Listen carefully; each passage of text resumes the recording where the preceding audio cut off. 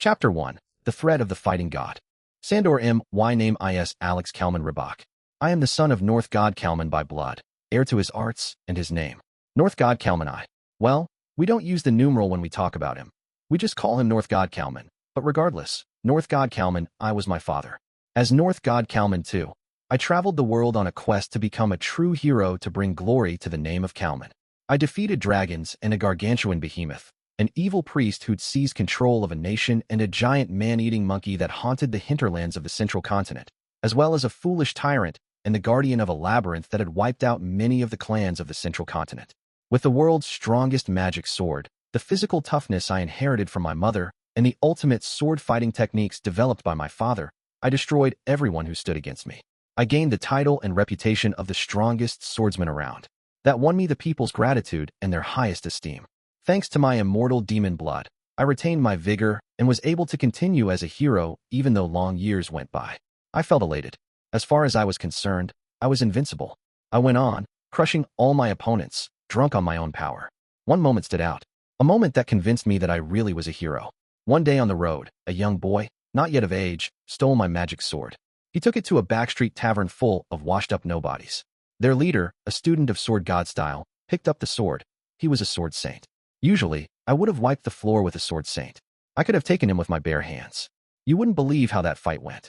The fearsome power of the magic sword elevated the abilities of that washed-up nobody to those of a sword emperor, perhaps even greater. It didn't matter that it was the first time he'd ever picked it up. I barely managed to defeat him, but the experience left me deeply shaken. It also left me with a question. Am I truly strong? While I stood there, consumed by shock after the battle, that nobody swordsman said, "It's all your fault these parts are such a mess." That jogged my memory. I was in that country, the one where I defeated the evil priest who'd seized power and the foolish despot. The priest had been evil, but it was religion that had kept this nation stable. The king had been a tyrant, but his iron rule had preserved national unity. Things were different now. Now, these lands were known as the conflict zone. Once one great nation, it was now divided into a multitude of smaller countries, all fighting amongst themselves. As one fell, another was born in an endless cycle. All were bogged down in a war in which not even the victors were spared. Larger nations went on preying upon them. People went on dying. And it was my fault. I decided their ruler was evil and defeated him without ever bothering to consider what anyone else thought about it. My actions had robbed these people of their peace. Acknowledging this, I was left with another question. Am I really a hero? For some time, I carried these questions with me. I put down the magic sword, and I gave up being a hero. In other words, the answer I arrived at for both questions was, no, don't get the wrong idea. I love heroes. I love listening to all those glorious heroic epics. I still find myself wishing I could be like them, even now. Alas, I didn't have a talent for heroism, but I still like to think maybe, with just a little luck, when the right moment came. I'm sure you understand. You know that people aren't simple like that. What I did when I gave up heroism was I stopped straining to force myself into the hero mold. After contemplating it, I traded out my sword for a staff and focused my efforts on training others. I chose the staff because I thought it was the best of all weapons. It's simple, and you can find a staff like this one anywhere, so it doesn't matter if it gets stolen, and it's only as good a weapon as you are a fighter. From a tactical perspective, there's also an advantage to a weapon that's a little longer than a sword. Honestly, though, anything would have done so long as it wasn't a magic sword. As for why I wanted to train other people, I think a lot of that might have come from, how to put it, a desire to atone for my sins. It seemed to me that I'd been horribly contemptuous of the people around me. That makes it sound like I thought of them as expendable, but it was more that I divided the world into the main character, me, and the supporting characters, everyone else. I deluded myself that I was the protagonist, which was why I found it so easy to call people evil and pass judgment on them without a thought for the consequences. It's mortifying to recall. Everyone is the protagonist in their own life. Everyone has their own desires, just like me. Because I admired heroes so much, my deeds seemed righteous, but the truth wasn't so grandiose. I was no different from the rulers I'd struck down. My dream of becoming a hero was, in short, mere ambition. It was when I realized that I started to think maybe it would be better to be a supporting character in a true hero story rather than a hero in my own right. That was how it was with my father, North God Kalman. Yes, he fought alongside Dragon God Eurupin and Armored Dragon King Perugius as one of the three gods' layers. But if you think of it like a story, he wasn't the protagonist. He'd always be the protagonist in my eyes, of course. To me, he was a hero through and through. But my perspective wasn't the only one. Point being, that was why I tried putting myself in the same position as him. Though I must admit, I also thought being a mentor to a hero sounded pretty smooth. Taking on all those students turned out to be unexpectedly interesting. It gave me a glimpse into how much more there was to North God style. Things I'd never realized. Some warriors were born with physical disadvantages. Some had lost their arms. Some were blind since birth. But they all devised their own workarounds, carving out their own ways to win. The North God style that I had learned was what my father taught my mother. Immortal demons' sword fighting relies on brute force, employing their immortality as much as possible. So that's what I thought North God style was all about. But really, North God style was created so that those without strength or who had lost something could still survive on the battlefield. It was taking on all those students that taught me that. Aside from that, things I'd only thought I'd understood came into real focus one after another. My perspective broadened, and I won the respect of many.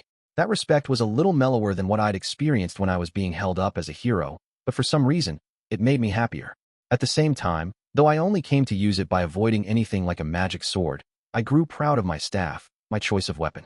I'd realized that I'd become steadfast in living my father's philosophy.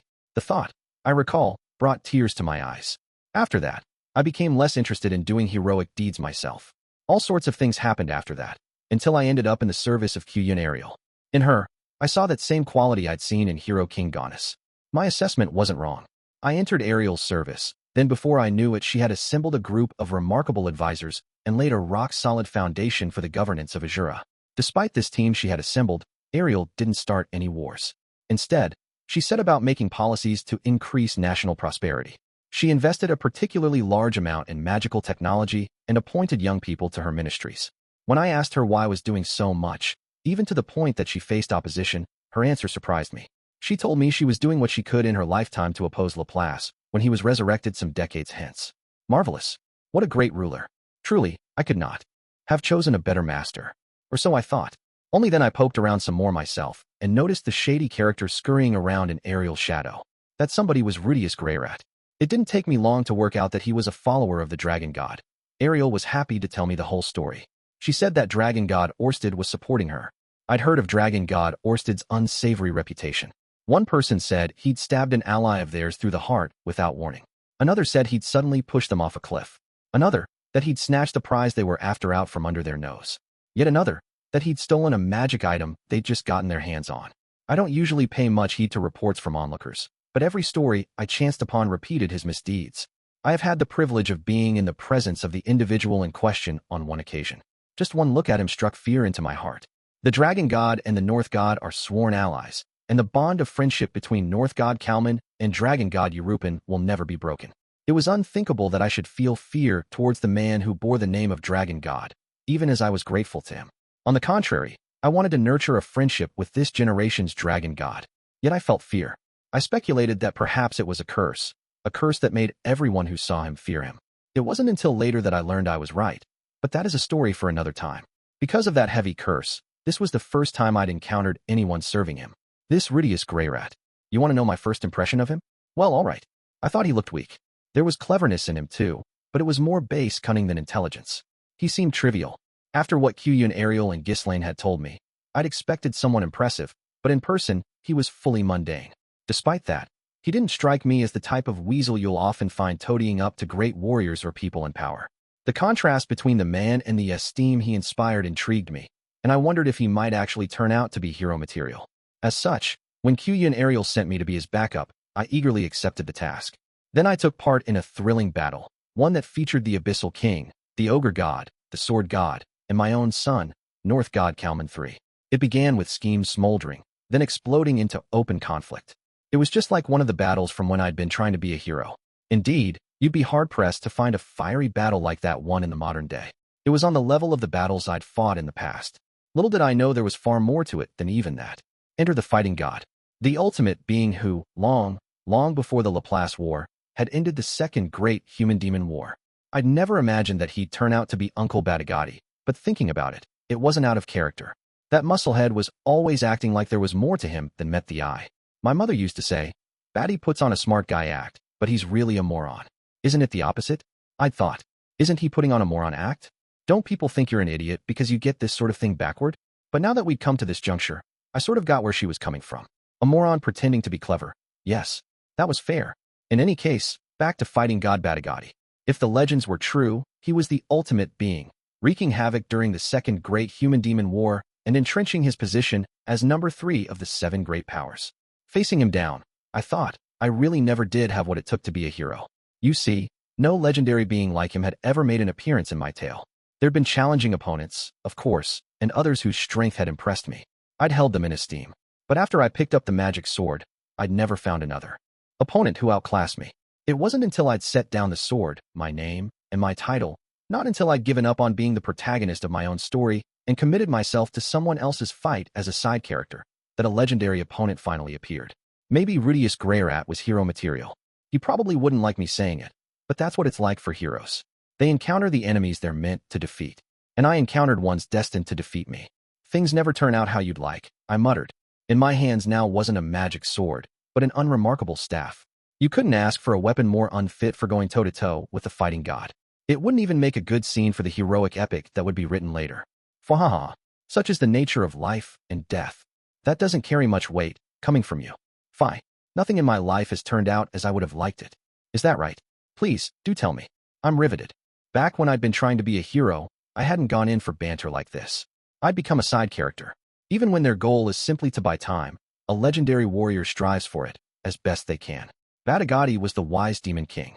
Contrary to his appearance, he was very learned, and he liked to impart his knowledge to people. Saying I was interested should be enough to get him talking. Alas, it wasn't to be.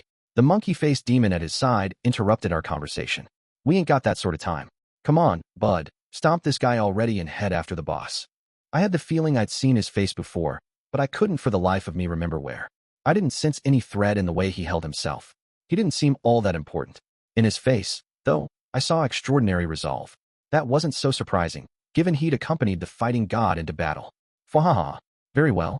But this fellow here, he's a former hero, and he's got an ardent following across the world. You can't just treat him like riffraff. I know that, geez. Only I know another thing too, pal. The chances of North God Kalman 2 beating fighting god Batagati in this fight? They're pretty close to zilch. Oh ho, zilch is it? Look, I know how this goes. The silver-tongued North God's gonna have you twisted round his little finger if you let him talk. Fahaha. Never in my wildest dreams would be taken in by the likes of Alex. Big talk from a guy what got taken in by the likes of me. There's no likes of about it. I'd take you and your resolve 1,000 times over a wishy-washy good-for-naught who ran around kicking up a fuss about how he was going to be a hero until he ran into a setback, dropped the idea, and settled for a bit part. The fighting god turned back to me. My plan had failed. It hurt a little that Uncle Batty thought of me as a good-for-naught, I admit. I like to think I'd put some consideration into where I was now. But more importantly, perhaps this meant that the monkey-faced demon had made a serious effort to woo my uncle. That must be geese. I'd better watch out for him. He was the man Rudeus Greyrat had been hunting for, after all. Fahaha. Then prepare yourself. Suddenly, the golden armor lurched toward me with ferocious power. I hadn't felt such raw might since I faced off against the King Dragonblade Kajikut, back before I had the magic sword. This could well be my final fight. I might have been wanting for strength, but life was giving me a worthy rival. It was time to fight and let fate decide who I was. Come on then. I bellowed, facing down Batagati. I, Alex Ribach, North God Kalman 2, shall be your opponent. Have you ever been chewed up and tossed out again like an old rag in the span of 5 minutes? And to add insult to injury, ever had it happen when you've reached a venerable sort of age and been renowned as a teacher? I have. Right now, in fact. Fighting. God Batagati was strong. This was my old uncle who, every now and then, liked to drop cryptic comments with an air of significance about his past and skills. I never thought he would be this tough. The only thing I'd thought when I'd sparred with him in the past was that he might be a demon king, but I assumed he was nothing to my mother. Yet now, in a few blows, he'd snapped my staff in two and beaten me to a pulp. I'd been confident in my skill with both my staff and my fists, but he'd thrashed me as though the skills I'd honed over the past 100 years counted for nothing at all. This was the power of the fighting god. At first glance, you might think he'd simply augmented his strength and speed. Exchanging blows with him revealed the unbelievable degree to which the armor had improved his defenses. Batagati wouldn't be a force to challenge me with your average boosted armor. I could have taken him down empty-handed, whereas he'd never rival me under similar conditions. Thinking about it, that wasn't a surprise. Armor exists to protect you, as does defensive technique. Putting on a suit of armor that enhanced your abilities would enhance that too. Add an insurmountable gap in fundamental power and speed on top of that, and your opponent's in a real fix. It's like a mouse trying to kill a dragon. The dragon might die from some poison or disease carried by the mouse, but alas, the person inside that armor now was more resistant to such things than anyone alive. Immortal demons don't die. Poison affects them, and they can fall ill, but neither will lead to death for an immortal demon. I had no means of doing harm to the fighting god's armor. I was up the creek without a paddle. If I had a magic sword, if I'd had the King Dragonblade Kajikut, there was so much power wrapped up in that sword that with it, I could have done something. But as I see it, a true hero is one who uses their wits when they aren't strong enough. Not that I was the sharpest fellow. The blood of the infamous immortal demon King Atafrito flowed through my veins, so there was no chance of that. I had moments of ingenuity, but when push came to shove, I went to brute force. It was no wonder I ended up dependent on my magic sword and robbing people of peace. But that wouldn't pass muster this time. I had to do something, but I was at a loss. Our Father who art in heaven, grant me wisdom. Yarart. Just then, I heard a familiar, female voice, my mother. There was immortal demon King Atafritof, standing a little way above the rest of us, and she wasn't alone. In the distance, I could see the hulking figure of the ogre god. Somehow, I also sensed that the others were hurrying to the scene. Come on, we should fall back and... I started to say, then stopped. The others were one thing, but my mother wouldn't be stopped now that she'd heard the enemy was attacking. The ogre god, who made protecting this area his life's mission, would join her. If Atof and the ogre god started to fight, it'd be a bad look if I didn't join them. As far as fighting power goes, the three of us were among the greatest alive, if I do say so myself. Whoa! Just then, something heavy came crashing down in front of me, a woman. Though, somehow, there was something a bit embarrassing about calling her a woman. Even if it were accurate. Mwahahaha. It was Mother. Immortal demon King Atafritof had arrived, swooping down with calculated drama. I'll back you up, she said. As a rule, you couldn't go asking for all the reasons why my mother did what she did. Immortal demons as a species were all about acting on the spur of the moment, according to their own peculiar rules. Fwahaha. Sister mine, this scoundrel just challenged me to single combat. Would you interfere in a duel between Demon King and Champion? One of those peculiar rules was, single combat is to be observed without interference. Is that true? She demanded. What? I never said that it was. Lying through. Your teeth is another of the skills fostered in North God style. He says he never said it. Fwahaha. You really are a moron, sister mine. Screw you. I'm no moron. Even if this hadn't been single combat, it wasn't like my mother to offer backup to anyone. Perhaps to her, the fact that we were fighting a demon king made our side the champion's party. If that were so, this was unusual. Her demon king role was a point of pride for her, one that she placed a lot of importance on. She'd rarely ever stepped away from that role until now. Maybe acting like Rudeus's familiar had wrought some change within her. Either that, or she had some history with the fighting god armor. Sandor. The rest of the team had caught up. There was Master Rudeus and Miss Eris, Master Cliff, and Miss Elinalise, and even Guard Captain Moore. That was heartening. Although it made my heart swell, I had to wonder if it would be enough for a chance at victory. Ah well, nothing for it but to try. Master Rudeus, fall back and get healed up. We'll hold him here. Oh no, I thought. Rudeus was too focused on what was right in front of him. He was probably thinking that the arch-nemesis he'd been pursuing all this time had shown up out of the blue and looked ready to fight. We'd been caught off guard, but we were rallying. He couldn't have been more wrong. But he wasn't going to listen if I recommended we retreat now. Without a plan, if we retreated here we'd be stuck. I didn't have any idea what an adequate plan might look like, which meant we really did have to do this now. It wasn't that it was a bad idea on Master Rudeus's part, not by any means. I only saw it because of the fight I'd just gone through. With the might we had now, we couldn't beat fighting god Batagati. Our battle with Batagati began with me submerged in the ocean up to my waist. Engaging him at close range were my mother and the ogre god, as well as Miss Eris and Master Rudgerd. After Master Cliff cast a healing spell on me, I supported them from a distance. Against such a deadly enemy, we needed to keep the full situation in mind. Batagati took on all four of them with Geese still riding on his shoulder. Even burdened by Geese, Batagati handled his opponents as though they were toddlers. Gaia, even at this distance, I could tell Mother was mad. You wouldn't guess it to look at her, but she was fully initiated in North God style. Our arts had made great strides in the past few hundred years. On top of that, she was an immortal demon king. After however many thousands of years raining terror down upon humans, her power was uncontested. Just her name was enough to make any demon king who knew her of old tremble. Yet she was powerless against Batagati, as were the other three. Miss Eris's sword moved too fast for the eye to see, but she couldn't cut through Batagati. Master Rudgerd's dead-on hits were all parried. Batagati dominated.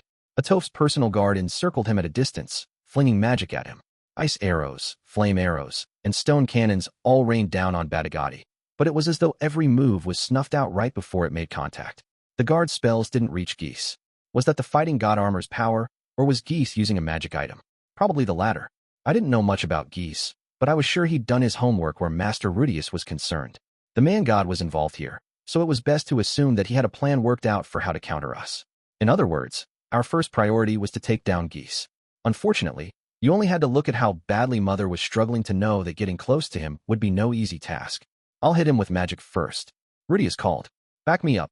After watching the battle for a while, Master Rudeus seemed to have made up his mind. Despite coming across as a bit of a coward, when the moment of crisis came, he wasn't running. He inhaled. I sensed the magic gathering in his hands.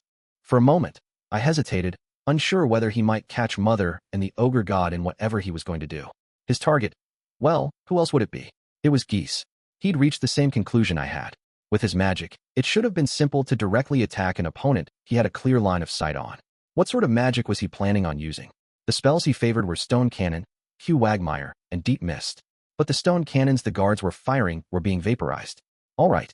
Master Rudeus raised his hand above his head, and a sudden gust of wind bellowed. The air crackled with unbridled magic. I looked up at the sky and saw at once that black clouds had closed over the dark sky. They were growing. Rain began to fall around us. In the distance, a roll of thunder. The wind howled, stirring up waves on the ocean. This had to be the Saint Tier water spell, Cumulonimbus, except that spell was solely for use against enemy armies. Even if it did work on the fighting god, it would also do terrible damage to our allies. The ocean swelled before my eyes. As the waves started to grow larger, Mother and the others looked like they were struggling a little. Only a little, mind you. Master Rudeus must have intended to strike just beyond them with the King Tier water spell, lighting. Usually, you'd compress Cumulonimbus before it was complete and bring it down as lighting. This time, the clouds went on expanding. Tornadoes spun up around them, and the fierce winds and rain lashed at my face. With my poor understanding of magic, I wouldn't have seen it, but I knew offensive strategy, and so I understood. A special technique. Master Rudeus was about to use a special technique. The waves grew higher, and the shock waves from the three, who continued to fight, sent up plumes of water. Clouds filled the entirety of the sky. It was dark, and I couldn't even see 50 meters in front of me due to the rain. Even then, while I wouldn't have lost sight of my opponent, I wouldn't be surprised if these fighters had lost sight of Rudeus. He, by contrast, was aided by the eye of distant sight. The demon eye would no doubt be fixed as usual on the three fighters. Demon King Batagati neutralized the power of demonic eyes, so he, and geese up there on his shoulder, would be nigh impossible to make out. But Master Rudeus had to be able to see Atoph and the ogre god, and so know where to aim. Master Rudeus's raised hand closed in a fist. An accumulation of magic, so enormous I felt my hair stand on end, rose into the heavens. Just like that, the clouds contracted. Those clouds that had seemed as though they might cover the whole world vanished in an instant. I could see the moon. He was waiting for his moment. I didn't say anything. Not now, or on my word, or anything else. Why? Because Master Rudeus knew what he was doing. He wouldn't miss his mark. Mother and the ogre god both attacked at once, and Batagati threw both of them back. For a split second, there was distance between them and the fighting god. That was the moment. Rudeus swung his arm down. Lightning. It was like no lightning I'd ever seen before. The spell lightning compresses thunderclouds to bring down a bolt of lightning. But what came shooting down now wasn't lightning. It was a pillar of light. The moment it materialized, all sound around us was blotted out. For a moment, the rain stopped, and the world was engulfed in still, frigid brightness. Beneath the pillar of light, a vast tower of water rose.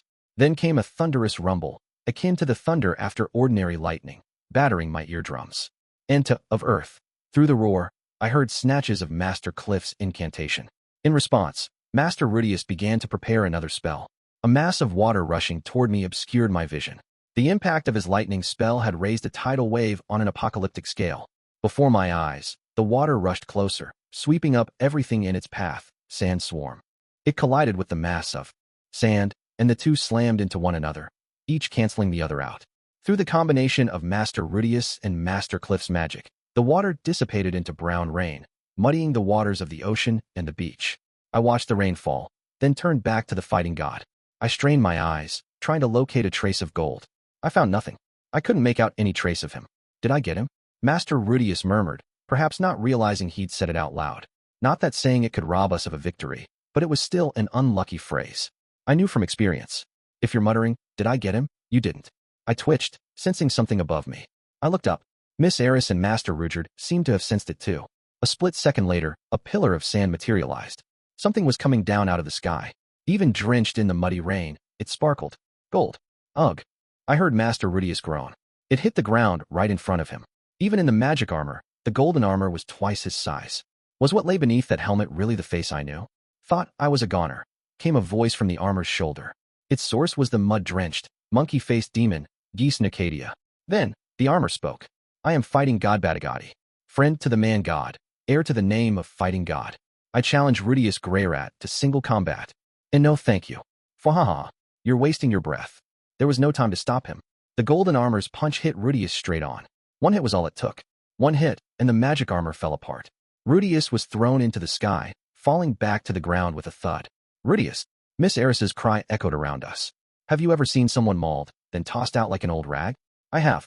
I've seen it more times than I can count, and I've done it to people with my own hands. I wasn't on the giving side of it this time.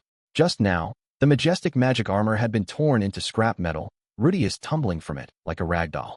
He was face down at first, so I couldn't see it, but he was at least ragged enough to make the scrappy regulars at your tavern laugh and say, "Looking handsome, boy." Over the following 10 seconds, the rest of our side fell to pieces. Mother exploded. The attack left only her legs behind, and now she had to regenerate. Of course, she'd be back and cackling before too long. The ogre god was beaten black and blue, and his arm was broken. Ogres are hard to kill, but going off the amount of blood coming out of his mouth, if he didn't get a healing spell soon, he was going to die. With Rudeus down too, morale plummeted. Miss Eris ran to Rudeus's side, calling out to him as she held her sword at the ready. Master Rudeus wasn't such a coward that he'd give up the fight just because his commander went down, but he was visibly shaken. Master Cliff had lost his nerve, and Miss Elinali's shield was shattered, forcing her withdrawal. Moore would fight on to the death for my mother, but without her, it looked like he'd decided to retreat. The time had come. I reached down and picked up my mother's fallen sword, the sword of Demon King Atafratoph, one of the 48 magic swords crafted by the great demon swordsmith Julian Harisco. This was the magic sword jawbreaker. That gruff old mule of a smith had made an offering of it to my mother in his father's honor.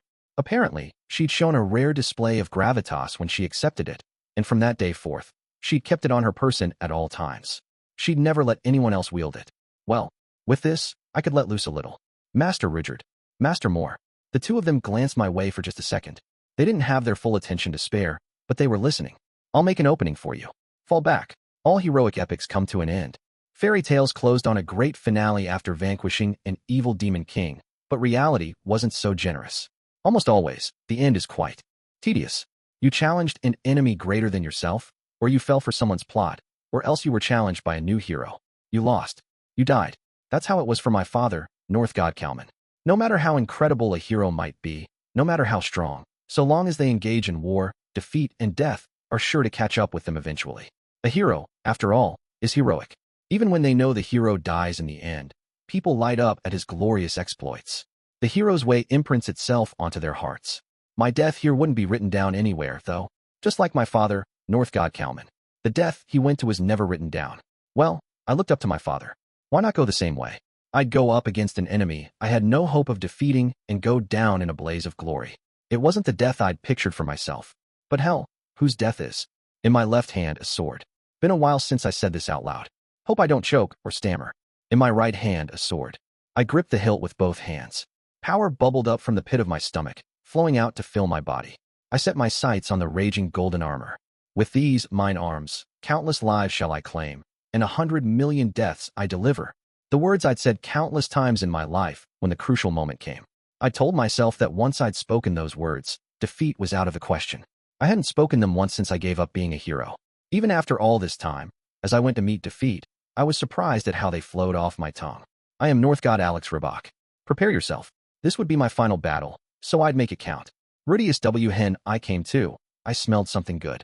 It was a little sweaty, but pleasant and familiar. In the corner of my eye, I saw a rippling red hair, just as I felt a warmth on my cheek. Something was pressed against it. Are you awake? Whatever was touching my cheek spoke. That was Eris's voice. Awareness rushed back. Eris was carrying me on her back. What's going on? Jerking upright, I looked about. A few others, looking like refugees, were walking with us. Cliff, Elinalize, and Rudeus. We lost, Eris said curtly. She sounded bitter. They'd gone in again against the fighting god only to be beaten to a pulp. Eris had blacked out after one hit, and Elinalize's shield was shattered. Atoph and the ogre god had put up a valiant fight, but the fighting god had thrown them off again and again. Because I was down for the count, Moore had ordered our retreat. Rudeus retrieved Eris and me. With Atoph, her personal guard, the ogre god, and Sandor covering our retreat, we'd gotten away. Right. I was reeling. We'd lost, just like that. I didn't think of myself as the toughest guy around or anything like that. The first time I took the version 1 out against Orsted, I'd lost then too. I knew I wasn't invincible. Still, my confidence had been bolstered by a run of recent victories. I'd beaten Atoph and Alec. I hadn't beaten Alec alone, but a win was a win. I'd still always tried to consider the possibility I might lose. This was my first one-punch knockout. This was the first time I'd been blown to smithereens and knocked out cold in a single hit. Had I underestimated Batagati? Had I thought, fighting God or not, the Demon King would still pull his punches? What's our next move? Eris asked. I thought about it. Next, what should we do? I wouldn't have said we were all out of options, but there was no way any smart-ass plan I came up with would beat the fighting god. I didn't have much faith in our firepower. A glance around told me Sandor, the ogre god, Atoph, and her personal guard weren't with us. They could be dead. That left me, Eris, Rudeus, Cliff, Elinalize, and the supered warriors, if they counted. I definitely didn't count as reliable firepower. Without the magic armor, I was more of a liability. All I could do was make a river, or a mountain, or set the mountain on fire. You know, like in that folktale, the 3 lucky charms. After drinking up the river, leaping over the mountain, and putting out the fire with the river water, the fighting god would come chasing after me, just like the witch in that story. We couldn't win with our current lineup. We have no choice but to flee, Rudeus said, looking me in the eye. Rudeus, he's one of the 7 great powers. The real thing. We can't win against him even with all our strength combined. So we'd run away.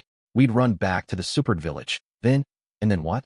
In the 3 lucky charms, the boy ran to a temple, where the priest used his wiles to beat the witch. We did have Priest Orsted back in the supered village. And yet, the fighting god and geese wanted to kill me and use up Orsted's power. If Orsted fought the fighting god, he'd have to expend mana on an order of magnitude greater than he would have in a fight with the likes of the North god and the sword god. No question, if that happened, we'd lose the war. And those two would chase us to the ends of the world to achieve their goal. There was nowhere we could go and be safe. Even if we run, we can't win, I said. Then all we can hope for is to fight and die with honor, Rudeus said. When you fought and died with honor and lost, you still lost. You didn't get to call that a win. When you die, that's it. Rudeus, pull yourself together. Eris's hand squeezed mine. Her grip was warm and firm.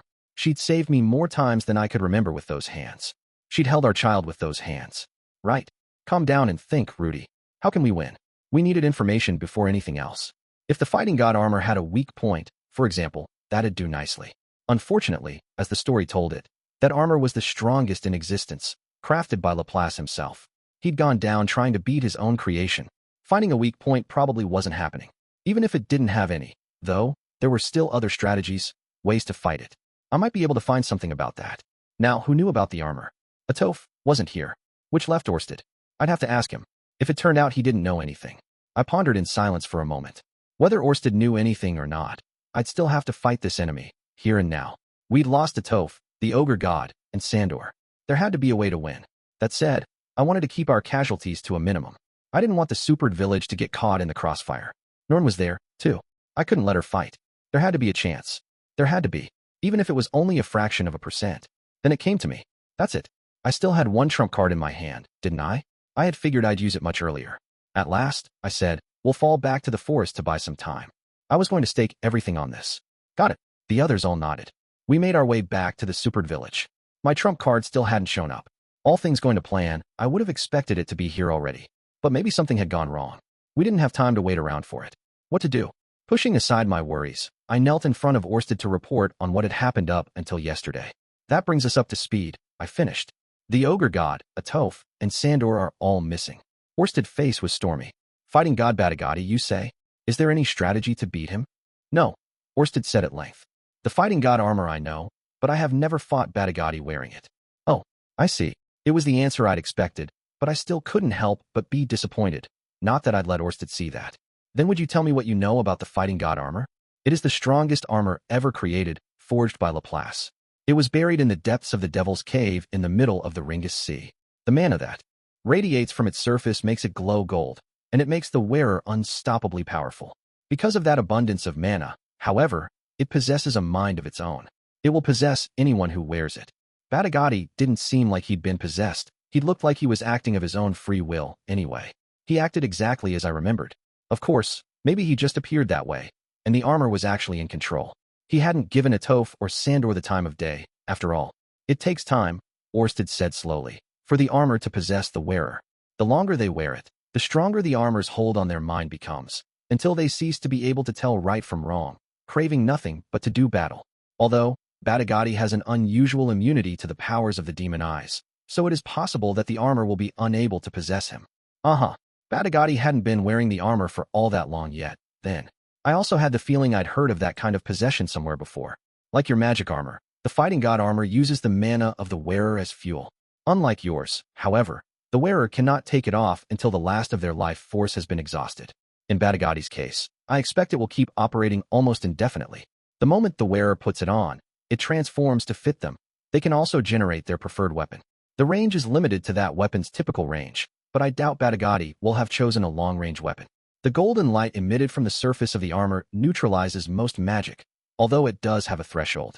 If you hit it with the strongest stone cannon you can cast, it might get through. Orsted knew a lot, and he was being talkative for a change. Right, okay. So stone cannon would have been a more effective choice than lightning. I'd messed that up, though I didn't know that at the time. Who was wearing it last time you fought it? I asked. One of the sea mare folk. They ran out of mana and died quickly. Were there any others? I have donned it myself several times. I have also seen one human wear it, and one demon. Wow. I guess if he hadn't tried it, he wouldn't know all those details. Okay, so to get specific, how do I beat it? Orsted was silent for a moment, then said, I do not know. You don't. When you wear the fighting god armor, you feel neither weariness nor pain. You are always fighting at your full potential. However, you are only ever moving it under your own physical power, and it has no ability to heal the wearer if they are wounded. Thus, if you have a way to damage it, a battle of attrition may prove effective. However, that was impossible against Batagati. The fighting god armor kept going until the wearer died, and Batagati was immortal. We had a perpetual motion machine on our hands. How did Laplace defeat it? He hit it with an enormous output of magic that overshot its threshold, temporarily annihilating the wearer and separating them from the armor. It created a great rift in the continent that became the Ringus Sea. Oh, so it was possible to do damage to it with a strong enough attack. Batagati would just regenerate afterward, instead of dying, but that did give me one idea. I heard the wearer back then died, Orsted remarked. I imagine it must have been Batagati all along. You didn't know? They say even Laplace didn't know who wore the armor during that battle. I heard they died and had no interest in finding out more. The fighting god has never challenged me as an enemy like this before. Did you hear that from Laplace himself, in a past loop? Yes, and that I am the son of the first dragon god, and that first dragon god was the one to lay this curse upon me. And yet you have to kill Laplace. Correct. To reach the man god, I must kill the 5 dragon generals and retrieve the sacred treasures. I fell silent. This had to be the first time I'd heard him say it flat out. He had to kill the dragon generals. So that was the deal. We couldn't count on Perugius to send reinforcements, then. I wouldn't want to ask for aid from someone I planned to stab in the back later. Continuing this line of question now wasn't going to do me any good. That's an unpleasant subject for you, I expect, Orsted said. Well, focus on what's in front of us. First up, Batagati. The man god acted based on what he saw in his own future. A free-spirited and rambunctious pawn like Batagati would be tricky for him to control.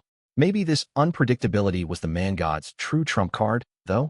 I'd just seen the man god for the first time in a long time, and he looked pretty haggard, like he was stuck in a tough spot. Fighting god Batagati. If Batagati had been the man god's disciple all along, I didn't know why the man god hadn't made use of him in any previous loops.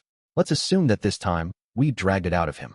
If it didn't happen in a previous loop, then odds were that the man god was reacting directly to me. What are you going to do? I'll fight. There's nowhere to run. Very well. I shall join you. I have never fought this particular battle before, but I surely cannot lose, Orsted said, then stood up. I moved to discourage him. Please, not so fast. Orsted sat back down. I couldn't see his face behind the helmet, but I knew he looked indignant.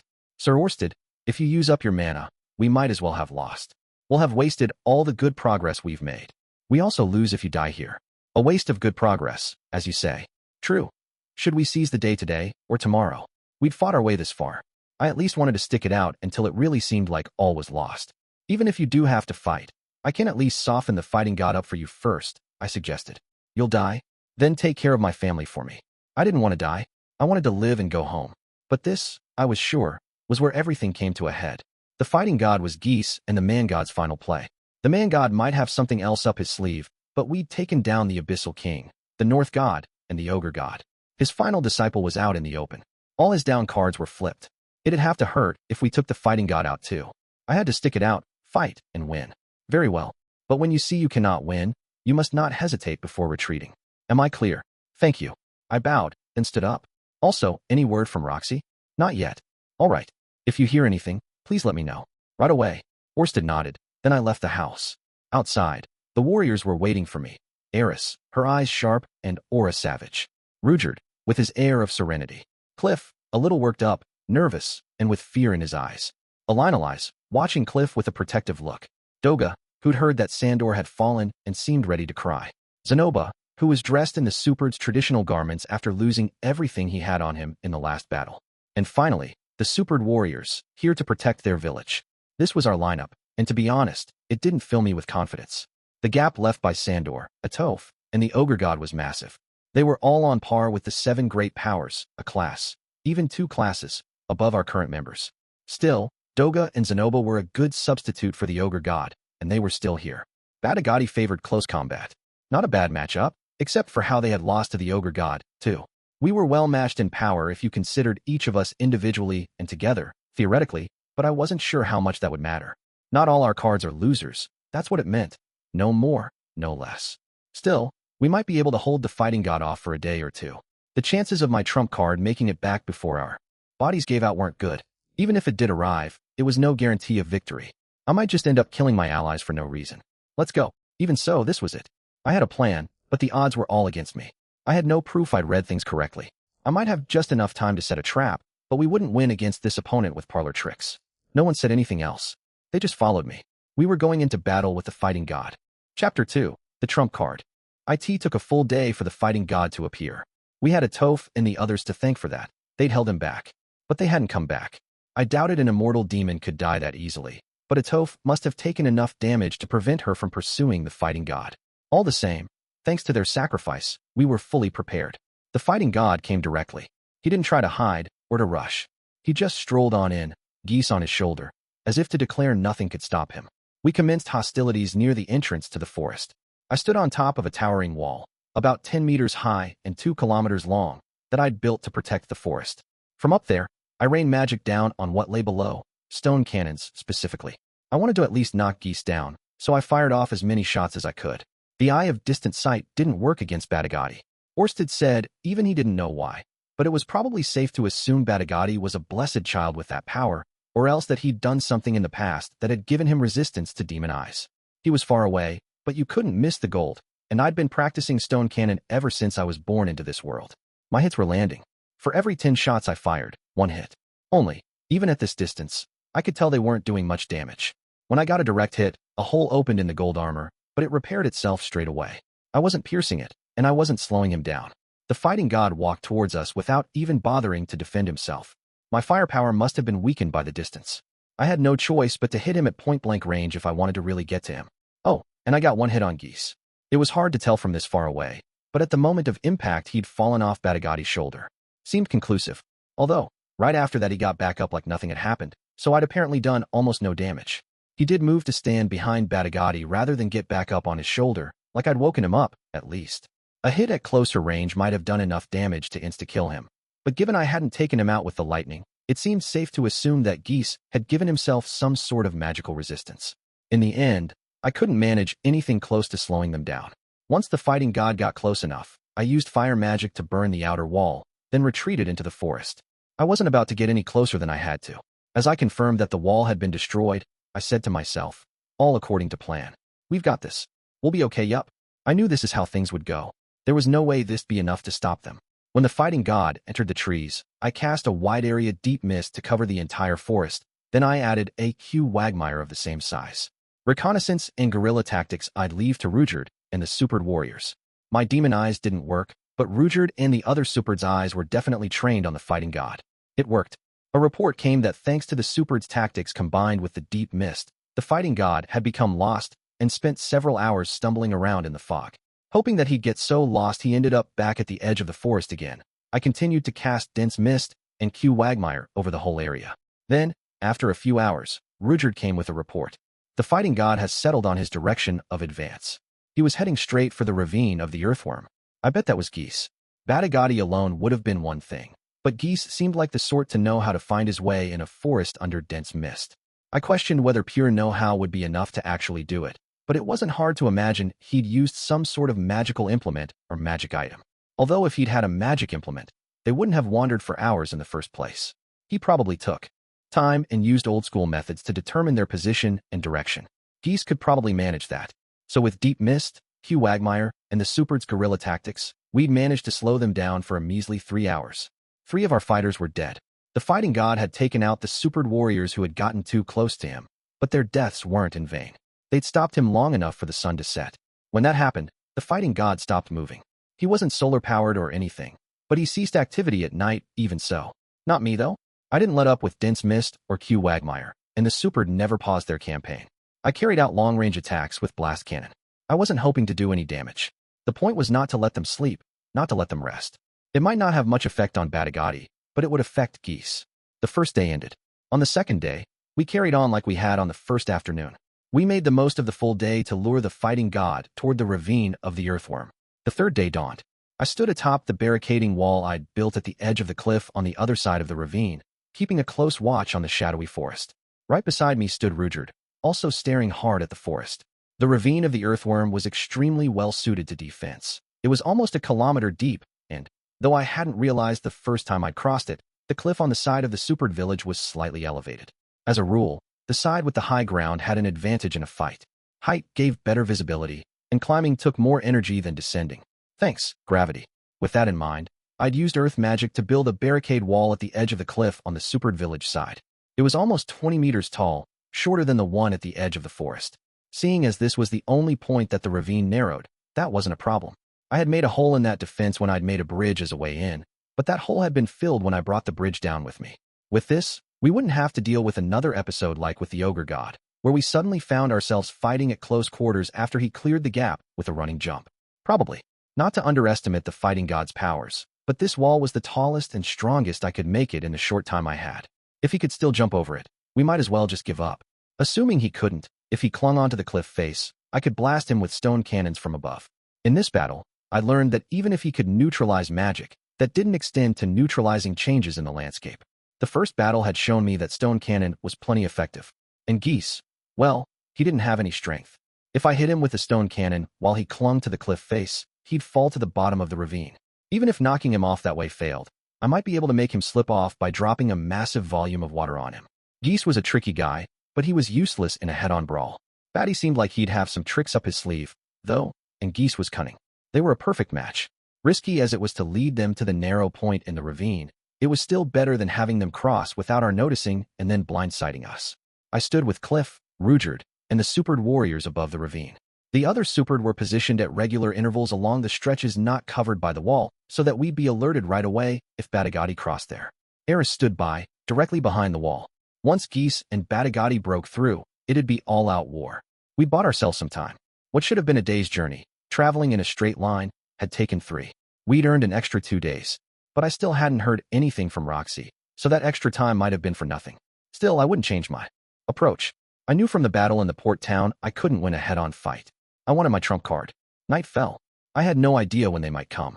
The Supered were watching the forest with me, but wherever our enemy was camped was outside of their detection range. Keep on your toes, I thought. Just then, I heard Rudeus shout. They're here. I strained my eyes as hard as I could to look into the shadows of the forest. There they were. They were no bigger than a grain of rice, but there was someone standing in the trees. No golden sheen, though. This person wore a white robe. I'd seen a white robe like that before. It was Geese. Well, it was possible it was someone else, but it looked like Geese. Who is it? It's him, Rudeus said with conviction. The distance between us and them was within the range of his third eye. It was unlikely Rudeus was wrong. Geese appeared to be watching us, not from up close to the edge of the ravine, but from back in the forest, among the undergrowth. It was still too dark to see clearly, but it really did look like him. And I couldn't spot the faintest sparkle of gold anywhere nearby. Geese was alone. Huh, alone? Was he scouting by himself? Geese, who knew the magic I could use, who knew I had the eye of distant sight, who knew there were Supered here, was alone? Was he that confident? Or was Batagati lying in wait nearby?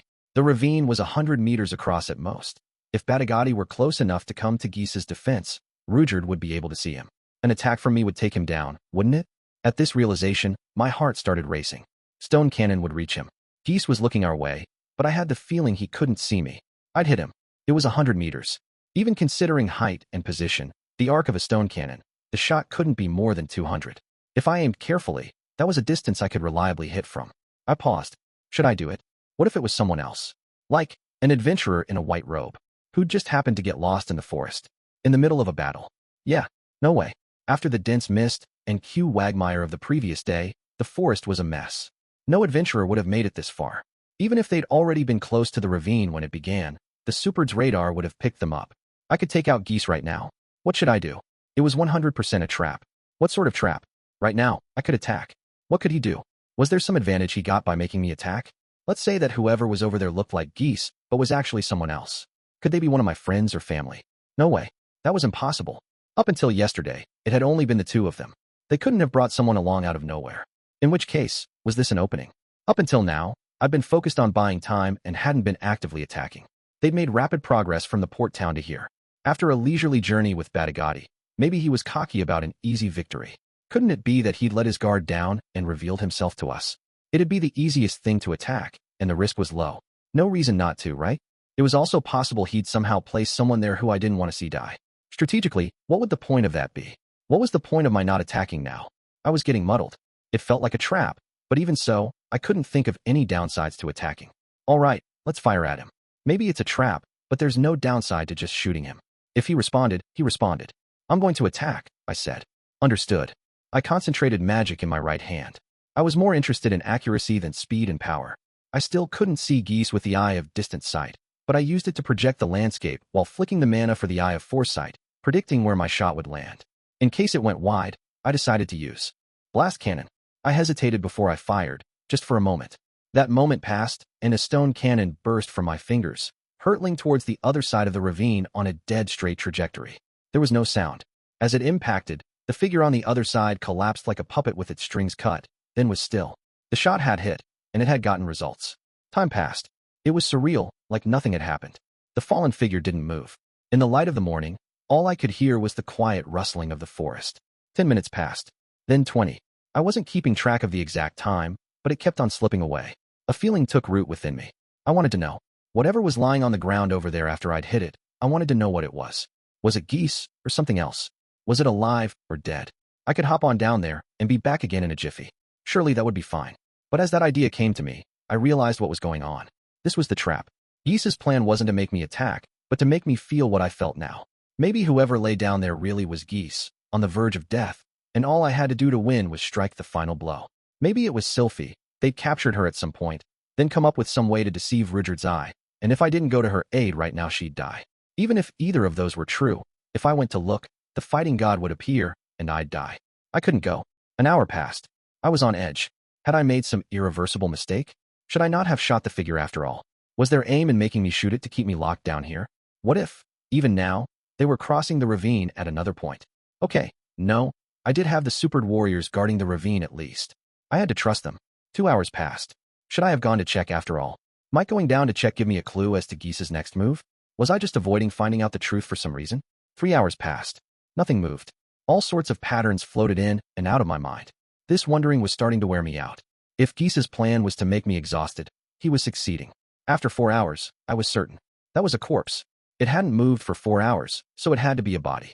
But whose? Was it really plausible that Geese was dead, and Badigati hadn't done anything?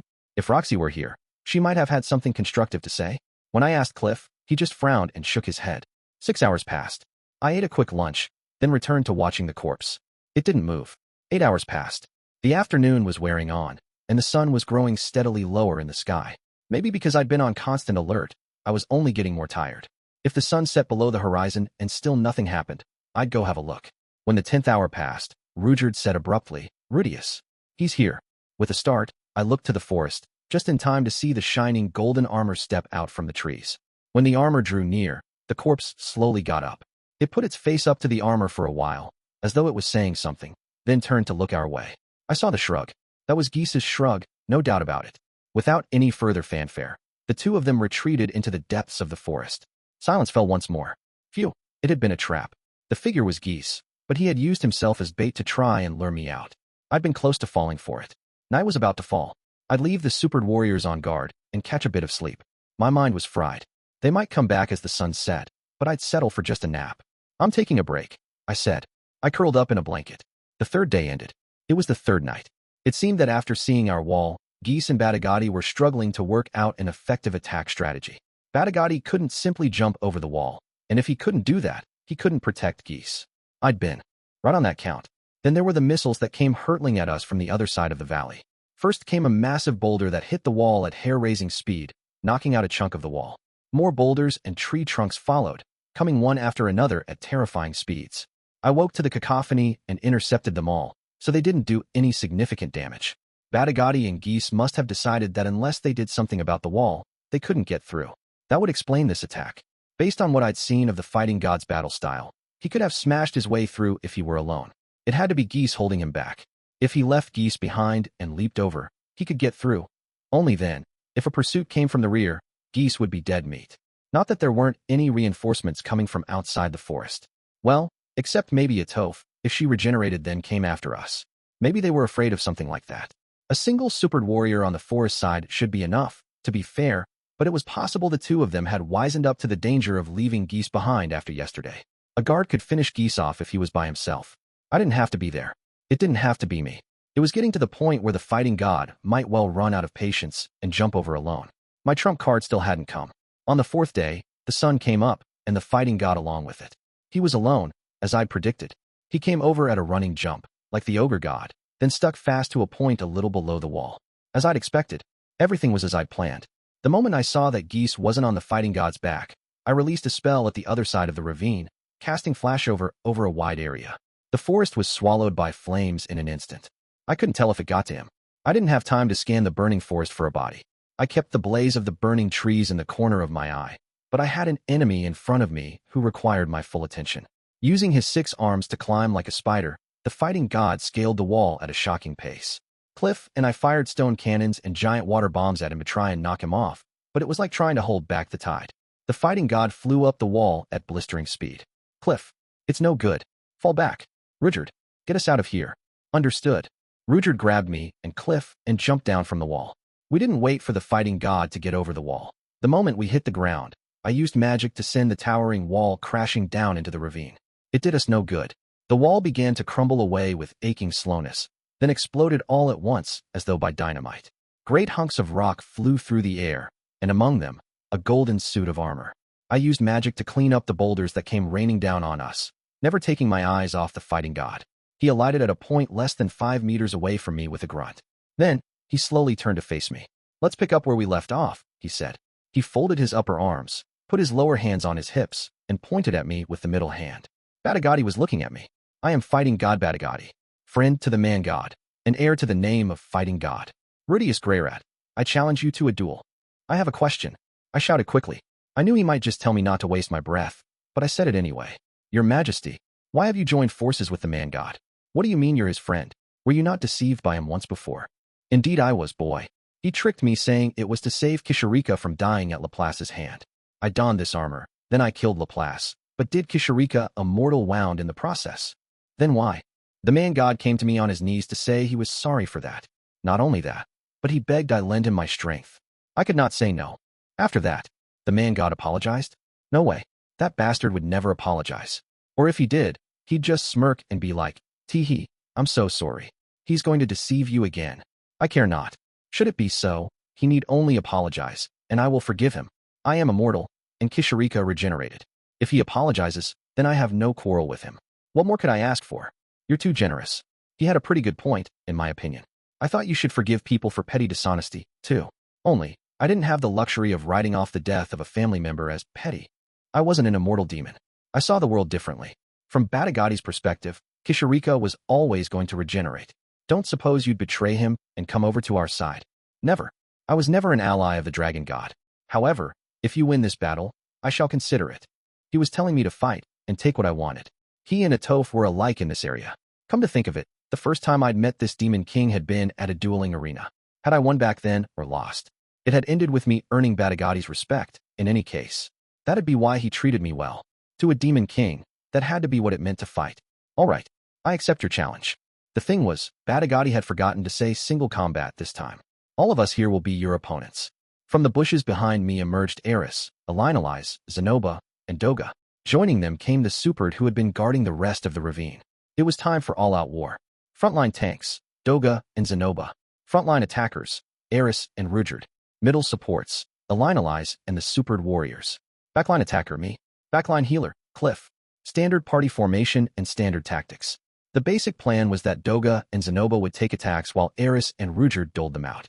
Elinalise and the Superd warriors, who were outclassed in fighting power, would go around behind Batagati from time to throw him off. For everyone except Zenoba and Doga, a single hit was potentially fatal. Honestly, a direct hit would be potentially fatal even for those two, but they'd cover each other to avoid taking any. They might still break some bones or something along those lines, but Cliff and I would heal all of that.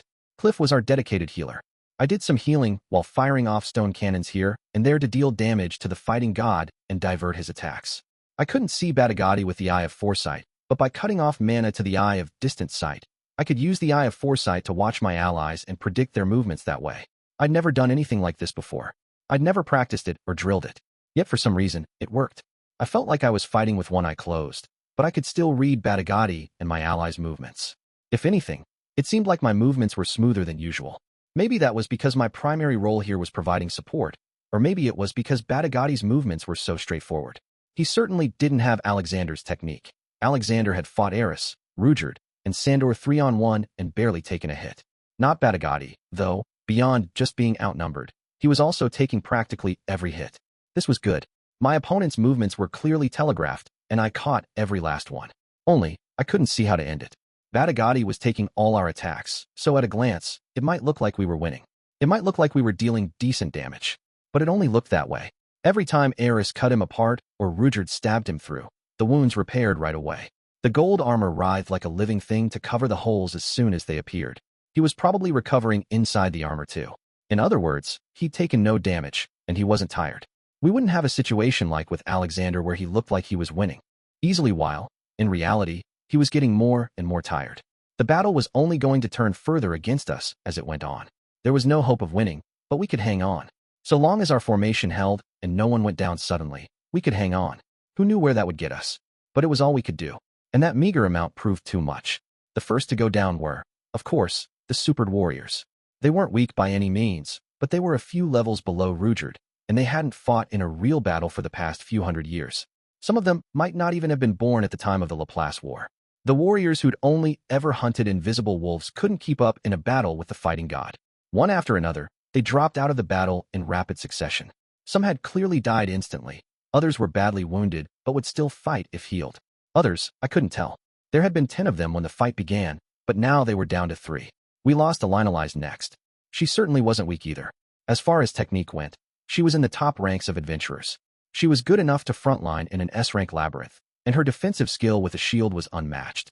That ranking was against other adventurers, though. Her specialty was aggro control, skillfully deflecting attacks with her shield, then piling on low-damage attacks. But she had lost her trusty shield. I'd made her a backup with earth magic, but fighting God Batagati's attack easily broke through her deflection technique, throwing her through the air, so she went crashing into a large tree. She blacked out. After that, it all fell apart. Cliff was thrown when Elinalise went down, and in that moment of distraction, he was caught by the fighting god's charge. He went flying like he'd been hit by a truck and disappeared into the bushes. Whether he was dead or just critically injured I couldn't tell, but he didn't come back. At minimum, he'd been knocked out. With Cliff unconscious, Zenoba and Doga, who he'd been healing, were unable to hold on any longer. Between my support with Stone Cannon and Elinalise cover, we'd made sure they were only taking one of every few attacks. Now, they were taking almost every single one. With my healing magic, they were enduring it, but no more than that. Running over to them every time the fighting god sent them flying, healing them, and sending them back into the fray was impossible for me on my own. If I'd even had the magic armor version too, maybe I could have done it, but in my own body? Unable to don a battle aura? No matter how much I sped myself along with wind magic, I was still too slow.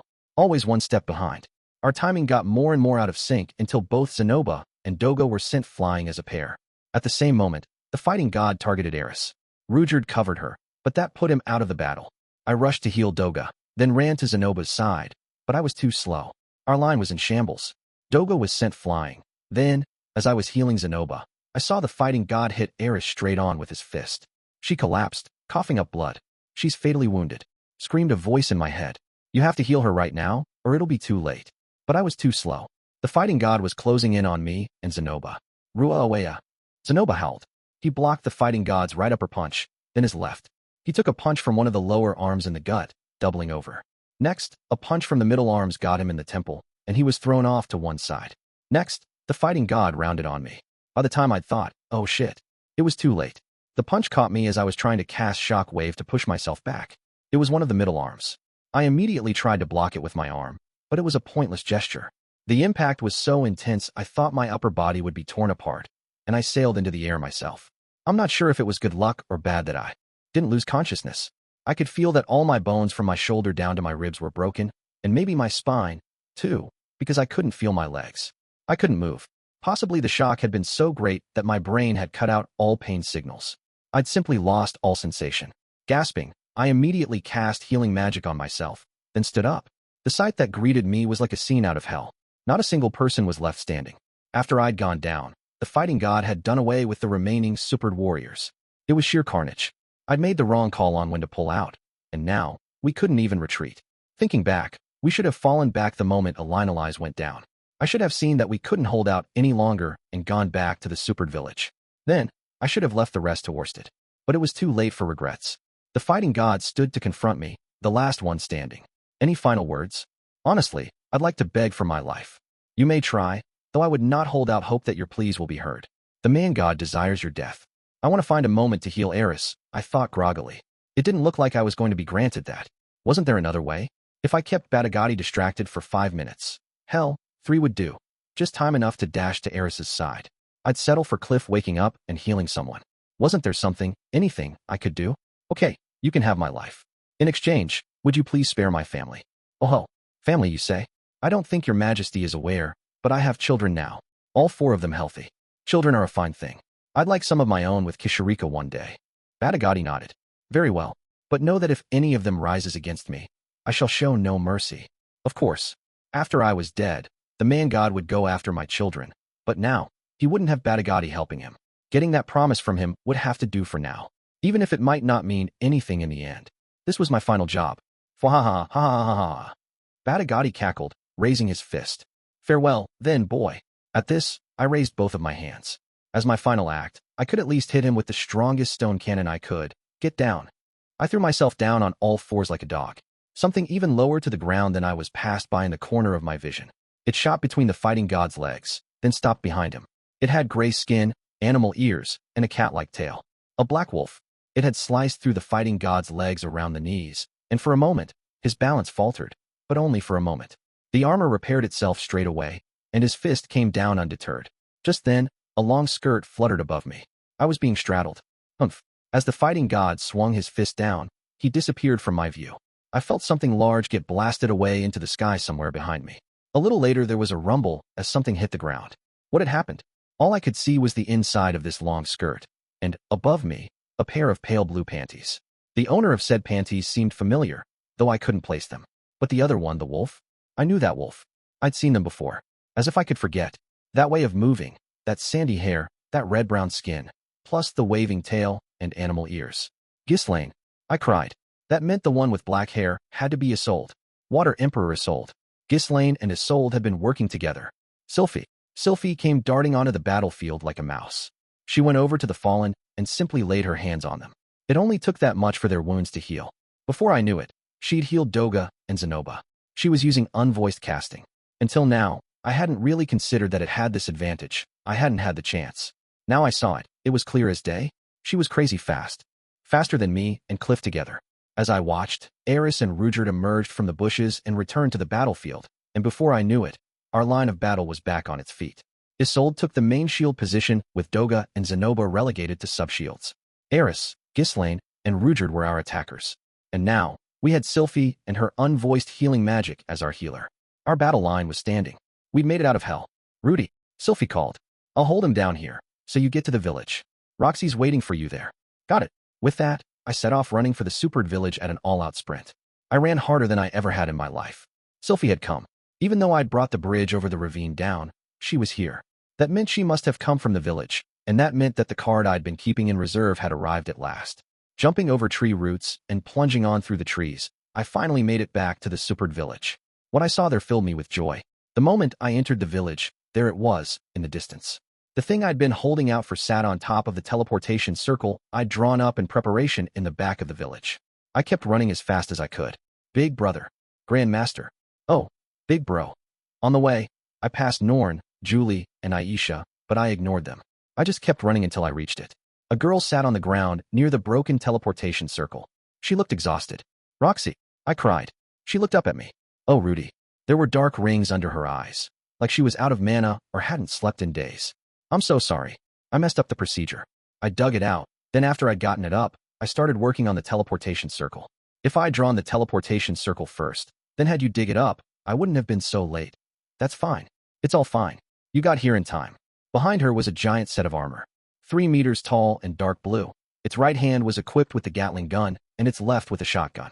Besides that, there was a magic sword with the power to ignore all defenses clenched in its fist.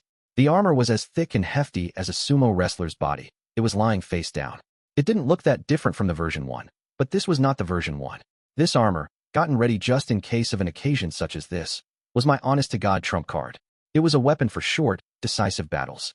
Increasing its mana consumption several times over gave it massively improved mobility and armor. In concept, it was the inverse of the version 3, and so we'd named it. This is the magic armor version 0, Roxy said. This was my ace up my sleeve. My trump card. If I couldn't win with this. Scratch that. Useless way of thinking about it. The odds were against me regardless. I'll be back soon, Roxy. Good luck in the battle, Rudy. I got into the version 0. The sensation of so much mana being drawn out of me made me a little dizzy as I stood up. Then, I saw Orsted standing in the center of the village. He was holding a gigantic sword. Rudeus, use it, he shouted, then tossed the great blade to me like it weighed nothing at all. I caught it. It was just the right size for a 3-meter-tall suit of armor. Even I, with my clumsy swordsmanship, could feel the awesome power it contained just by holding it. This was the King Dragon Blade, Kajikut. Sir Orsted, I'll be back soon. I called. Orsted didn't reply, only nodded. Pushing the version 0 as hard as it would go, I sped back to the battlefield. Chapter 3, The Fifth Turning Point. When I got back, Eris and the others were holding up just fine. They'd lost me and the supered warriors, and Cliff and Elinalize were still not there, but things had stabilized. Ghislaine dashed about the battlefield, practically on all fours. The sweet spot of the fighting god's fist was high. He was a tall guy, so she kept low to the ground to avoid the range of the blast of wind it generated, slashing at him from the front, side, and back to assist the others. Ghislaine didn't have enough offensive power, but from the way the fighting god was waving his arms around, she was giving him a hard time. Sylphie's presence was similarly massive. The situation called for faster recovery, so her unvoiced healing magic was a perfect fit. When the fighting god sent Zenoba or Cliff flying, she'd be at their side and have them back on their feet in an instant. Sylphie had been off active duty for a long time now, so I thought she'd struggle to keep up with the physical demand, but she was single-handedly doing as much healing as Cliff and I had combined. I suppose I should give special mention to Isolde. She was out in front of the rest, deflecting all the fighting god's attacks against her and striking back with her own. She moved with grace and precision. Her technique made the fighting god's violent blows, any one of which could have been lethal, look like a child's tantrum. Obviously, she wasn't going to defeat him like that. No matter how many flowing strikes she hit back at the fighting god with, or how many times she sliced into his arms or his legs, she didn't do any damage.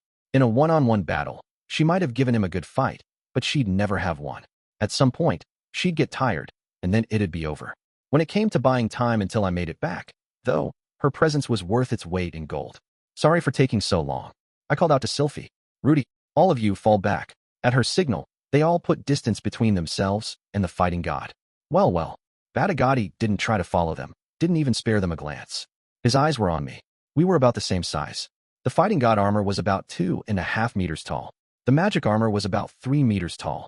Those few dozen centimeters meant I was only a little taller, and because I'd stopped to stand about 10 meters away from him, it wasn't enough to look down on him. That must be the magic armor that my dear sister bestowed upon the dragon god in recognition of his worth. I said hesitantly. You saw the version once back at the port town, right?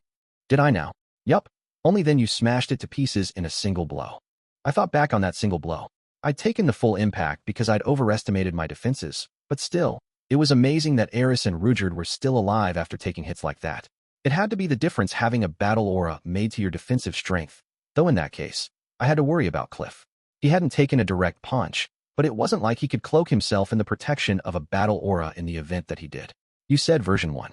I take that to mean that this armor is different. That's for me to know and you to find out, I said, looking around me. The others were standing around watching me from afar. Though there was a solid distance between us, they could still get caught in the crossfire. Oh right. Sylphie was going around the remaining wounded. I'd trust her with Cliff for now. Shall we get this show on the road? The battle commenced. My stone cannon stood in for a starting bell to kick off the fight. I backed away, shooting stone cannons, with Batagati hot on my heels. I was following the same pattern as my fight with Orsted. Retreat and fire off stone cannons indiscriminately. Honestly, I thought it'd be a struggle to pull off that much, but the lumbering bulk of the version 0 moved like a dream when I fed mana into the King Dragonblade. This was what gravity manipulation felt like, huh? I felt like I could do anything with the sword in my hand. Only, seeing as I hadn't trained with it, I'd settle right now for making myself lighter. Fwahaha. I've had worse mosquito bites. The fighting god came after me, splintering trees and gouging holes in the earth. It was plain to see that my attacks weren't doing much. Even at this close range, the fighting god didn't bother to dodge or deflect the stone cannons. They plunged straight into him, then fell out of his back. He hadn't taken any damage, or at least, that was how it looked. Orsted had said stone cannon might work, but it was doing nothing. Turning tail and running away, are you? Batagati called after me. I had some other things in mind. Once I'd led him where I wanted him, I aimed the shotgun at his feet, leaving a giant crater in the ground under his next step. Batagati stumbled. For a split second, he lost his balance. That's when I closed. GUH. I emptied the Gatling gun, then struck with the sword mounted on the back of my right hand. It sliced through the armor like a hot knife through butter, exposing black flesh. Shotgun trigger. I bellowed, then fired.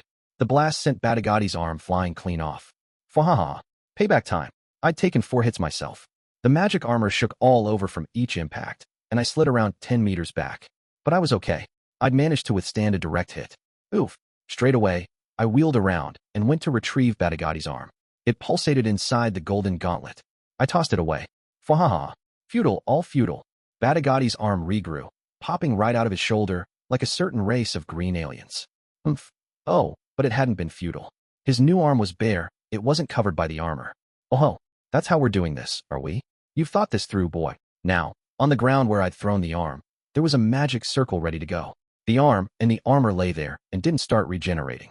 Maybe it was my imagination, but Batagati looked like he'd shrunk. I hadn't thought this through. I just guessed. The power of the fighting god armor made Batagati faster and stronger, but he wasn't that much faster than the master sword fighters I'd met. Orsted could outpace him, and maybe Alec, too. He was way faster than me usually, but I was wearing the magic armor. He wasn't so fast that I couldn't handle him. I was making good use of the experience I'd built up training with Orsted and Eris. It was his extremely strong defense and durability that were frustrating me. The fighting god armor was hard. It might have been tougher than the magic armor. It was at least tough enough that Eris and the others might scratch it if they attacked with all their strength, but they had no chance of cutting off his head or limbs. The armor restored itself instantly and went on fighting like nothing had happened. Under normal circumstances, the person inside the armor would go on taking damage, but immortal demon King Batagati couldn't die. The damage from Eris's sword and Rudeus' spear should have penetrated the armor, but they did nothing against Batagati. Whether they slashed, stabbed, or struck him, Batagati healed instantly. Before long, the attackers would grow tired, and then they'd be easy pickings for the destructive power of those 6 arms. How are we going to beat him? Atoph had given me a hint. The figure of immortal demon King Atoph, rising again to stand against her foes no matter how many times she was struck down, stood for all the demon kings of the demon continent as a symbol of fear. There were 2 ways to beat her. The first was to cut all her limbs off and seal them so that they didn't regenerate. This was the most conventional method. She'd been brought down twice this way in the past. It would take some heavy-duty barrier magic if you wanted to keep her sealed away for centuries, but simply fencing her in with advanced-level magic barriers would prevent her from coming back. The second way was to make her admit defeat.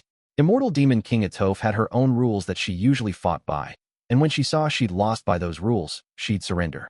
Unfortunately, I didn't see Batagati giving up so easily. I decided we'd go with the first method.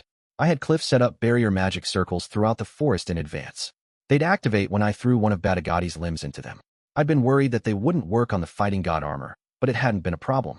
My plan was to use this defense-negating sword to cut through the armor, tear his arms off, then seal them away. When I'd taken care of all 6 arms, I'd make Batagati admit defeat. What I really wanted was to seal his whole body, but without Cliff, I couldn't use that magic circle. Gah! I bellowed, charging. I no longer cared about dealing damage. I didn't know how much longer the version 0 would keep running at full power. Maybe the King Dragon Blade had extended its uptime a little, but it still could power down at any moment. I had to keep this battle short and decisive. Come, then, champion. The fighting god spread his arms wide as I closed in on him, sending his fists swinging around to meet me. I thrust my sword out in response to the incoming fist, meaning to counter. The agility of those 6 arms was mind-boggling, but after the last battle, I sort of knew what to expect. Today, I was on form. I could dodge them. I cut into his lower left arm, jamming the barrel of the shotgun into the incision as I did so. I fired, and the arm was blasted off. Unfortunately, I couldn't help leaving myself open for a split second. As the arm tore away, another fist plowed into me, and I went shooting back. NGH. A crack split the front of the magic armor. In the end, it couldn't withstand the fists of the fighting god. Still, I could ignore the unarmored arms. For more to go, my armor only had to last until I'd taken them all off. I started. Something else had caught my eye. The barrier. In our last exchange of blows, the aftermath of the battle had scraped the magic circle off the ground. It had happened so easily I couldn't believe it hadn't occurred to me. Some magic circles remained, but I didn't know how many or where they were. Damn it, I choked out, then quickly hurled the arm as far as I could throw it. It sailed off down into the earthworm ravine. It had taken a Toph a while to recover after she'd been cut into pieces. By putting distance between Batagati and his severed limbs, he wouldn't be able to restore them right away. They'd come back eventually, but it had to be worth something to make that feat take longer.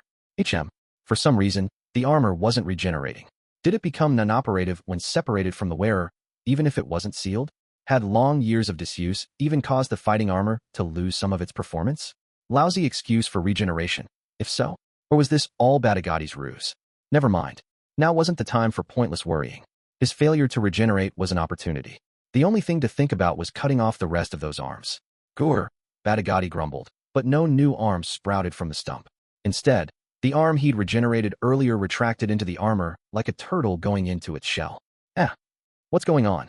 In a second, 2 of the remaining 4 arms disappeared into the body of the armor, gauntlets and all. Then, the last 2 arms grew thicker. There was a straining metal noise as they swelled. Okay, the last 2 arms were bigger now. Too difficult to cut? No, I could manage it. This sword hit more effectively against tougher targets. The fighting god could strengthen his arms and reinforce his defenses all he liked, and it wouldn't matter.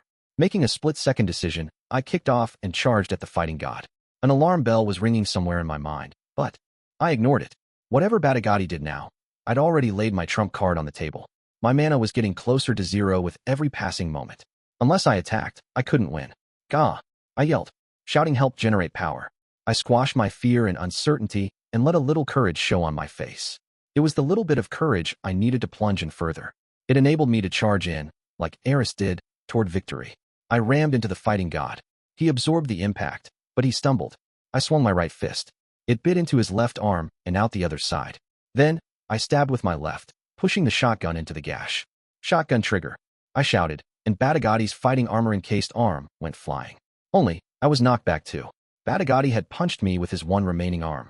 The front surface of my armor was smashed to pieces, and the impact had penetrated through it. I felt like my body was going to be crushed flat. I fell backward. Erg. RGHH. Blood bubbled up from my throat. My heart was screaming, not yet. But it was no good. He'd outplayed me. I hadn't seen it coming. He'd merged his arms together to make his attack stronger. Lose an arm, win the war, so to speak. He'd driven his fist into the crack in the magic armor with unerring precision and shattered it. Why hadn't that occurred to me when I saw his arms get thicker? Was I a moron? No, you're fine. This is okay. You'd have done the same thing even if you'd seen it coming. I charged in thoughtlessly, and I'd ended up cutting one arm off. I'd taken some heavy damage, but it wasn't over yet. There was still one arm left. Then, to my shock, I realized I wasn't moving. The magic armor felt heavy, and my wounds weren't healing. Right next to where my body sat in the magic armor, there was a part that was essentially its core. Breaking that would cause the armor to lose mobility. It wouldn't stop moving entirely, mind. It wasn't so simple a machine. Still, it would be massively limited. Fatal in a battle like this. Panicking, I sent out mana. Right, I had mana left. I could still move, I wasn't fully drained. I could fight. So why wasn't I moving? A good plan, and such spirit. While I lay there, unable to move, Batagati approached. And you gave me a good fight. Farewell, Rudeus. Not even Laplace dreamed of such an elaborate scheme. He raised his cannon-like fist above his head, then brought it swinging. Guh. Batagati grunted, as something red rammed into him from the side. Whatever it was slashed at his arm, severing it at the shoulder and sending it flying off through the air. Gore. There was only one red something in this forest. Eris. Could it be? Had she followed me? Had she been at my side this whole time, here with me? I didn't know. No other support arrived.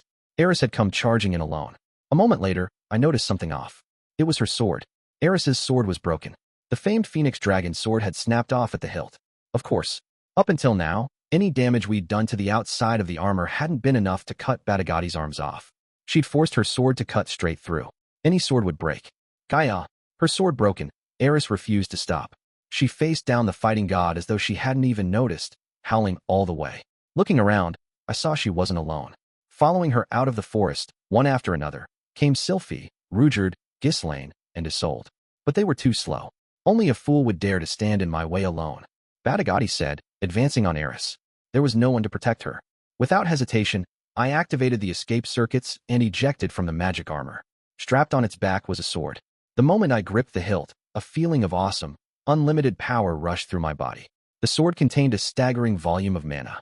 It was a sword crafted specifically to make a person into a hero. I poured yet more mana into it, trying to wring out every last drop I had left.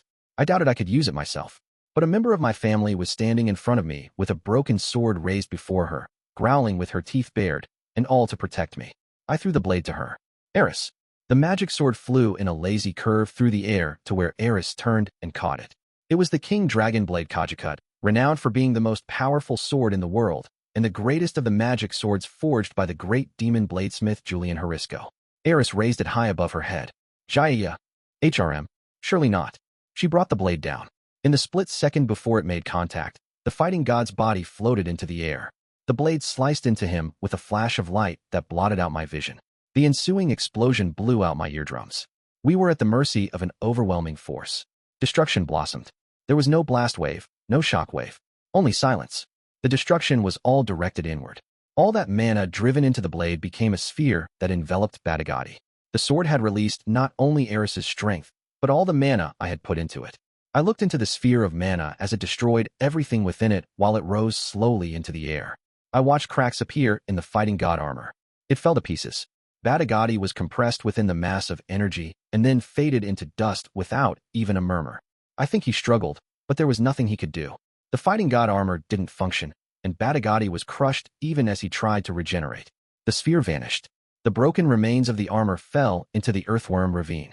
There were some clangs and clatters as they fell away, bouncing off the cliff walls, and the King Dragon Blade, still impaled in the metal, went with them. All that remained was the armor. All traces of Batagati's black flesh had vanished. For a good while, I stared. I stared both at the now silent ravine, and after the fighting god armor that had since vanished from sight. Batagati's arm lay nearby. It didn't move, or even twitch. It definitely didn't look like it was about to start regenerating. Was he dead? Did we win, or was something else coming? Any moment now, was I going to hear a fwahaha as Batagati returned? I stared down into the ravine, wondering. Nothing happened. I saw no sign of anything coming back up. All that was left was silence. I heard a thud from behind me and turned. Eris had fallen to her knees, her face pale. I rushed over to her. Was she injured? Had Batagati gotten a counterstrike? I reached out my hand, thinking I had to heal her right away, but then I sank to my knees as well. Oh, it wasn't an injury. I recognized this sensation, as well as the look of Eris's face. This was mana drain. Sucking out all my mana hadn't been enough to satiate the King Dragon Blade Kajikut. It had used up Eris's mana as well. Eris probably hadn't experienced mana drain since childhood. She sank back, blinking. Eris. Rudeus, she said. Your hair's gotten whiter. I put a hand to my head, although I couldn't tell myself. But returning her regard, I saw that one lock of her hair had turned white as well, like she'd put a streak in it. Yours too, Eris. Huh. Then I guess we match, she said, then toppled forward. She hadn't fainted. She was only weak after using up all her strength. I wanted to fall on top of her, but I held myself firmly back. Rudy. Sylphiette was peering at us, worry in her eyes. She wasn't alone, either. Rudeus, Greyrat, Isolde, they were all here. Sylphiette, where's Cliff? Well, someone else healed his wounds. Then Zenoba and Doga carried him back to the village. All of us here came straight after you. But then I didn't want to get in the way, so I hesitated. But Eris ran in alone. Huh. Sylphiette had laid a hand on Eris's prone body, and now she looked puzzled. She'd probably cast a healing spell on sheer reflex. But Eris wasn't wounded, so she didn't get up. I think it's mana drain. That sword consumes the mana of whoever wields it. Oh, all right then. Anyway, Sylphiette, Those arms over there. Get them to an undamaged magic circle. Then get Eris back to the village. I need you to tell Sir Orsted what happened, then bring Cliff here. I stood up. The version 0 was in ruins, and my mana was practically exhausted, but I could still move. I didn't know how much time it would take Batagati to restore himself. After being crushed by that much mana, the way he disappeared looked like he'd been annihilated. And that was practically an understatement. The arms showed no signs of starting to regenerate, so I wanted to believe we had a while. Maybe that was naive. Wishful thinking. Most importantly, the version 0 was destroyed, and the version 1 was gone, too. I was on the verge of mana drain, and Cliff, who could cast barrier magic, wasn't here. Batagati had fallen into the ravine, and we had no way of sealing him. If we went down there in this state and found him waiting for us, our chances of victory were close to non-existent. There'd be nothing for it but to ask Orsted to take to the field. I wanted to get through this without him using any mana, but I might not have a choice. I wasn't strong enough. Still, I'd driven Batagati into a tight spot. I'd done everything I could. Whether Batagati was up and about down there in the ravine, I didn't know, but surely I'd brought him as low as it was possible for him to go. I felt disgust at my own weakness. Rudeus, Ghislaine, and you too, Isolde. Come with me, please. Rudy? Where are you going? I thought I'd done everything I could, but there was still something else I had to finish. Even with my mana close to exhausted, I had to do it. I'm going after Geese. We found him straight away. Next to no effort. I didn't even have to use what little mana I had left. It was that easy. The moment we crossed the ravine and entered the flame-blackened forest, there, in the shadow cast by the charred remains of a great tree, we found Geese lying on the ground. His whole body was charred dark by terrible burns. When I'd cast Flash over, it had burnt the forest and him with it. When I first saw him, I thought he was dead. He was so still he looked like a black boulder. But luckily Rudeus had found him first, and he'd used his third eye to probe further. Geese wasn't dead. Geese, I said. Hey, boss. He wasn't dead, but it was clear he would be soon, and I wasn't about to heal him. I was here to do the opposite, although I didn't want to finish him off straight away, either. Heh. Water magic, earth magic, the magic armor.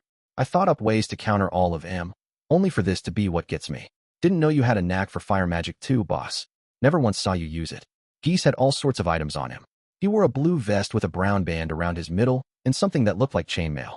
It was hard to tell now, when they were practically burnt to a crisp, but they were presumably precautions against all kinds of magic. I guessed it hadn't been the fighting god armor's power that allowed him to survive electric back in the third city of Hyrule. And now you're here, boss, which I reckon must mean my final plan fizzled.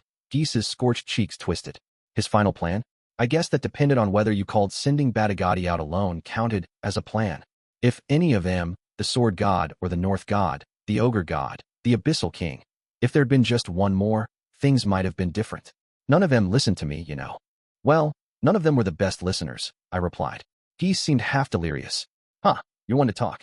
Eris, a toph. That Ghislaine I see over there. You're surrounded by folks who don't know how to listen, yourself. Yeah, well, I guess I was lucky. Nah, that ain't it. It's 'cause you did things the right way. Told them what was going on, won their trust, and then worked hard to make honest allies of them all.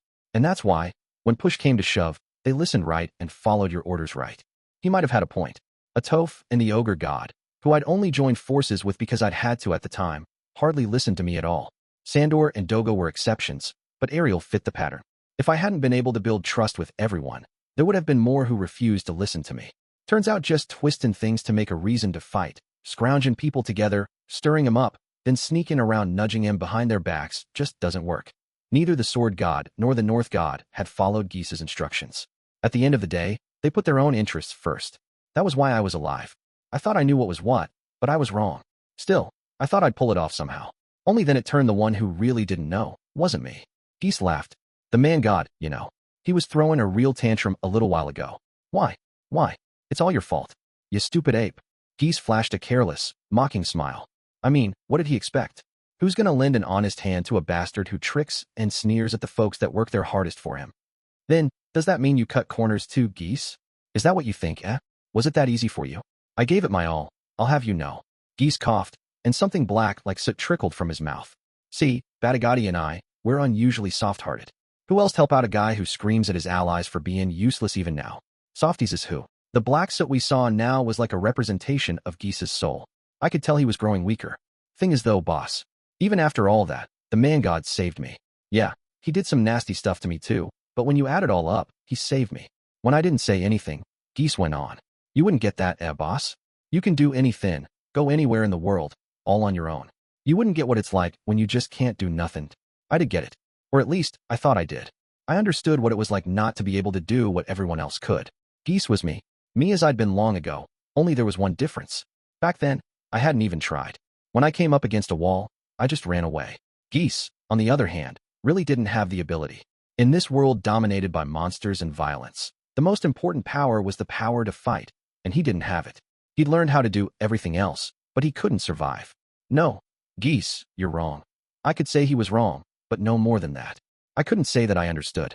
I didn't want to give him an answer. All I could do was deny it. Heh, hey, Rudeus, if you're going to tell me I'm wrong, take some pride in it. You won, you know? You beat me. The world says it's winners who get to be right and losers are wrong. So stand up straight and tell me. That's wrong, Geese. That ain't how it is. Then, see, you go on and give me a lecture, seeing as I'm about to die. You should have done it like this. You should have stuck with me and never gone over to the man god. That sort of thing. With that, the strength seemed to go out of him, and he said, his face empty, me, Batagati, and the Abyssal King are all gone. The man god's got no one left who'll go out of their way to help him out. He lost. Ain't no one left in this world who can mess with Rudeus Greyrat. In fact, he said himself that if this was a dud, there'd be nothing he could do to ya. So I reckon he'll quiet down, at least till you take him out. Count on it. He'll be sneaking about behind the scenes, though. You're joking, right? I said, butting it without thinking. Geese didn't smile. If that's how you want to think, I ain't gonna stop you. I'm only guessing that he'll quiet down, no more. Go on waving that down with the man god, flag if you like. It'll be bad for him, but not for you. I wasn't laughing either. Hey now, what's the glum look for? You're Paul's son, aren't you? Paul'd look a bit more cheerful if he were around. Maybe not right before he died, though. He really got older while I wasn't looking. But anyways, take some pride in this already. Rejoice a bit, even if it don't last. How do you think I feel when you don't? Makes me look like a real moron.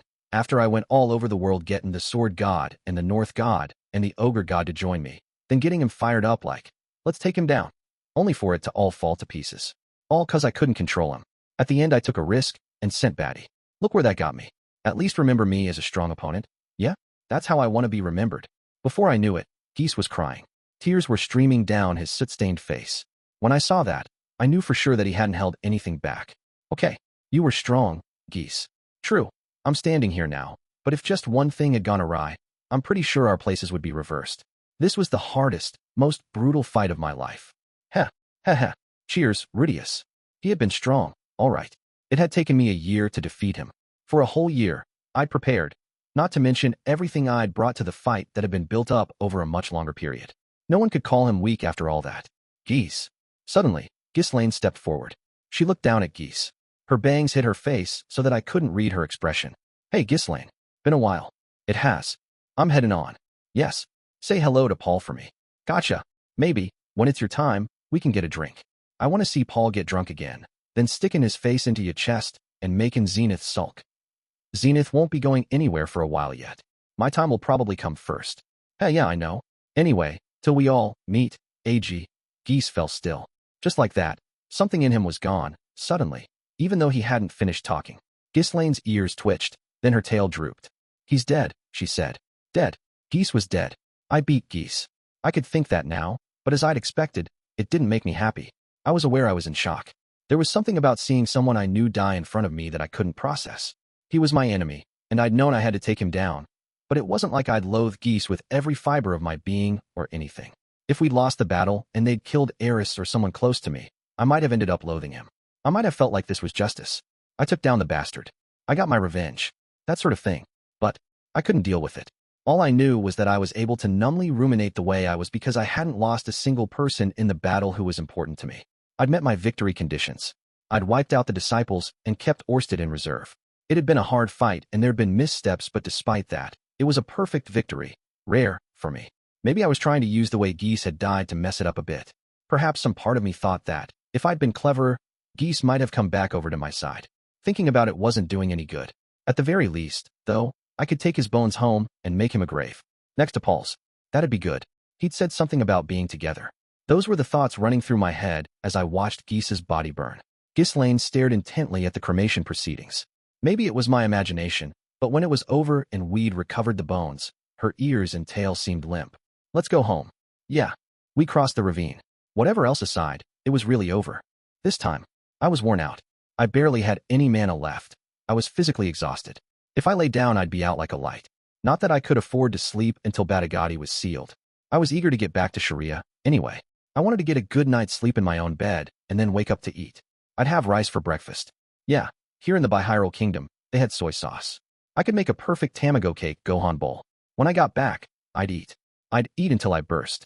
Then, of course, it'd be time for some sexy shenanigans. Rudeus the celibate had died with geese. Sylphiette, or Roxy, or Eris. Who to pick? Scratch that. How about all three at once? Eris wouldn't like it, but surely it'd be all right to ask her, just this once. Chances like this didn't come along every day, right? Right. The post-mortem for this battle could wait until later. For now, I'd forget what Geese had said. Now, it was time to rest. I was exhausted. Rudeus. As I walked, dragging myself wearily along with every step, I heard a voice from behind me. It was Rudeus. He was walking at the back of our group and had turned to look behind him. Back at the ravine. What's the matter? An enemy. What? There was a hand clinging to the edge of the ravine. A hand. A hand. Something was climbing up out of the ravine. But what? Never mind. There was no point wasting words on it. The hand shone gold. It wore a golden gauntlet. You're kidding. It was Batagati. Surely this was too soon. Wasn't it? Thinking back, I'd thrown a few of his arms into the ravine, then his body after them. His body had appeared to be practically annihilated, but there could have been a few larger chunks here and there, maybe by pulling together the bits that remained. No matter how minute, he'd been able to fast-track his regeneration. Were immortal demon kings that immortal? As we stood frozen, the armor rose out of the ravine. Only, it looked different now. It only had 2 arms, which was how it had been when I defeated it, but the overall design had changed. The helmet was a different shape, and it was shorter, not even 2 meters tall. It was also holding a sword. An enormous sword. The world's greatest sword, forged from the King Dragon King. No, it isn't him. That isn't Batagati. No matter how desperate he becomes, a hero always rises again and turns the tides. That is what I have achieved. That voice. The way he said hero. There was no way I could mistake that calling card. I am North God Kalman III, Alexander Rybak. He was alive. Huh. I'd really thought he was dead. His body hadn't so much as twitched back when I sent him down here. And yet here he was. He'd survived. Ah, of course. He had immortal demon blood too. Given time, he could regenerate like Batagati. Except no. A shiver ran up my spine as it all clicked. This was the final plan Geese had talked about. Had this been his plan from the start? Or had he changed tack partway through? I thought something was off. I thought it was strange when the armor didn't regenerate. He'd deliberately prevented it from regenerating. Then, Alec had put it on at the bottom of the ravine and restored himself. Maybe yesterday, when Geese was playing dead, he'd been preparing to drop the fighting god armor and part of Batagati into the ravine and resurrect Alec. Damn it. There was still more I had to do. There was another battle I had to fight. I was sick of this. Couldn't it just be over? Like, give me a break already. An opponent I already beat once coming back for a second round? Maybe it was my fault. I hadn't made sure that Alec was dead. I'd beaten him and thought that meant I'd finished him off for good, only to leave him there. I could have burned him, at the very least. But no, I'd left him there, and now here we were. What else should I have done in that situation, though? What more could I have given than what I already had? Well, whatever. What was done was done. What was I going to do? Now, the version 0 was gone. I had no backup. Ghislaine, Isolde, and Rudeus, and I remained, with me teetering on the verge of mana drain. I had no weapon and no armor. My hand was empty. There was no hope of winning. What should I do? How was I supposed to beat North God Kalman III wearing the fighting god armor? Was it time to ask Orsted to step in? As if. What was any of this for? I had to at least weaken him. But how? As I gaped at him, Alec looked back at me. He didn't seem at all surprised that I was here. It was like he'd expected me to be waiting for him. Rudeus Greyrat, he said. I apologize for calling you useless. You are a formidable warrior. I would not have thought it from your appearance, but you are a worthy opponent for me. Thanks to you, I have ascended to a new level of power. You have my gratitude. I turned my weary body toward the golden armor. If I ran, he'd only catch me. I didn't even have enough strength to buy time. I'd go down fighting then. I'd struggle with everything I had left. Focusing only on that thought, I stepped forward. I was sprawled on the ground. I am invincible now, Alex said. It was seeing the other 3 fallen around me, Rudeus, Ghislaine, and Isolde, that made me realize Alex had thrown us all down. He'd knocked us all down in one hit. This is my thanks to you for making me stronger, Rudeus. I will let you live. Searing pain shot through me at last. My legs were broken. He was too fast. I hadn't seen it coming. I hadn't had the eye of foresight open, but still, I hadn't been able to react at all. Neither had any of the other 3. The eye of foresight wouldn't have made any difference. Maybe this was the true power of the fighting god armor. When the wearer was stronger, it built upon their strength. Never mind, that wasn't right. It wasn't like Batagati had been weak. He was plenty strong too. It was simply that when the wearer changed, the armor's performance changed as well. It changed its form to align itself with them. It really was the ultimate armor. Farewell, Alex said, walking away. There was no time to be shocked. I immediately set a spell to heal the other three. They were unconscious. Near death, but not yet dead. Was this Alex's idea of mercy? Damn it all. He still didn't take me seriously. But hey, that wasn't a bad thing. After healing the other three, I cast Earth Fortress to cover them, then went after Alec. I had no plan for what I'd do when I caught him. Had Sylphie made it back to the village? What was Orsted going to do?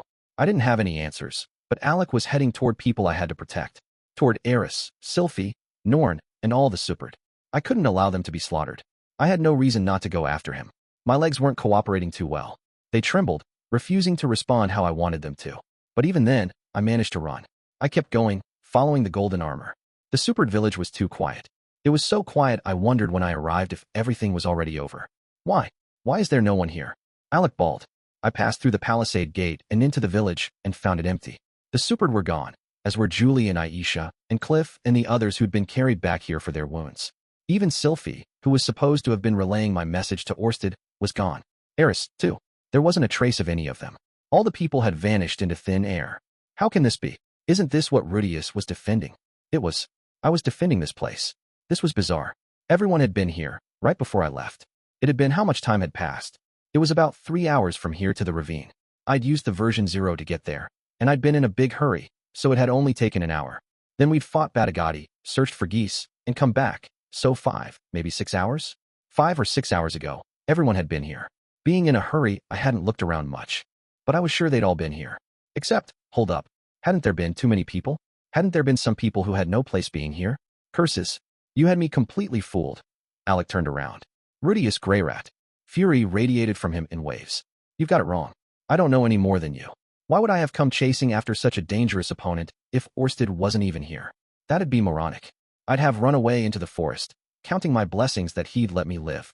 Orsted and the Superd were never here. Were they? No, the Superd were. You saw Rudeus before, didn't you? Getting the feeling he might attack at any moment, I backed away. I had no idea what was going on now. Maybe this was all a bad dream. Maybe the Abyssal King had survived or something, and everything since we'd defeated Batagati had been a dream. I was going to let you live. No longer. If you are so desperate to fight me to the last, I shall grant your wish. Crap. What's going on? I had to run. I had no reason to fight. I had to run. I was about to turn around. Then, ice ran down my spine. My feet stopped moving. Had Alec done something? No, that wasn't it. He was rooted to the spot too. What's this cold? He sounded scared. He was looking around wildly. He had the fighting god armor. Why was he so scared? Why? Well, because it was a curse. A curse to inspire fear. A curse that specifically didn't work on me. Only, I could tell that the source of the curse was currently seething with murderous rage, and that rage was tied up in some major trauma for me. That scared me. That murderous rage took shape as it emerged from the back of the village. Silver hair, and those awful eyes, the whites shining beneath the gold of his irises. He came walking toward us slowly with a terrifying look on his face. Rudeus. Sir Orsted, why? It was Orsted. He had his helmet in one hand and tossed it to me now. I hurried to catch it. When Sylphiette informed me what had happened, Cliff Grimer was already close to full mana drain. I saw that he would be unable to seal Batagati and the fighting god, so I went and begged another man's aid. Hence, my arrival was delayed. Forgive me. No, not that. I wasn't asking why you're late. I want to know why there's no one here. This, however, I did not anticipate, Orsted said, then looked at Alec, North God Kalman III, who stood there in the fighting god armor. I shall handle the rest. He stepped forward, and Alec took a frightened step back. I had no idea what was happening. I only called after Orsted. But Sir Orsted, your mana, enough. There has been enough of that, Orsted said, shaking his head. I too have made up my mind. Made up your mind? About what? He looked at me. His mouth quirked in the thinnest shadow of a smile, then set with almost imperceptible determination. With the most terrifying face in the world, he said, I wish to see for myself what it is like to fight alongside trusted friends. I hadn't quite followed the beginning and end of the conversation, but for some reason, his words struck me. I understood he'd resolved himself to this battle. Okay, I said at last. Then I'll leave you to deal with the rest. I stepped back. There was nothing more for me to say. I was supposed to be thinking that I couldn't allow Orsted to fight, and yet I could feel a little smile tugging at my mouth. I'd misjudged a little. Not one thing in particular, exactly. It was just that Orsted had let me in more than I'd thought. He thought of me as his ally on an emotional level, not just in his calculations. He wanted to fight alongside his friends. Not allies. Friends. From now on, he would not be alone, but with me. He wouldn't use me, but rather stand at my side. Now I knew we couldn't lose. I'd thought I'd failed to achieve a goal, but I'd won something else. Now then, North God Kalman 3, Alexander. Ribok. So it's you. You're Dragon God Orsted. When Orsted called his name, Alec raised the King Dragon Blade Kajikut. He was wielding both the Fighting God armor and the King Dragon Blade. They made for a devastatingly powerful combo. He wouldn't consider tossing just one of them to the side, would he? Was there anything I could do here? Perfect. Orsted, it seemed, thought differently. As Alec raised his blade, a smile of confidence flashed across his face. That smile was terrifying enough to turn everything around it to ice. With both the Fighting God armor and the King Dragon Blade, there'll be no excuses when you lose, will there? You. Alec was out for blood now. Do you mock me? I do not. Orsted put his hands together and then slowly drew them apart. Something emerged from the palm of his left hand. It was a sword, and when I saw it, my knees began to knock together. I'd only seen that sword once before. Orsted had only called it the Dragon Blade. All I knew was that it consumed a massive volume of mana. My sole desire is to beat you down utterly and to break you. He held the sword out, pointing it at Alec's eyes. Alec's fury rose to the surface, the air crackling with his wish to see Orsted dead. He raised the King Dragon Blade. Try it then, he shouted. Dragon God Orsted faced off against North God Alexander in the Fighting God armor. The true and actual final battle had begun. About 10 minutes later, around a quarter of the forest around the ravine of the earthworm was gone. Amid the now scorched and barren wasteland, scattered with mounds of splintered trees, there knelt a boy missing both his arms. A sword pressed into his throat. The boy looked up at its wielder in blank shock. A man with silver hair and distinctive eyes stared back. He didn't have a scratch on him. Looking at him standing there unscathed, you'd think there hadn't been a battle at all. The only clue was a spattering of dirt on his clothing. Choose. Become my follower or die. The Dragon God against the North God in the Fighting God armor. That matchup could have been a truly legendary battle. A pair of opponents of that caliber could have gone down in history for good. Sadly, the actual battle was nothing so grand. It was too devastatingly one-sided for that. Honestly, it was tough for me to put it into words. I watched it, getting caught in the melee and narrowly escaping death as I did so, but they moved so fast I could hardly see anything. Even with the eye of foresight, I couldn't tell what either of them were doing. The only thing I saw for sure was that Orsted always had the upper hand. I could tell that every time Alec tried to turn things around, Orsted smashed him into utter submission. He was completely outmatched. Even with the Fighting God armor and the King Dragon Blade, he couldn't touch a hair on Orsted's head. The armor was smashed to pieces, which were now beginning to regenerate, but they had detached from Alec's body. The King Dragon Blade lay on the ground nearby along with his arm. Alec had long since lost all will to fight. He looked up at Orsted, his face petrified with fear. Tears streamed from his defeated eyes, and his mouth hung half open. The boy who'd boasted of becoming a hero was gone. In his place was a whimpering puppy, its spirit entirely broken. After a long silence, at last he spoke. I will become your follower, he said. And now, this time, the battle really was over. Chapter 4. The End of the Battle. A month passed. I was standing near the edge of the forest in which lay the ravine of the earthworm. Around me stood simply constructed wooden houses. In a clearing where the trees had been cut down, a jumble of people walked this way and that. There were supered, human carpenters and laborers hired from the Bihyrule Kingdom, woodcutters, and the Rukwag mercenaries. Hey, big bro, could I get you to clear a few trees over on the eastern side of the forest? Naturally, Aisha was there too. She strode about the village and issued instructions to everyone. After getting her orders, the mercenaries were then under the command of Linnea and Persina. Watching this, you'd be hard-pressed to say who the real company leader was. Yeah, no problem. I was working alongside them to rebuild the supered village. I cleared trees with magic. Then, I used earth magic to build foundations for houses and a road from the village to the earthworm ravine. There was lots to be done. I'm sure you're burning to know why Aisha and the Rukwag mercenary band were wandering around here, and why, when Alec showed up, no one was to be found except Orsted. I guess I'd better explain. It's a short story. It was all Aisha's scheme. Okay, well, scheme sounds like she was getting up to mischief, so let's call it work. It was all Aisha's work. When the teleportation circles and communication tablets stopped working, she and the mercenary company had been thrown into chaos. With their lines of contact with far-off nations cut off, unease, then panic set in. Not for Aisha, though. She stayed calm and coolly assessed the situation. They were close to the border. If the fighting had already begun, they wouldn't get there in time, and there wouldn't be much they could do. She concluded that, as there was a strong possibility that geese might flee the scene, they would work on getting the teleportation circles running again. In other words, restoring infrastructure. The trouble was that in addition to the teleportation circles, all the magic circles back at the office that corresponded to the spare magic circles she had on her had been destroyed. There was nothing she could do. I'd have given up there, in her shoes. I mean, I did give up. But see, Aisha had a brainwave. Her genius brain remembered that a certain individual had a secret technique. This technique allowed one to draw a new magic circle corresponding to a teleportation circle whose pair had been destroyed, and thereby travel to where you wanted to go. The individual in question, come on, you know the answer. It was none other than Armored Dragon King Perugius Dola. To request his aid, Aisha had hunted down a monument to the 7 great powers that stood near the border. When she found it, she used Perugius's flute to travel to the floating fortress. Perugius, knowing that we wanted to help demons, was reluctant, but something about Aisha convinced him. I'll link up one for you, he said. Aisha chose to link the magic circle near the border with the teleportation circle that led to the supered village. And so here we were. I'm impressed you got Lord Perugius to agree.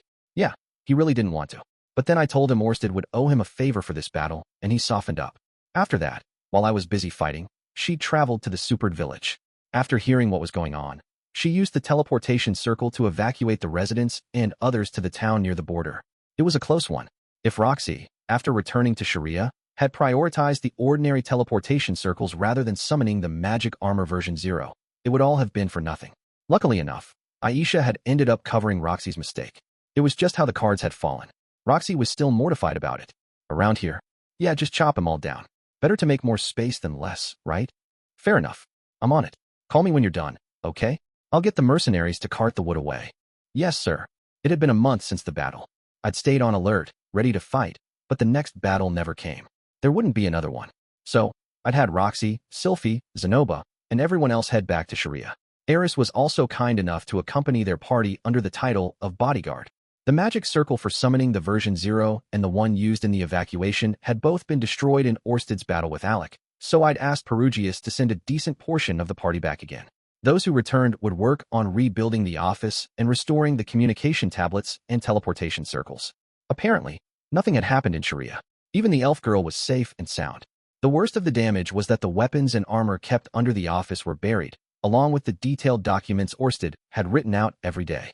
The evacuated supered villagers connected back up with the magic circle in the second city of Irelil and returned from near the border.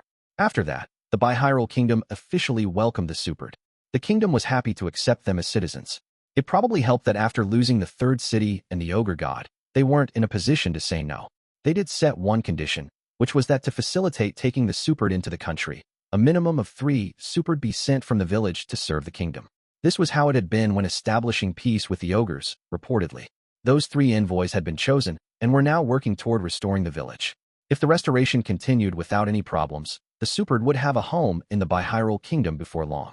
We had defeated the disciples and made the supered, the ogres, and the Bihyrule Kingdom our allies. We'd won. But could this really be called victory? Master Rudeus. Oh, Sandor.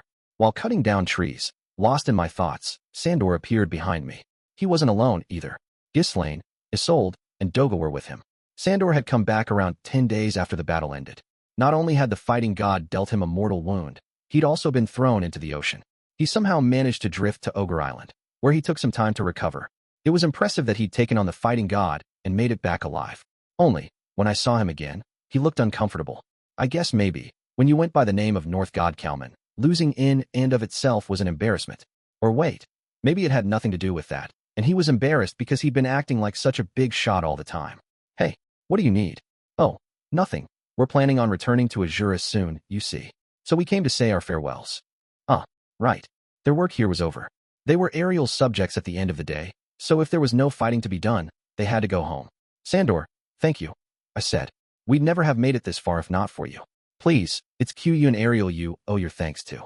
Sure thing. Please tell Her Majesty to let me know right away if she ever runs into trouble. Tell her I won't hesitate to help. Very well. Sandor, Doga, Ghislaine, and Isolde. Each of them was at least a king-tier sword fighter. I couldn't thank Ariel enough for sending me such a powerful lineup. Thank you too, Ghislaine. Don't thank me. By the way, I'm thinking I'll come pay a visit to the grave. Understood. I'll be waiting. Ghislaine left it at that.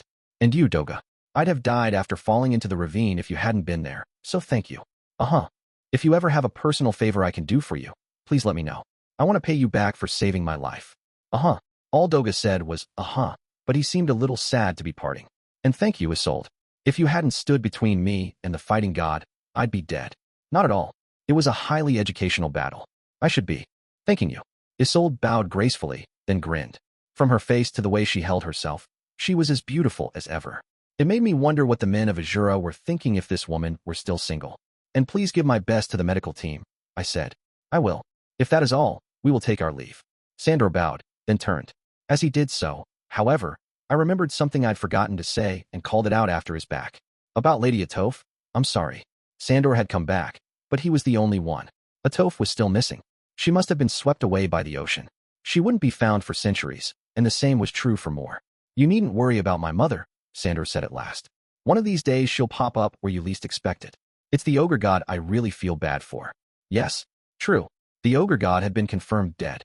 He had fought well against the fighting god, but he wasn't an immortal demon. In the end, his strength had failed, and he had died. And after we'd managed to reconcile, it really was too bad. Still, it does no good to lament the dead. I agree. We have to look forward. I'd made the ogre god a promise. If he died, I would protect the surviving ogres. They weren't in any danger at the moment. But even if it was only a promise, I wanted to keep my word if a threat reared its ugly head. Farewell, then, Sandor said. Yes, thank you for everything. Ah, one more thing. Watch out for Alec for me.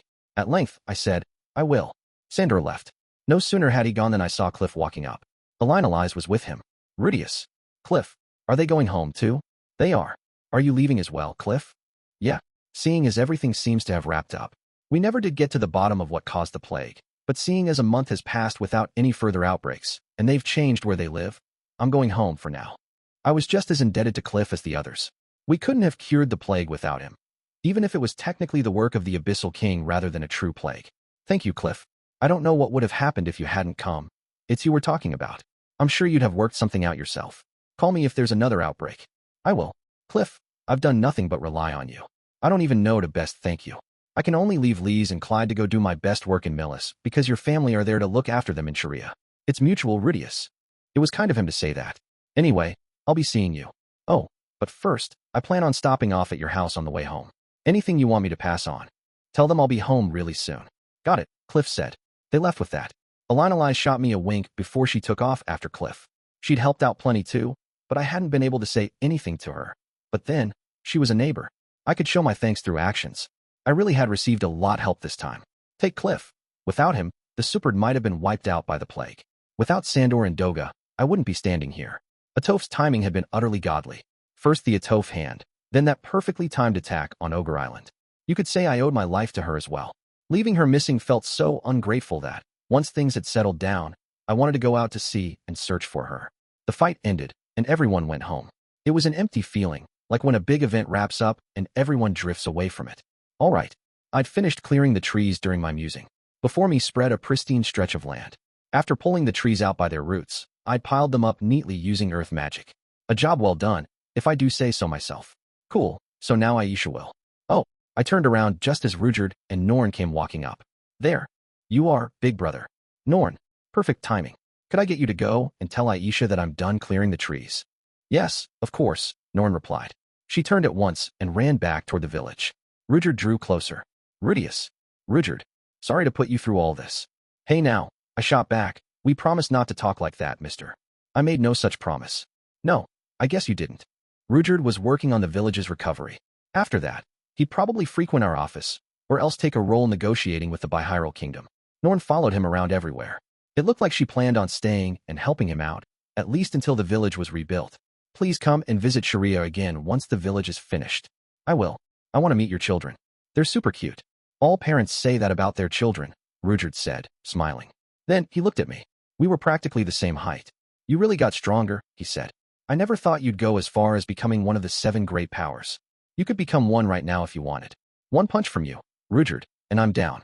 One punch. Don't joke. Still, it's a fact that I didn't get here through my own strength alone.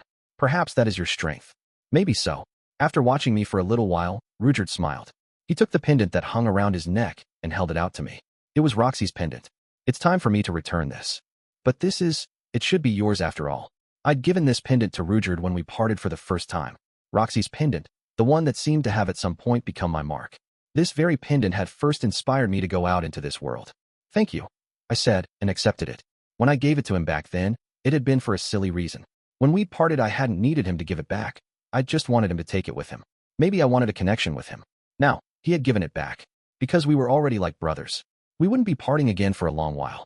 Rudyard, you'll have my back, right? I will, though it might be beyond me. We can each be what the other lacks. Rudyard chuckled. That we can. I smiled, and Rudyard smiled back. Norn brought the mercenaries along with her, and Rudyard went back to the village. I left the construction sites and walked to the magic circles. I thought it was about time to head back to Sharia for a bit. Then, with a start, I noticed another person coming the other way. It was Orsted wearing his black helmet as usual, and he wasn't alone. A black-haired boy trailed after him like a retainer. It reminded me of Atoph and Moore, or Perugius and Silveril, like he'd been in this role for 100 years. As much as I wanted to point out that I'd been here first, if it came to blows I'd lose. I kept my mouth shut. Still, whenever I saw him, my teeth were on edge. Is something the matter? No, I muttered. If I have done anything to offend you, please let me know. I'll be sure not to repeat it. My wariness notwithstanding, Alec had grown submissive since that day. He was so earnest it made me wonder if it wasn't a cover for something else. Orsted demanded absolute obedience from me as well, though, so I knew it was genuine. I understand why you are wary, but after the battle the other day, I know my place. I understand now how inexperienced and insignificant I am. I hope to devote myself to study under Sir Orsted and you, Sir Rudeus, during which time I will seek to understand what it means to be a hero and what it means to be North God. I have had my sword hand sealed, as you can see here, as both proof of my intentions and as a warning to myself. Alec raised his right arm to show me. It was severed cleanly at the wrist with a pattern carved into the stump. Orsted had cast that seal. Because of his immortal demon blood, Alec regenerated even when cut to pieces. He couldn't do it as speedily as Batigati or Atoph, but it would inevitably happen after enough time. That was why, after cutting his right hand off, he'd asked Orsted to put a seal on it to stop it from growing back. It was proof of his loyalty. I supplied the mana to the sealing magic circle, by the way. I'm hardly a threat with only my left hand, am I? Alec continued. I think you could kill me with both arms missing, actually. With a headbutt or something. You needn't worry. But then, such modesty is to be praised, I suppose. I look forward to your continued advice and guidance. All right. I really do think that, you know. Orsted apparently trusted Alec, for he didn't say anything about letting him stay close. I, meanwhile, had the feeling Alec was going to knife me in the back one day. Put plainly, he scared me. Even knowing that he wasn't the sharpest tool in the box, scary's still scary. So, if you ever find yourself thinking, gee, I really want to be in the 7 great powers again, let me know. I'll give it back any time. Oh, about that, once I believe I've gained sufficient experience, I will ask you again. You will ask me, right? Sneak attacks from behind are against the rules. It may be that I challenge the sword god and not you, Master Rudeus. Though rest assured that if I do challenge you, I shall do it with honor. And no sharp edges, okay? I don't want to fight to the death. Understood. At present, the 7 great powers stood as follows. Number 1, Technique God Laplace. Number 2, Dragon God Orsted. Number 3, Fighting God Batigati. Number 4, Demon God Laplace. Number 5, Death God Randolph. Number 6, Sword God Gino Britz. Number 7, Hugh Wagmire Rudeus Greyrat.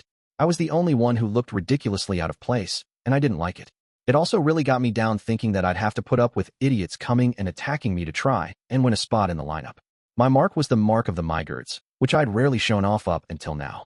Even after Rudyard had returned Roxy's pendant to me, I didn't plan to start waving it around for anyone to see.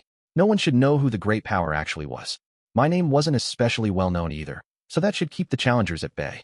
Yeah, I'd stick with number 7, Identity Unknown for a while. In case you're interested, the fighting god's rank didn't change in the last battle. Orsted said that it wouldn't change unless the fighting god armor was totally annihilated. I turned my gaze away from the fired-up and antsy Alec toward Orsted. Sir Orsted, how are you feeling these days?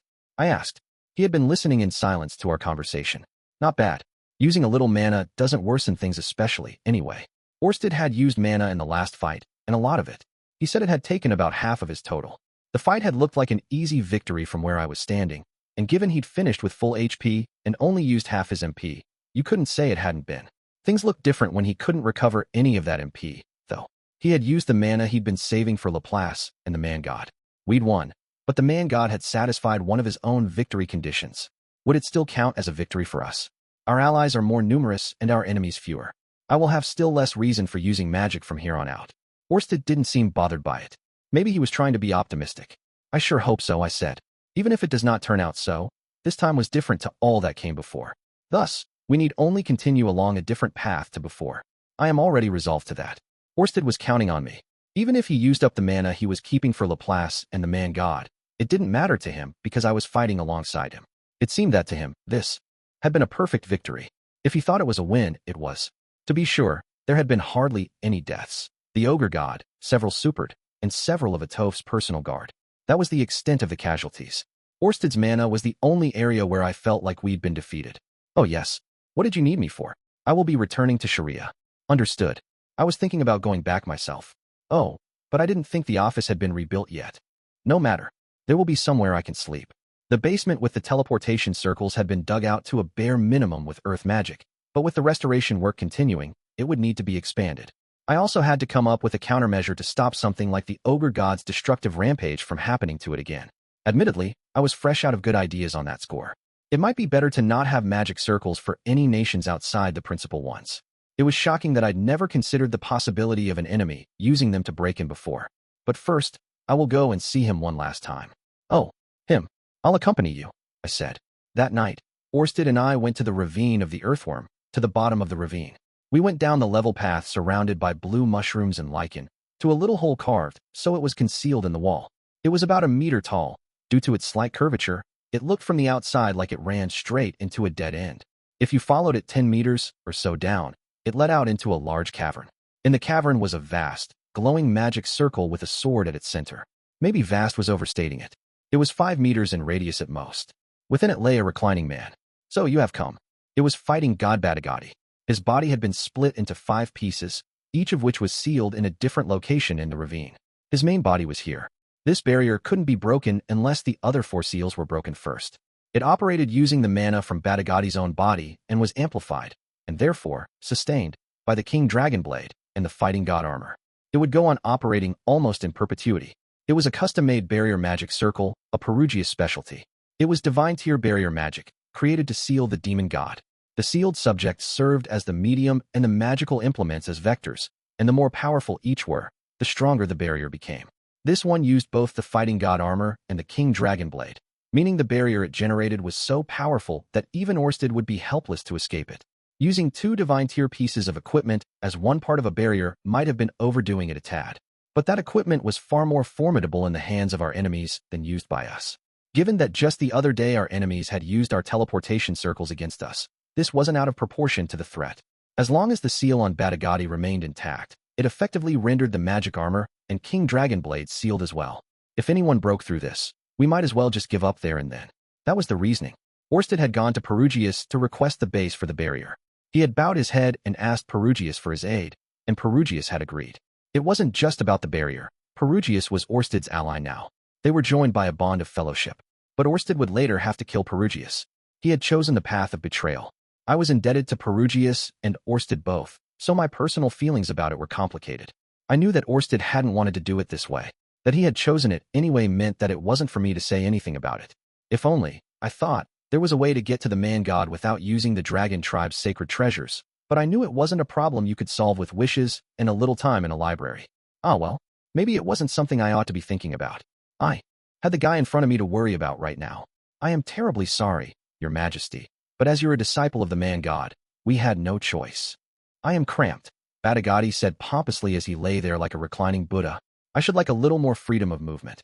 I had my own relationship with jail cells, but I think even I would have found the sealed barrier cramped. Having said that, I hated the idea of killing him. Kisharika had also asked us not to. I really am sorry, but this is as much as I can do. Humph. Then so it must be, Badagati said, adding a little fwahaha of laughter.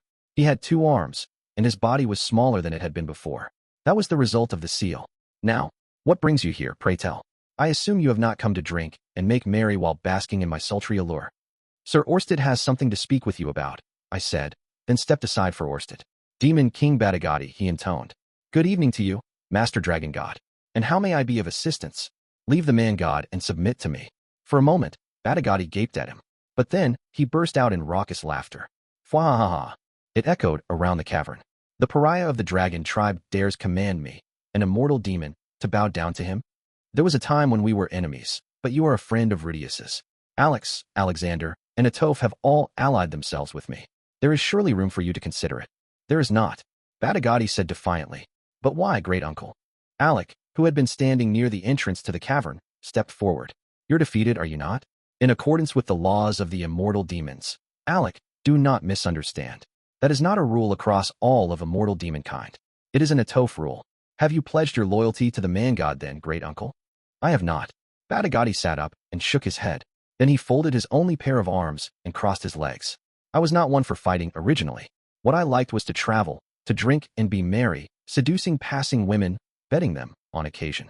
Taking a beating from a jilted fiancé, making friends and drinking, laughing, and singing, then looking around at the worn-out faces, sleeping and satisfied.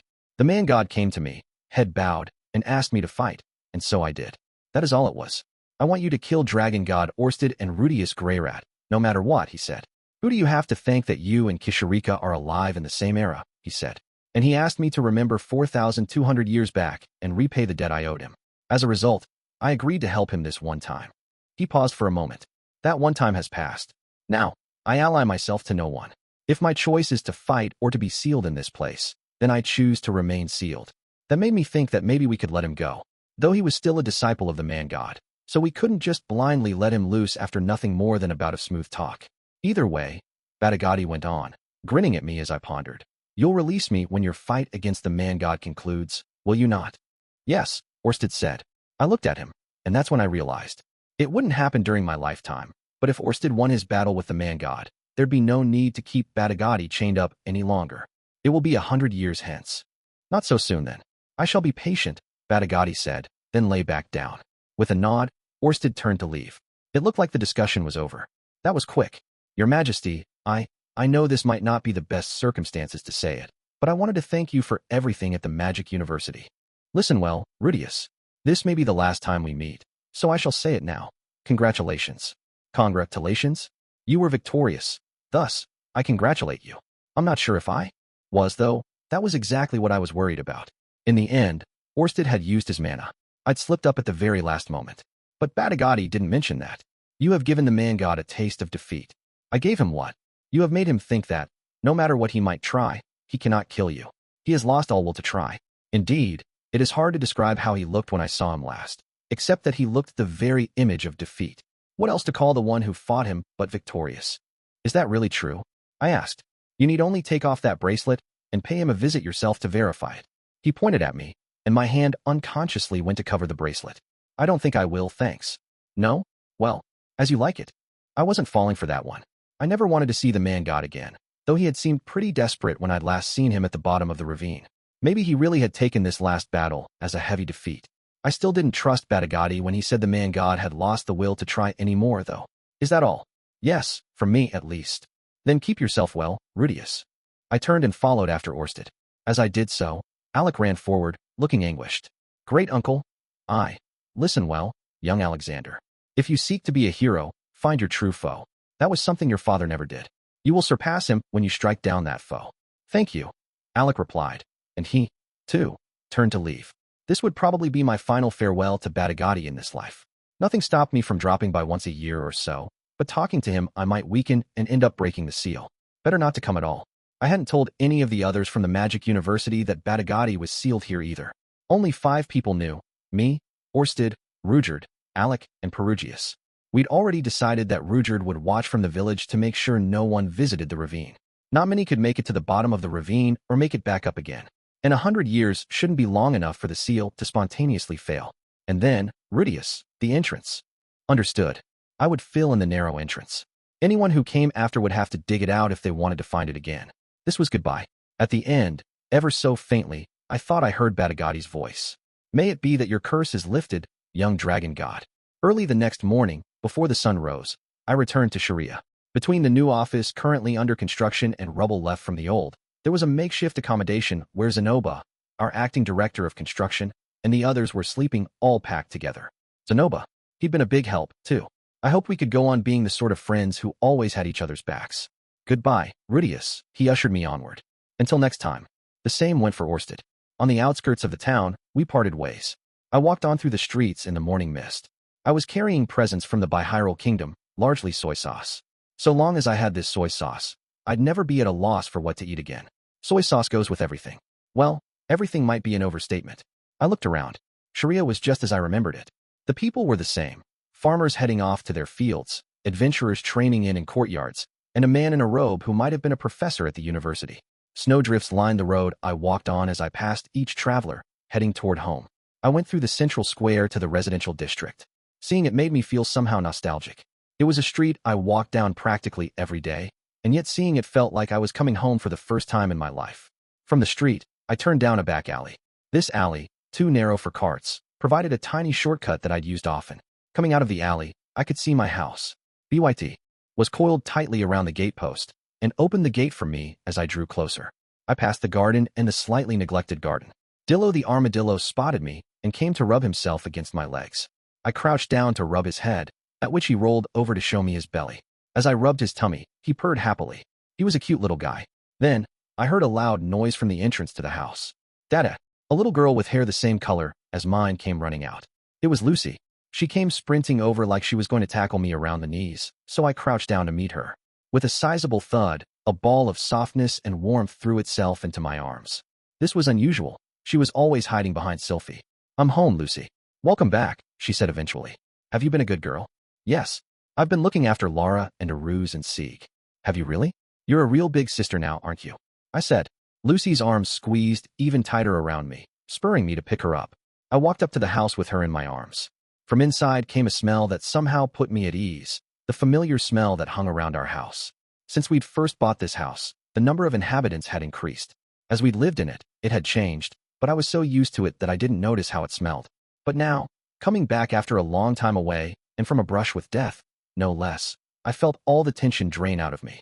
My heart was at ease. It was a smell that let me know I was home. Hello, Lilia. Hello, Mother. As I stood filling my lungs with the smell of home, I saw Lilia and Zenith in front of the stairs. Lilia bowed deeply when she saw me. Welcome home, Master. Thank you for looking after the house while I was gone, Lilia. Not at all, Master. I'm so glad to see you safely home. It will be a little longer before Norn and Aisha come back. Thank you for letting me know.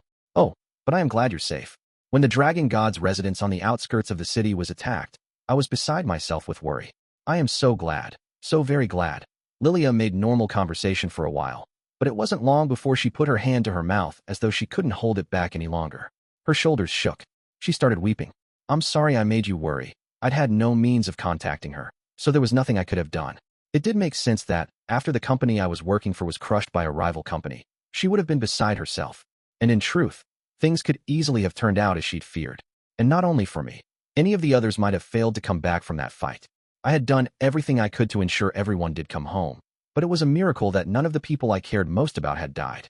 On the other hand, I couldn't honestly say that I could stop anything like this from happening again. There shouldn't be another big battle like this one for a while, so please, don't worry anymore. That's good, Lilia said. I'm so very sorry you had to see me go to pieces like this. I realized that Zenith was rubbing Lilia's back. Had I made Zenith worry too? She seemed to have lost her negative emotions, but I thought she'd at least worry about me. She was that sort of person. Anyway, I'm home, I said. I took a step into the house. It finally felt real that my long battle with geese was over. It was the day after the end of the battle had really sunk in, and I couldn't relax. The battle with geese was over, which was to say, the contract I'd made with myself was over, too. Look, you know what that meant. The battle had gone on for so long that this way of life had started to feel natural to me. But early that morning, my little guy had started reasserting himself. Talk about an insistent reminder. My name was Rudeus Greyrat, son of Paul Greyrat, which meant treachery from below my belt was part of my DNA. I'd put Rudeus Jr. through a long period of hardship and endurance. That was what had enabled me to do my best. As the first Rudeus, it was my duty to see he was repaid. He'd fulfilled his side of the contract. Before the sun had risen, I got out of bed, went downstairs, and headed for the front door. There, I found Leo and Eris. Rudeus, you're up early today. Morning, Eris. Where's everyone? All safe. Not that. I mean, what are they doing? Eris thought for a moment. Lilia and Sylphie are making breakfast, and Roxy and the children and your mother are still asleep. I just finished training, so I was about to go for a run. Right? I said softly, taking Eris's hand. She squeezed my fingers. Maybe because she'd just been training, but her hand was warm. I noticed her face was also a little flushed. What? She said. Eris, let's take today off. All right. Okay. The way she said, okay, sounded like she guessed exactly what I had in mind. Maybe it showed on my face. She was right on the money. Sorry, Leo, but no walk for now. Rough. Leo looked a bit disappointed, but he gave my hand a little lick, then went back into the house. I followed him inside. still holding Eris's hand, and headed for the kitchen. Lilia and Sylphiette stood beside each other cooking. Sylphiette, I said. Oh, good morning, Rudy. You're up early. Good morning, master. Both women smiled at me like they always did. I turned to Sylphiette then, with a smile so natural I surprised myself, said, Sylphiette, let's take today off. What? I don't mind, but when you say day off, she looked at me quizzically. But Lilia seemed to catch on right away. Very well. I'll finish up breakfast, Miss Sylphiette. Oh, Sylphiette said, her face going red.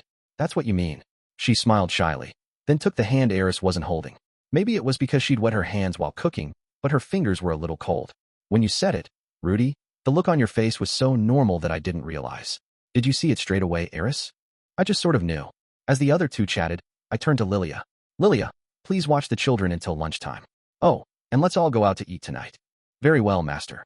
She smiled like she'd seen right through my plans, though she also seemed a little embarrassed. Well, it was a bit late for that. Holding hands with Sylphiette and Eris, we headed for the children's bedroom. I quietly opened the door and peeked inside. The 4 kids were sound asleep. Lucy, Lara, Aruz, and Sieg. Leo was curled up in a corner of the room, watching over them. In the battle, I'd worried so much about my family. Despite my fears, all was peaceful here. Unless some battle had taken place at the house, unbeknownst to me, and Leo had protected them. Anyway, after checking that the children were all well, I softly shut the door again. Then, we went upstairs to Roxy's room. In the interests of good manners, I knocked. There was a pause for a few seconds, then yes? I opened the door and saw Roxy, her eyes bleary with sleep. Her hair was rumpled, and there were drool marks around her mouth. Her nightgown hung open at the front, so that I could almost see inside. Very sexy. Oh, Rudy. Good morning. It's so early, did something? Good morning, Roxy. I thought we'd take a day off. What do you think? Roxy stared blankly at me. Then she seemed to work out what day off meant. Toying with her sleep-tousled bangs, her cheeks turning pink, she said, well, I don't mind, but I followed her gaze to one of the 2 women holding my hands. Did Eris agree to this? I looked at Eris. Her face was red, and she looked a bit shell-shocked. I was just about to ask her. Turning to face Eris properly, I said, Eris, I'd like to go back to my bedroom with the 4 of us. Is that okay with you? Eris seemed to understand what I meant. Her face went even redder, and she pursed her lips. She probably would have struck her favorite pose if she'd had both hands free. Well, I suppose, if you really want it, sorry, Eris. I just wanted to treat myself a little today, and bid farewell to Rudeus the celibate. Thank you, I said. I didn't just say it because Eris had given her permission. I was thanking all 3 of them for everything they'd done to support me up to this moment. I was so thankful I hadn't lost any of them. Geese and Batagati had both said it was over now, that the man-god wouldn't bother me anymore. I didn't believe a word of it. The man-god would be my enemy for as long as I lived. But today, I'd relax and do absolutely nothing. Not a thing. Rest. Get my strength back for tomorrow, and spend a day in peace. To remind myself that I could still laugh, and, nah, I'm messing with you. I was gonna get laid. From today on, I was Rudeus the Free. Felt good. With that, we headed for the bedroom. Story 1. The final dream place I found myself was all white. The same white place as always. I could count the number of times I'd been here since being reincarnated in this world on my fingers, but every time, without fail, it was still the same white, empty place I keep coming back to. When I came here, I always looked as I had in my past life, with a potbelly and rolls of flab. My body felt heavy and powerless. Strangely enough, it didn't disgust me anymore. I didn't feel frustration welling up in the depths of my chest. Being like this didn't seem so bad. Maybe that was because I hadn't been back here for such a long time. Unless... Wait, what? That was weird. Sure, it had been a long time, but I didn't remember taking my bracelet off. I never took it off. Why was I here? Hold on.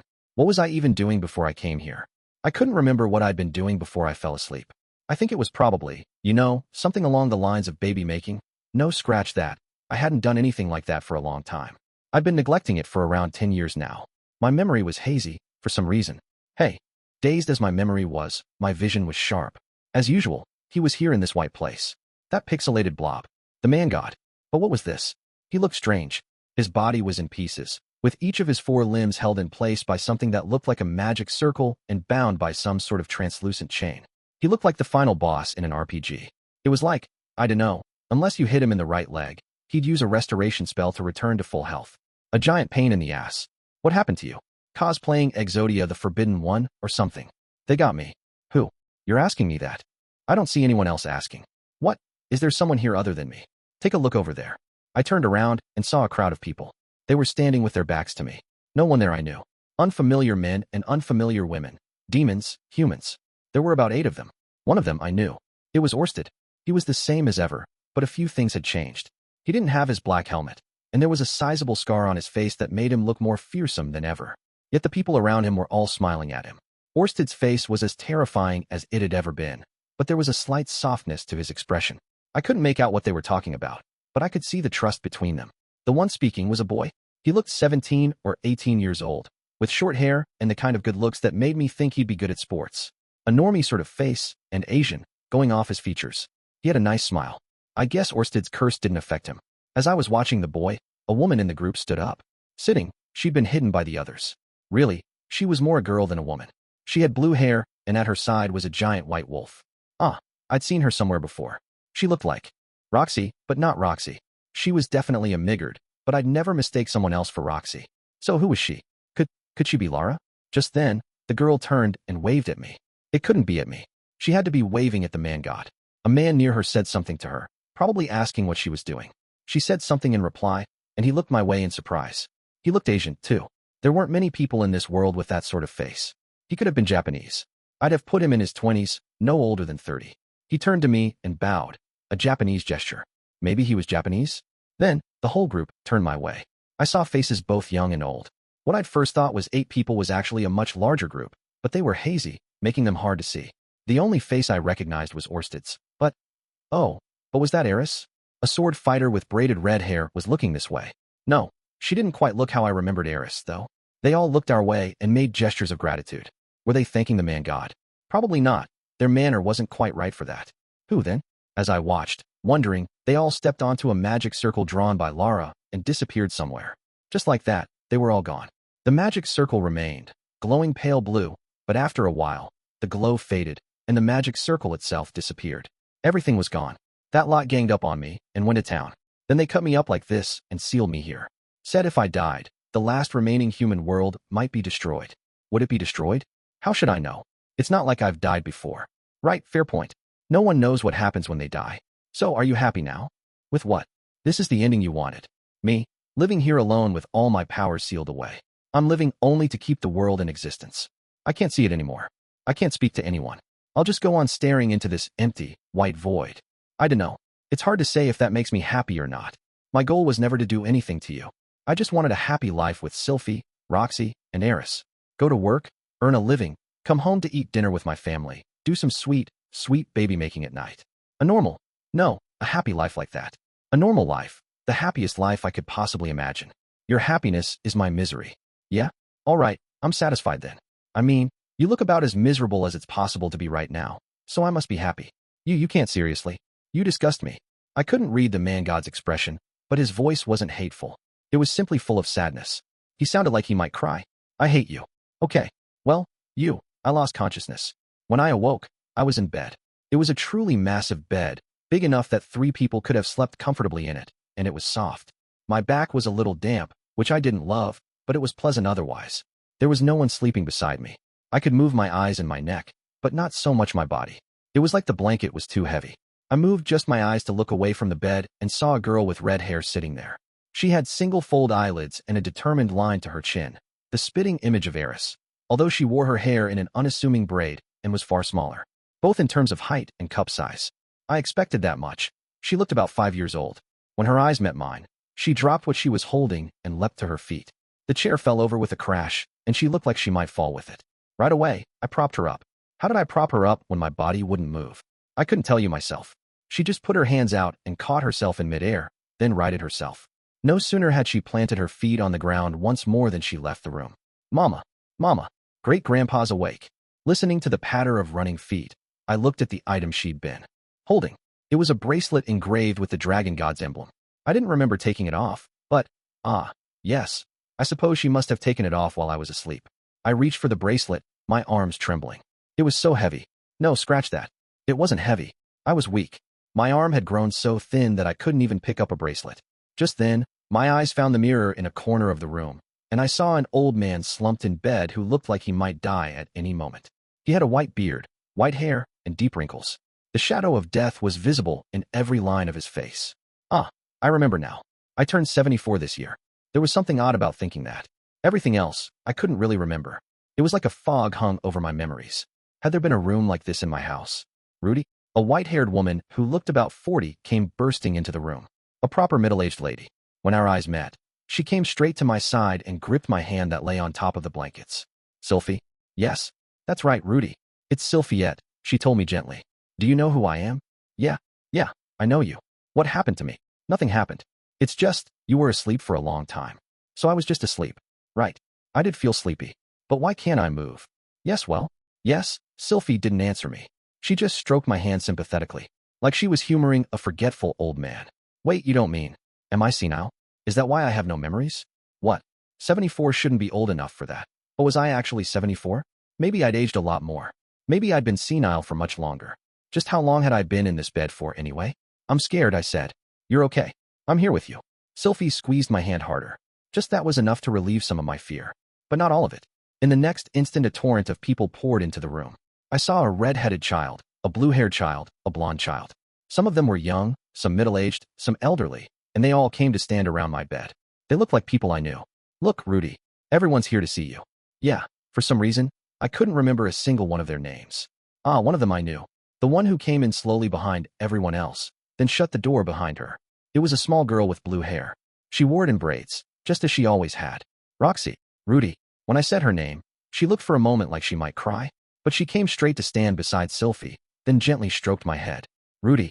Thank you, Roxy. Then, the words slipping out of my mouth, I said, Master. Tears spilled from Roxy's eyes. She hastily wiped them away and tried to look cheerful, but her mouth only twisted, unable to form a full smile. A question struck me. What about Eris? Isn't she here? Usually, she'd have been rushing in first, but I saw no sign of her. Oh, Rudy. Eris already, she went on ahead. Went on where? She's waiting for you, Rudy. Oh, now I see. Was I there for her? Yes, don't worry.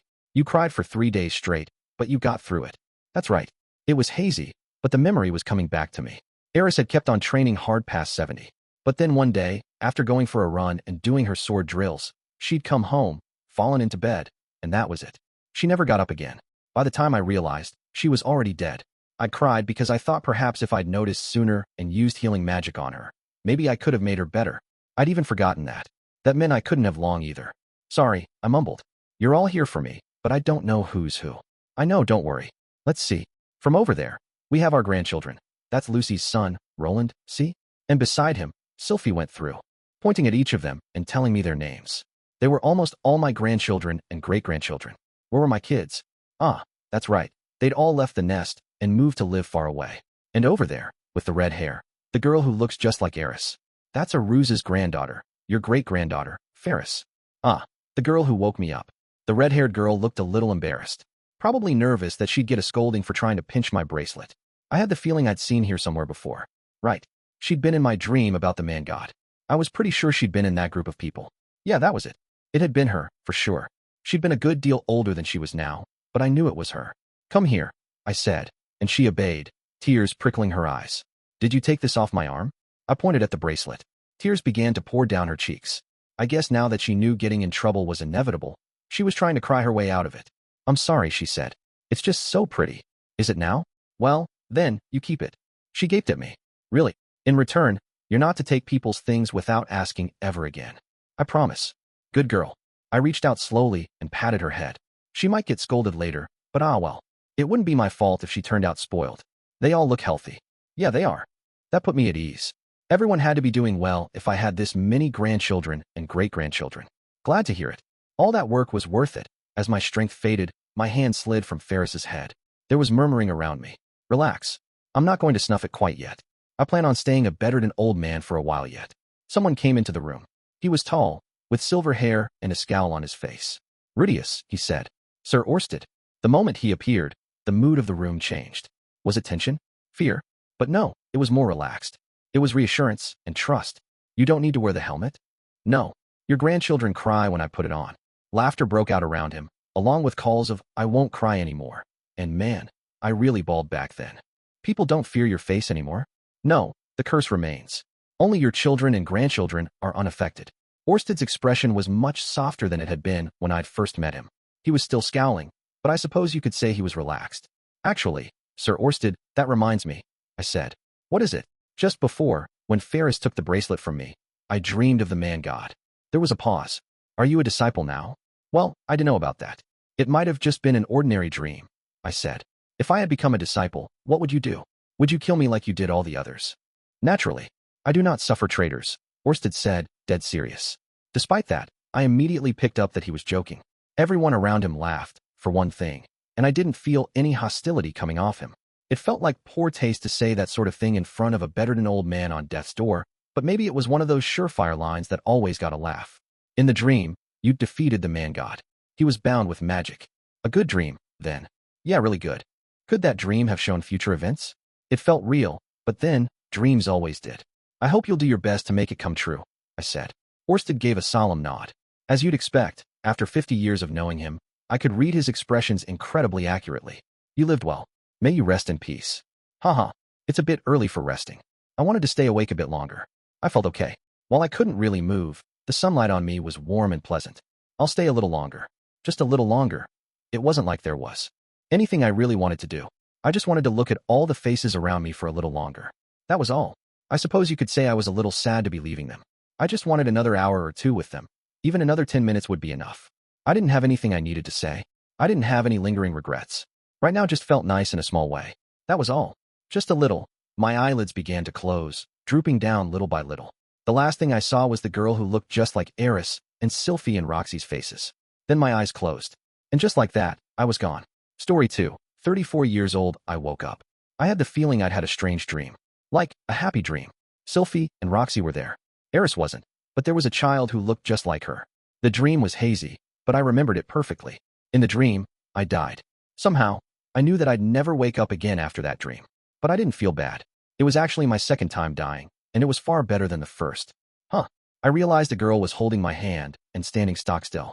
She had blue hair tied back in a single ponytail. She held my hand in her right and a bracelet in her left, and had a look on her face like a deer in headlights. I'm sorry, she said suddenly. She must have been taught to apologize when she did something wrong. Did you want it? No. My big sister said there was a super amazing crest hidden under your bracelet, Dad. Did she now? There was no hidden crest. I wasn't the chosen one, after all.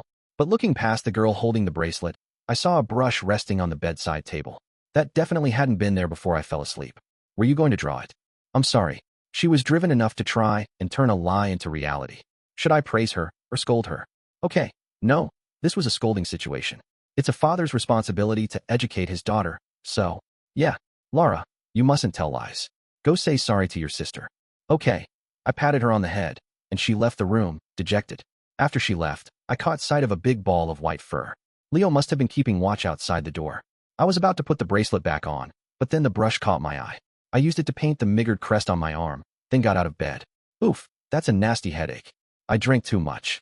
I cradled my head in my hands. Maybe it was the party the previous night, or maybe it was the dream I'd just had, but it hurt like hell. 10 years had passed since the battle in the Bihyrule Kingdom. This year, I would be 34. These 10 years had been peaceful thanks to the absence of the man-god. After that battle, it really had just stopped. I hadn't seen so much of a pixel of him for a few years now. Not that I had let my guard down. While constantly on the lookout for suspicious attacks, I went on preparing to confront Laplace, just as I had before. Things went much more smoothly without the man-god sticking his nose in. In the first 5 years, I finished calling in on all the nations of the world. Some of them were non-starters, but by and large, they all pledged to work with us to prepare for the coming war with Laplace. Now, I was working on research and teaching unvoiced magic at the Magic University in the Azuran Kingdom, while also leading the militaries of the world to develop counter-strategies to Laplace's most likely moves. For that work, I put away the name Rudeus and started to work under the name Silent Seven Star. The theory Nanahoshi had once put forward might be accurate or it might not be, but she'd said, I want you to make my name a clue, just in case a friend from our old world ever comes here. I took her words to heart and spread her name around. I was also giving her quite a reputation, but so what? No harm, no foul. For the time being, awareness was the priority, and a person from another world would surely understand the meaning behind what I tried to do in her name. Lately, I'd been researching mana recovery to improve Orsted's mana recovery rate. I'd managed to create a potion that restored mana, but for some reason it didn't work on Orsted. Possibly human mana and dragon mana was different? It might have been something else. I was going to press on with the research a little longer, but I couldn't shake the feeling I was going down a dead end. The potion had been a smash hit in its own way, so it hadn't been entirely for nothing. There were lots of other things I still needed to do. Besides, I couldn't rest yet. My children had grown up. Lucy was 17, Lara was 15, and Eruz was 13. Sieg was 11, I think. They were all thriving. We'd also had 2 more children, Lily Greyrat, with Roxy, and Christina Greyrat, with Eris. Both girls. With 6 children, we were a big family. When Lucy turned 7, we had a family meeting to roughly decide our education policy for her. Things like sending her to the Magic University from the age of 7, then scheduling her coming-of-age ceremony for after graduation, and then having her attend the National University in Azura for 3 years. My personal philosophy was that it was better not to drive your children too hard.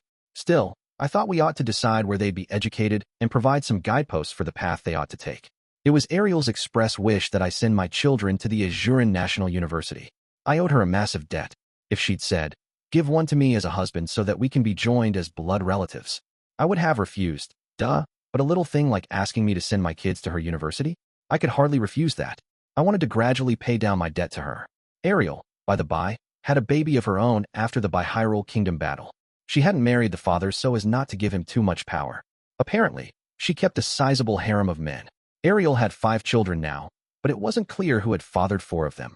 Or so Luke had told me, pale-faced and cradling his head in his hands. At the time, I'd wondered how he'd worked out who one of them was. Now that I think of it, it's possible the one he knew was Luke himself. Ariel was reportedly scheming to pair up one of my children with one of those 5. I didn't much like the idea of my children being used as political pawns, but once they were of age, if they were both okay with the match, I'd permit it. My children were still young, but I knew that with each passing year, they'd grow up. Lucy in particular was already a proper adult with a mind of her own. Not that the grown-ups around her had matured all that much. I honestly couldn't tell if I'd changed. Whenever I thought I'd improved some bad trait, another one would crop up. Sometimes the bad traits I'd fixed relapsed, too. It felt like I was just making the same mistakes over and over as the years ticked away. The only real visible sign of my growth was how my face aged with the passing years. I'd even gotten a few laugh lines. Sylphie told me, "I like that about you as well," but it made me feel sort of guilty when she still looked young. You could tell she was aging, but the changes were slight considering we were the same age. That meant she'd be 34 this year, but she still looked around 20. Her skin glowed with youth, and even though she'd had 2 children, her butt was still tight, and she felt as good to hold as ever. The only thing was, on the inside, she'd totally turned into a mom, so she'd started to nag me a lot. Roxy never changed. She looked the same and acted pretty much the same too.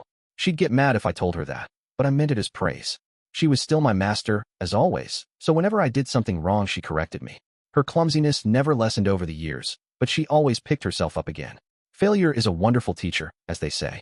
Going by looks, Eris had changed the most. Like me, she looked her age. Only, maybe because she didn't skip a day of training, she looked way younger than me. She still had the skin of a woman in her late 20s. Having a second child seemed to have mellowed her out a bit, but she still pounced on me from time to time. She'd hardly changed at all on the inside, the opposite of Sylphie, but I did feel like she'd gotten less violent since she'd started teaching sword fighting to the kids. She'd learned to grin and bear it when her temper flared. She still punched me if I touched her butt or her breasts without permission, but that was only natural. Lilia and Zenith looked older. They were both still healthy, but Lilia, maybe because her leg had always given her trouble, had started getting back pain and stiff shoulders. Healing magic would make it go away, but give it 3 months, and it would come back. A perfect cure seemed like it would be challenging to develop. Everyone else was aging well alongside us. Zenoba and Cliff were old dudes now, both busy with their jobs and their families. They were there for one another when they got into binds. Norn and Aisha had both gotten married and moved out.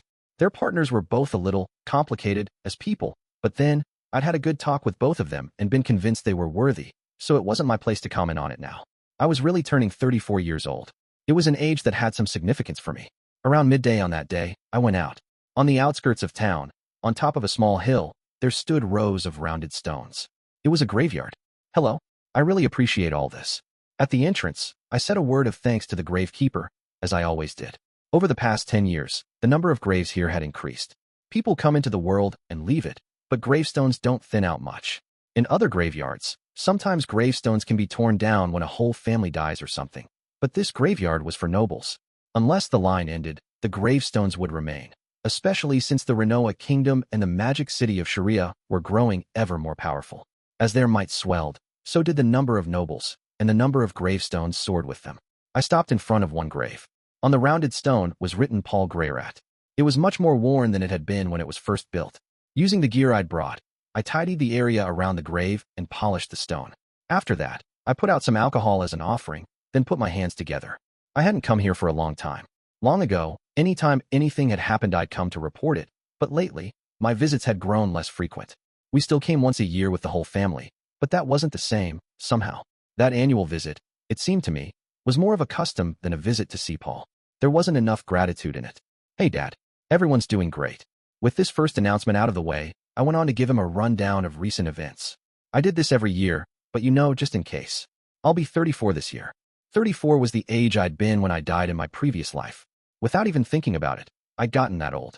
For some reason, it felt like getting to 34 had taken longer in this world than in the last one. Probably because I'd had more on my plate. That, and I'd traveled way more. But even though I'm turning 34, I had a dream where I'd die at 74. Where had that dream come from? Maybe it was just that, a dream. Or maybe the man God had been showing me my future, the man God sealed away, and me meeting my death in contentment. It had happened the moment that Lara slipped my bracelet off, so the man God could have intervened then. If that really was the future, if the dream had been shown to me by the man God, then maybe it had shown the fruits of all the work I'd put in up to now. We had won the battle of the Bihyrule Kingdom. It had really been the last battle. After that, the man God no longer had any way to defeat me and Orsted, and so he had given up. 10 years had gone by with no interference from him. There'd been nothing at all. It might be that he was skulking around in the shadows, but just like Geese and Batagati had said, I hadn't heard a peep out of him.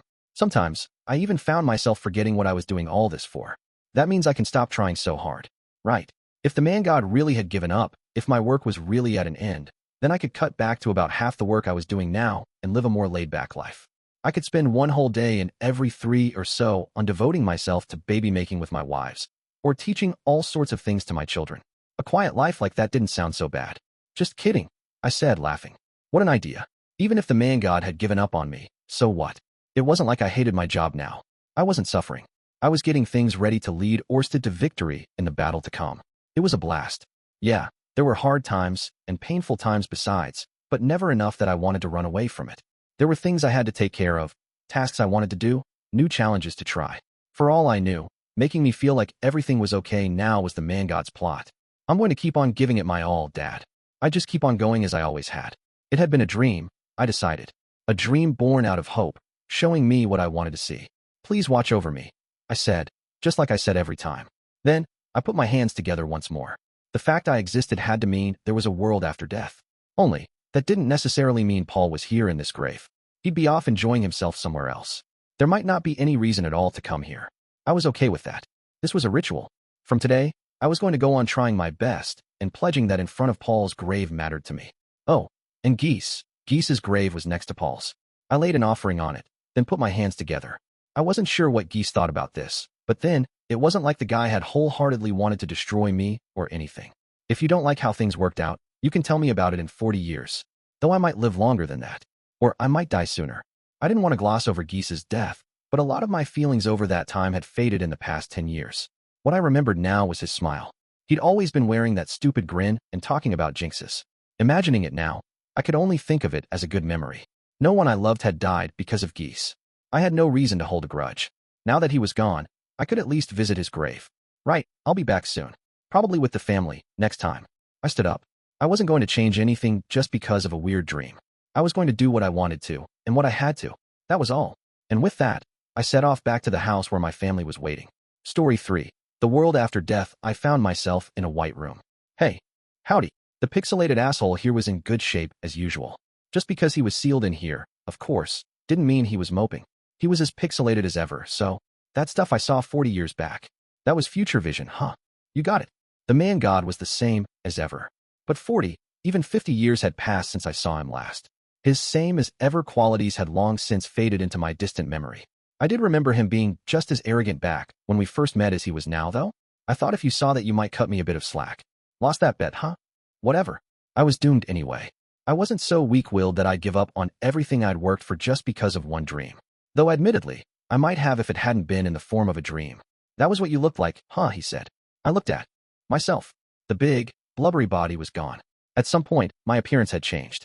I was in pretty good shape. You could see muscle definition, and my abs were trim and toned. It was the kind of body that looked like it could float like a butterfly. It was the body I'd grown used to in this world. The body of Rudeus Greyrat. I couldn't see my own face, but I didn't feel like it was very old. You didn't know? No. My eyes see straight to the soul. I knew there was something different between your body and your soul. but this is the first time I've actually seen you. He was really dropping some hot new information on me now. Then again, I didn't know what the man god looked like either. Technically, we were even. How come my body's only just changed to look like this now?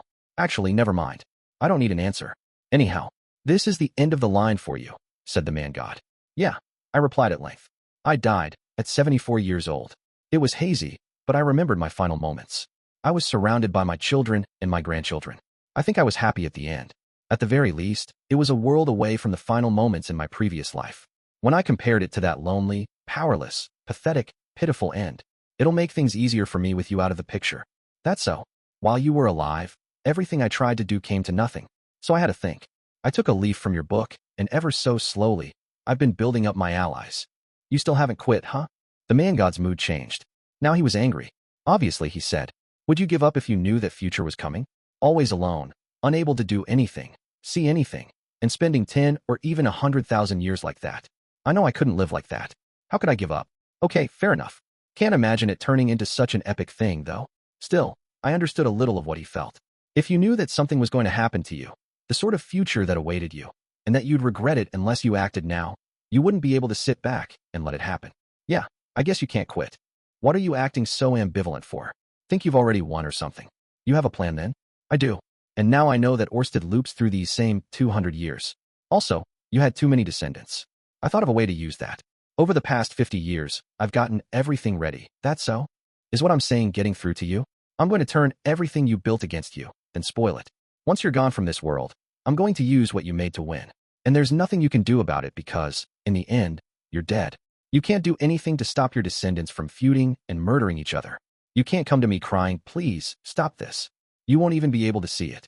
While the man god's gleeful spiel went on, I scratched my face. Then while I was at it, I scratched the back of my head too. Not because I was itchy. I just wasn't really sure how I was supposed to respond. You don't say? I said. What the hell? He yelled, stamping his foot up and down. Why the hell are you so smug? Probably because I'm dead, I said promptly. The man god didn't seem to know what to say to that. I closed my eyes and thought back on everything that had happened up until now. In this world, I'd done the things I wanted to do. I got married, and I made friends. I had children and lots of grandchildren. I even excelled at my job. True, it troubled me to hear the man god talking about the future, and there were things I thought I ought to have done better. But somehow, mysteriously, I had no regrets. No, maybe I ought to say I had no unfinished business. I was worried and anxious, but I didn't feel the urge to do something about it. Hearing the man god talk now, I wasn't filled with the need to find some way to resurrect myself and save my children. If I had to guess, I'd say it's because I thought all of them, kids and grandkids both, would work things out themselves from now on. Just as I'd done myself, I trusted the kids to apply themselves to whatever problems came at them and do their best to overcome them. I slowly walked towards the man god. He was far smaller than I'd thought. Up until now, neither of us had gotten any closer to the other than was necessary, so I hadn't had a good idea of his size. I'm content, I said. I'd lived plenty. I wouldn't say everything was perfect, and I'd surely left a few things undone. When I closed my eyes, not all the memories I saw were good. There were failures as well as successes, but even so, I wouldn't have done it over. I was dead. My job was over, and I could hand over what came next to the living. It was crazy to feel this way when the guy in front of me was telling me he planned on doing them harm. But I couldn't do anything about it. My heart was so at peace I could scarcely believe it. Hey man god. He didn't say anything. I'm pretty sure I tried to tell you this once. What? He said finally. I don't think I actually hated you that much. I think the man god looked sour. Sure, maybe I only thought it because right at that moment, I was winning. Sylphie and Roxy were still alive, and our children were all healthy. Eris had died before me, but she'd reached the end of her life. It hadn't been the man god's fault. If some little thing had gone differently, I could have ended up hating the man god with every fiber of my being. I might have turned into a machine whose only purpose was killing the man god, like the me from the future. I doubt he was able to die feeling as peaceful as I did now. The person I was now was a result of how things had happened to turn out, nothing more. What are you talking about? The man god said. I don't really know myself, but I think it's thanks to you I'm able to feel so peaceful. If I hadn't had such a clear enemy, I don't think I'd be so content now. Right, that was it. If not for the man god, I'd probably have started getting lazy around when I turned 20. I'd have married Sylphie, worked reasonably hard, and tried a reasonable amount. I'd have come to the end of a reasonable life, feeling reasonably content, and then died. That would have been that. A life like that wouldn't have been bad, in and of itself, but there's no way it would have brought me the contentment I felt now. Even if I didn't actually regret anything before I died, I might have wanted another chance, or to do something over, or to go back to some point in the past. It was only having a clear enemy and a clear goal that kept me moving to the end. That had turned me into the person I was now. Keep talking all you like, the man god muttered. I'm still not going to let them off easily. Oh, I mean, that wasn't why I said it. What was I trying to say? It wasn't that there was anything I really wanted to say to the man god. Just because I didn't hate him didn't mean I particularly liked him. I obviously wasn't planning on thanking him, either. With that, our conversation petered out, and we stood there in silence. The atmosphere was unbearable. Then, suddenly, something occurred to me. I wonder why I came to this world, I said, trying out the words. Like I know, the man god muttered. You really don't know anything about it? If I'd known, I'd have stopped it. You genuinely came out of nowhere. So out of nowhere that even I didn't notice until the displacement incident. Huh.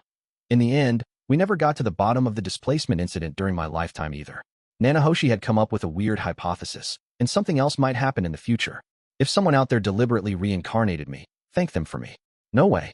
Yeah, figures. He'd turn me down flat. Ah well, the man god probably had a lot of bitterness he was dying to vent.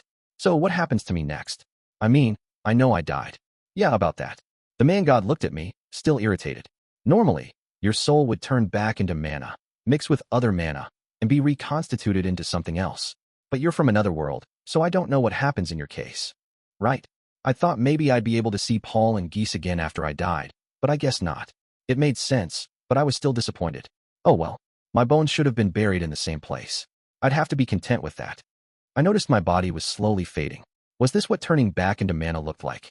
This must be how death worked in this world. Perhaps, right before they died, the other residents of this world came to this white room too. Only, if the man god didn't feel like seeing them, they'd just wait here to fade away. In that sense, he was a bit like Yama, the god who judged you after death. This guy showed up when people died to smirk and mock them about their lives. Though, so a nasty Yama. Ugh. The man god wasn't sporting his usual smirk. He was actually tapping his foot as though he couldn't disguise his annoyance.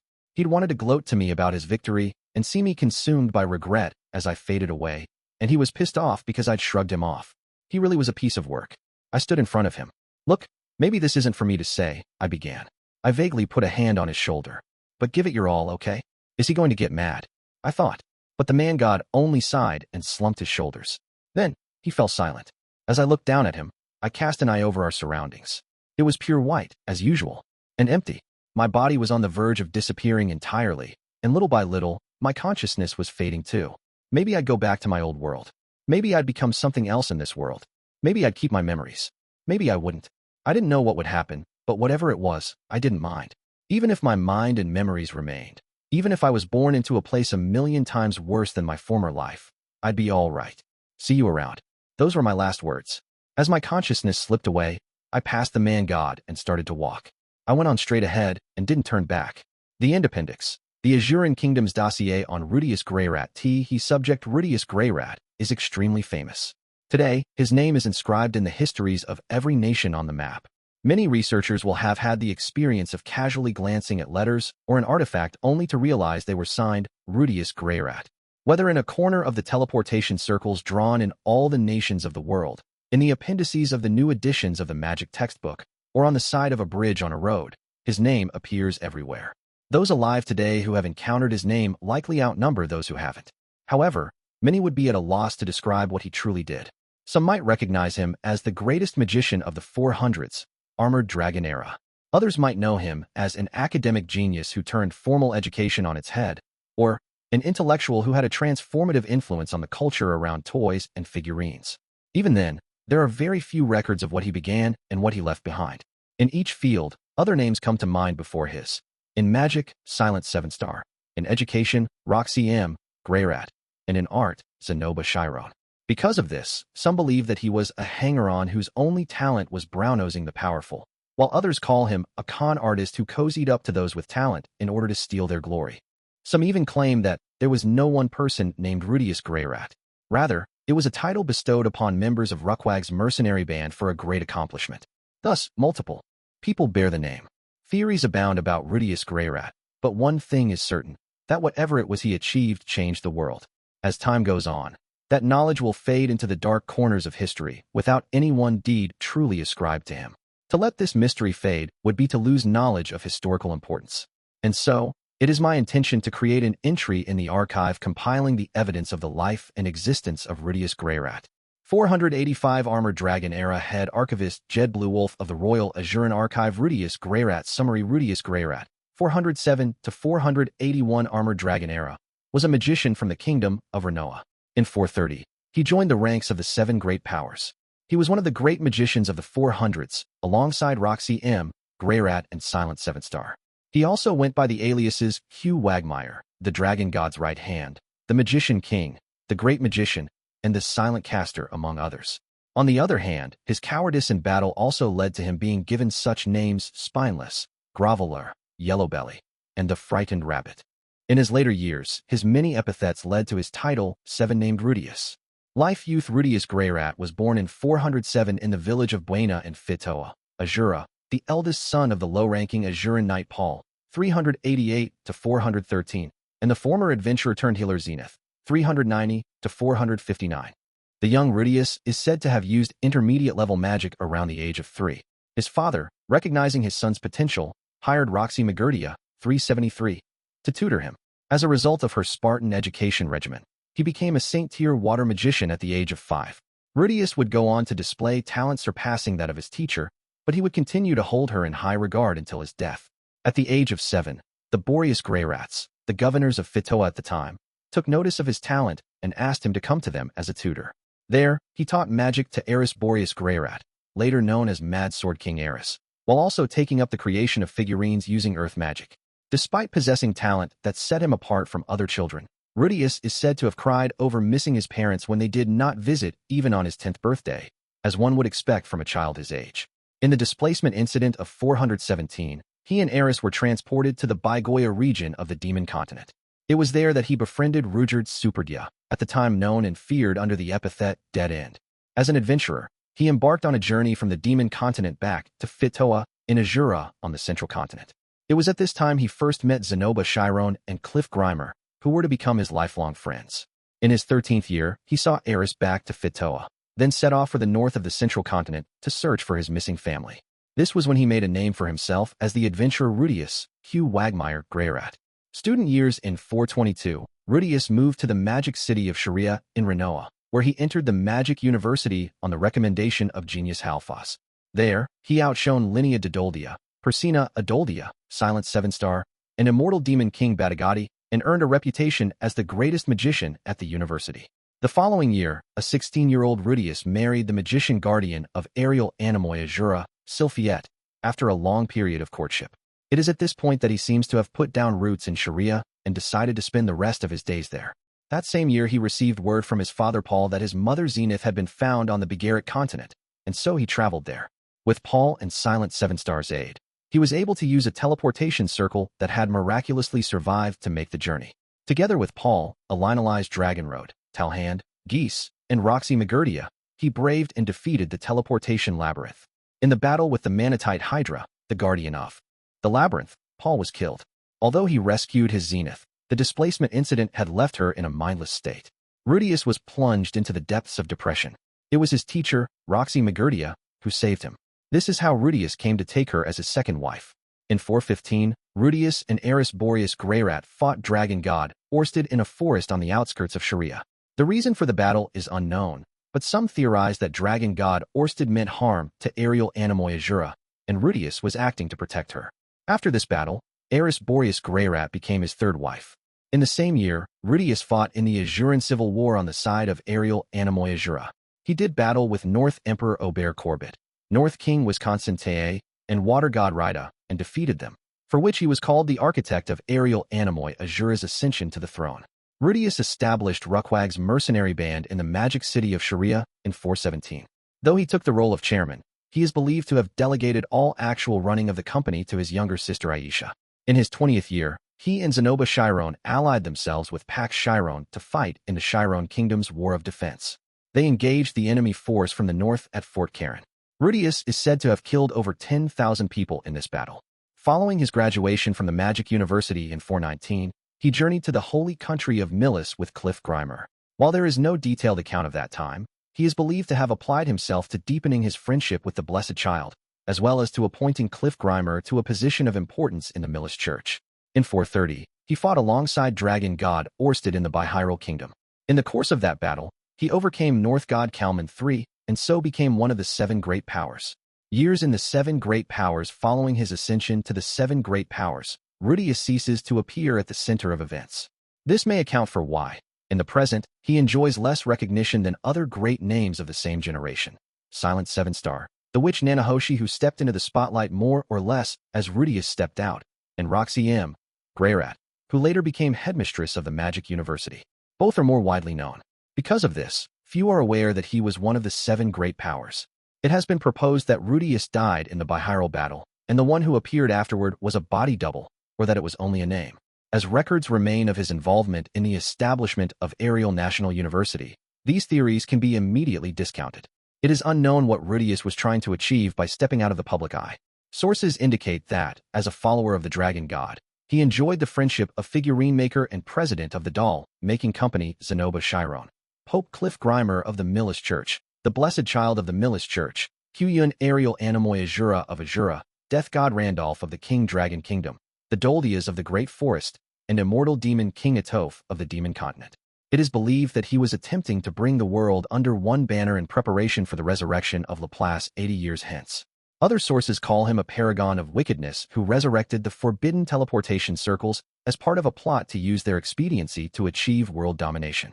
Death Rudeus's wife, Sylphiette Greyrat, announced his death from old age in 481. He passed away peacefully in his bed at the age of 74. An extraordinary 5,000 people came rushing in to attend his funeral. Also present, after disappearing even more completely than all but Rudeus himself, was Dragon God Orsted. Equipment magicians usually bear a staff and favor suppression attacks at long range. Rudeus, however, engaged in close-range combat. Aqua Harsha, a staff given to him by the Boreas family on his 10th birthday. It was made from the arm of an elder treant, native to the eastern reaches of the Great Forest on the Millis continent. Its magic stone was an ultramarine blue water stone, an A-rank item from a wandering sea dragon in the north of the Bigaret continent. The staff was made by Rod Director Chine Procyon. Although extremely powerful, Rudeus ceased to use it after the completion of the magic armor, see below. Magic Armor version 1, a prototype set of magic armor crafted with the assistance of Zenoba Chiron and Cliff Grimer. It stood around 3 meters tall. A stone cannon Gatling gun was mounted on its right arm, and it bore a shield and stone of absorption in the left. While it consumed vast amounts of mana, it is believed to have possessed offensive and defensive capabilities on a level with the 7 great powers. Rudeus built it to fight Dragon God Orsted, then continued to make use of it after allying with his would-be enemy. However, it was destroyed by the fighting god in the Battle of Bihyral. Magic Armor version 2, a jet black set of armor composed of arm, leg, and body parts. A detuned model of the version 1. This armor gives the wearer the abilities of a Saint-tier sword fighter. Magic Armor version 0, Rudeus's ultimate weapon that was used in the Battle of Bihyral. Details unknown. Magic Armor version 3, the magic armor used by Rudeus in his later years. Standing around 2 meters tall, it possessed the same functionality as the version 1. The general-purpose magic armor series that came later is said to have been based on the version 3.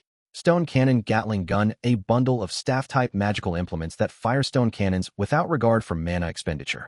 When activated, the Gatling gun fires off stone cannons at a tremendous rate, consuming so much mana that any ordinary person would be drained to 0 in moments. It was created by magical implement director Jacqueline of the Renoa Kingdom. Stone Cannon Shotgun, a version of the Gatling gun above configured to shoot 12 times in a single burst. It was created by magical implement director Jacqueline of the Renoa Kingdom. Paul's sword, a magic item that cuts better the harder its target. This is the most famous of Paul's swords, though as an adventurer, he favored a different weapon. Spells. Rudeus was proficient in all schools of magic. As one might guess from the name Quagmire, he particularly favored earth and water magic. Rudeus is said to have utilized a wide range of spells depending on his opponent, so here I shall list the most common ones. Stone Cannon, a well-known intermediate-level spell. It shoots a chunk of rock at high speed at one's opponent. However, when Rudeus used the spell with unvoiced casting, it carried enough power to disintegrate an immortal demon king. He also used variations including Blast Cannon and Stone Shot. Quagmire, an example of Rudeus's patented combination magic. Rudeus is supposed to have been able to conjure a quagmire large enough to submerge an entire town. Deep Mist, another example, as above, of Rudeus's combination magic. It is said he could conjure enough mist to conceal an entire forest. Electric, Rudeus's original spell, condensing the king-tier water magic lightning. By using this spell in close combat, Rudeus was able to neutralize an immortal demon king in a single hit. Shock wave, a wind spell that creates a pulse in the air to send one's opponent flying. Rudeus allegedly used this spell in close combat to fight as though he were flying. Research over the course of his life, Rudeus researched and developed many spells and magical implements. He also funded a range of different research fields. A learning method for unvoiced magic. Rudeus Greyrat was said to have used voiceless magic from a young age. His teacher, Roxy Greyrat, wrote up his method for voiceless magic as a paper, developing a didactic method for the skill.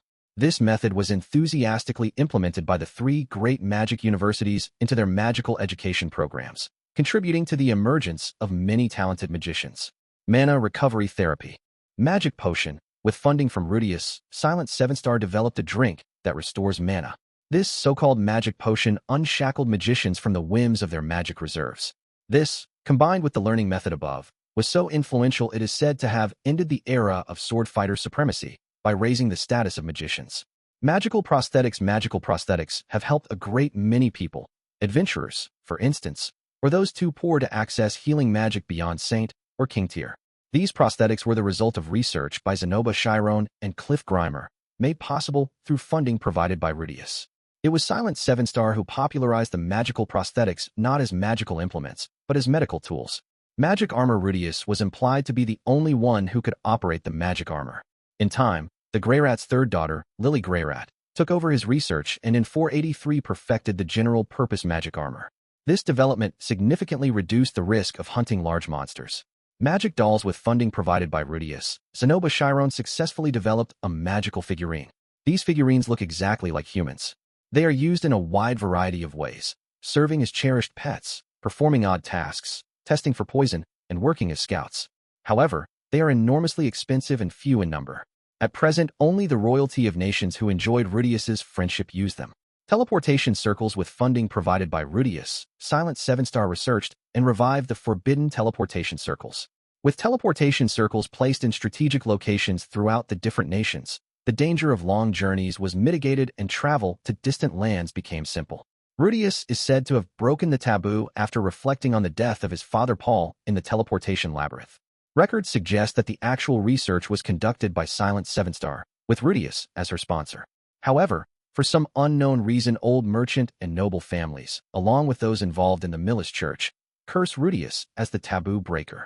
Memoirs and code. It is believed that the records of the research above were written in the 52 volumes that form the Book of Rudeus. Since they are written entirely in a code only used between himself and Silent 7-Star, that is yet to be fully decrypted, however, their credibility is questionable. Build and character. Rudeus was approximately 175 centimeters tall and had, for a magician, a comparatively strong and muscular build. He had pale skin, and his eyes were mismatched, as used the eye of foresight right eye and the eye of distant sight for his left. He is never described as handsome, but his wife Sylphiette is said to have thought, looking at his face for just a few seconds was enough to make me weak at the knees, when they met at the Magic University.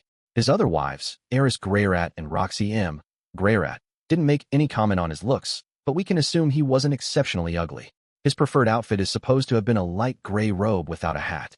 He was disinterested in clothing in his youth. It is written in the remaining records that while attending university he wore a robe fraying at the hem. And in the Azura Kingdom, a number of nobles looked disapprovingly at his strange appearance when he presented himself in the audience chamber. He came to pay more attention to his personal appearance after turning 20, and around 430 Armored Dragon King Perugius commented that he has made himself more presentable lately. While insensitive to his own appearance, he was fastidious about cleanliness, renovating a room of his home into a large bath, which he is said to have used every day.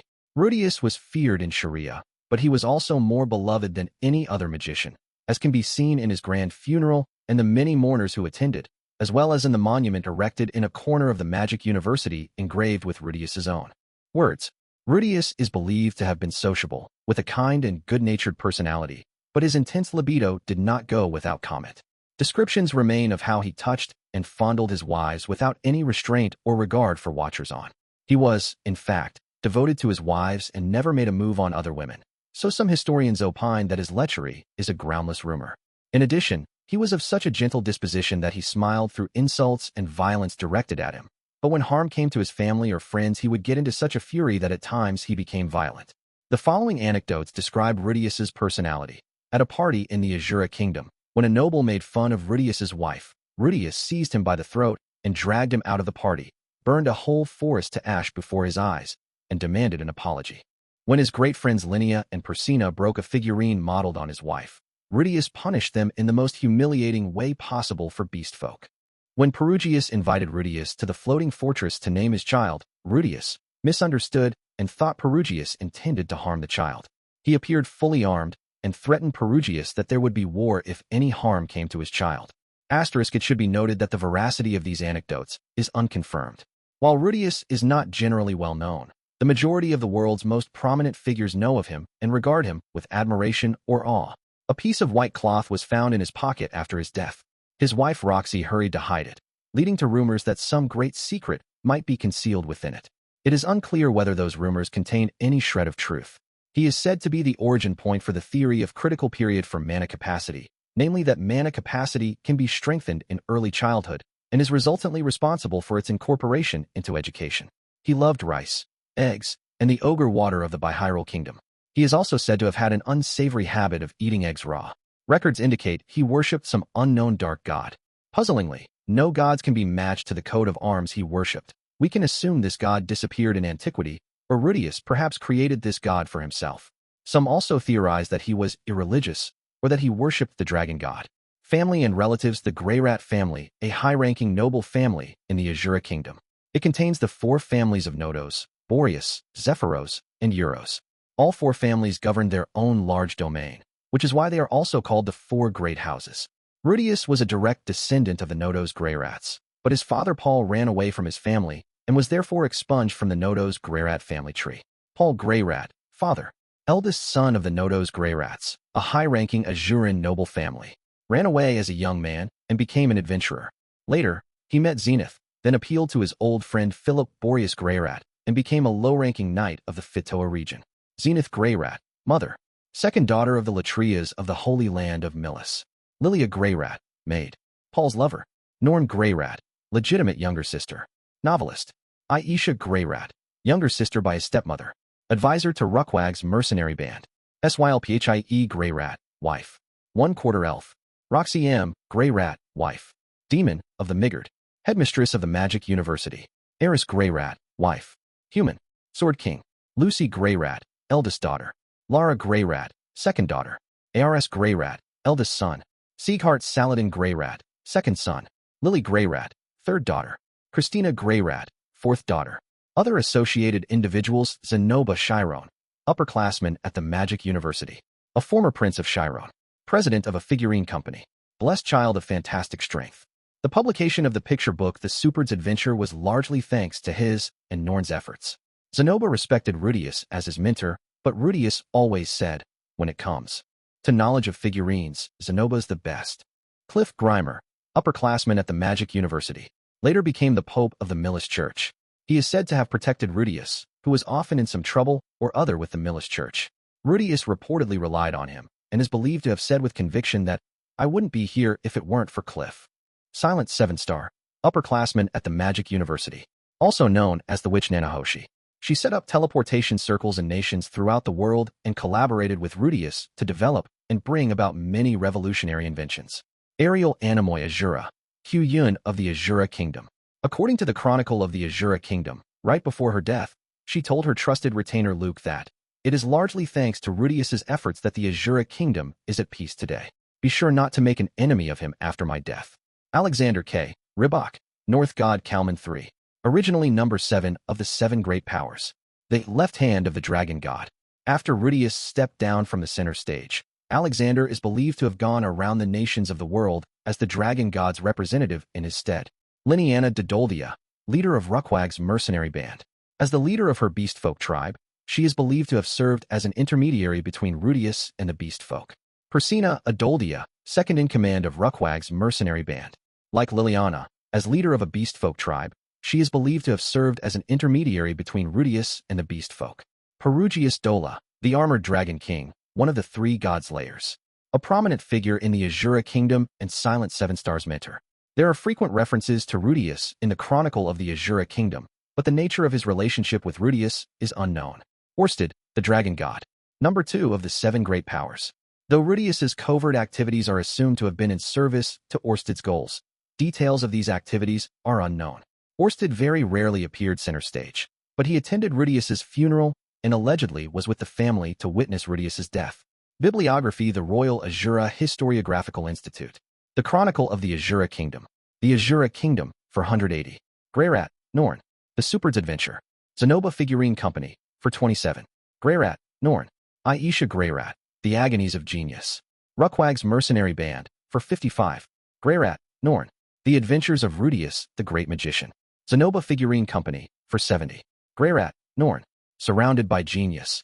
An Autobiography of a Mediocrity. Zenoba Figurine Company, for 82. The Millis Church Archival Division. Millis Church Minutes. Millis Church, for 160. The Royal Bihyrule Historiographical Institute. The History of the Bihyrule Kingdom, 420 to 430. The Bihyrule Kingdom, for 133. Didoldia, Liniana. Activity Log of Ruckwag's Mercenary Band. Ruckwag's Mercenary Band, for 56. Juliet.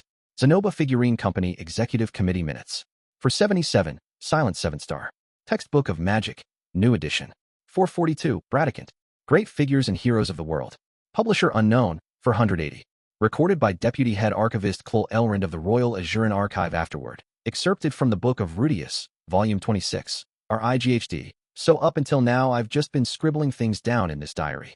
Now that I've filled over 25 books and made a bit of a name for myself, I've had this strange idea. Maybe, just maybe, someone might read this. I wrote it all in Japanese, so theoretically, no one in this world should be able to read it. Still, someone with too much free time might decode it, and after I die, someone else who came from the same world as me might read it. I'd feel pretty bad if someone actually put all the effort into decoding these when there's nothing all that important written in them. But I mean, that's just what diaries are like, right? Whatever purpose someone decodes it for, it won't go out into the world until after I'm dead. I'd like to. Record for later generations that Dragon God, Orsted wasn't a bad person. And then there's that other thing. Okay, so as I've written a few times in these diaries, I'm not originally from this world. I died in another world and was reborn here. I've decided not to write my name from my previous life. If the person reading this knew the person I was in my old world, they might get the wrong idea. Still, I might have a previous life, but aside from that I'm not actually special. If you've decoded this diary and are reading it, you'll know that I lived an ordinary life in this world. I didn't choose to be reborn, and in the end, I never found out what caused it. No big deal. I just lived the best life I could, so that if I died the next day, I'd have no regrets. That's what's important. You may scoff at that, whoever it is who's reading this diary. Maybe you're thinking, he was just lucky with where he was born, or, easy for this guy to say when he was blessed with talent. Or maybe you've seen my portrait, so you put it down to my pretty face. I mean, as I wrote in here the other day, Cliff told me his classmates said things like that. They said he had an unfair advantage because he'd been born into good circumstances, and they hadn't. He said he felt really uncomfortable about it. That made me think about my own privileges. To be honest, my own upbringing was pretty cushy. Paul, my father, was a scumbag when it came to women, but he wasn't a bad person. The real scumbag stuff was how he got caught cheating, then lied about it even though there was damning evidence, then played dumb, then lashed out like he was the victim. If I cheated, then tried to pull something like that, Eris would beat me up, Sylphiette would hate me, and Roxy would have nothing but contempt. I'd end up losing everything. Geez, that's a scary thought. I couldn't have asked for a better mother than Zenith. She was young when her mind failed, but when you consider what it's usually like to care for a bettered-in person by comparison, it wasn't so bad. I did end up pretty much entirely handing her off to Lilia and Sylphie, but compared to my previous life, where I wasn't able to do anything for my parents, I think I did all right by her. The point is, I was born to parents who loved me. I can't say we wanted for nothing, but at the very least we didn't have any debt, and my parents weren't fighting over money every day. That was kinda lucky. I also had a talent for magic. I had a leg up from the knowledge from my past life, and a vast pool of mana from the Laplace aspect. It's thanks to both that I was able to excel in unvoiced magic. Even if you search the world over, you'd have a hard time finding anyone who can shoot a stone cannon harder or faster than me. While I'd like to chalk it up to my own hard work, I'm pretty sure it was the gifts I was born with. Just luck, really. So far as my looks go, I reckon I'm better off now than I was. But for all that, I still haven't had many women take an interest in me just for my face.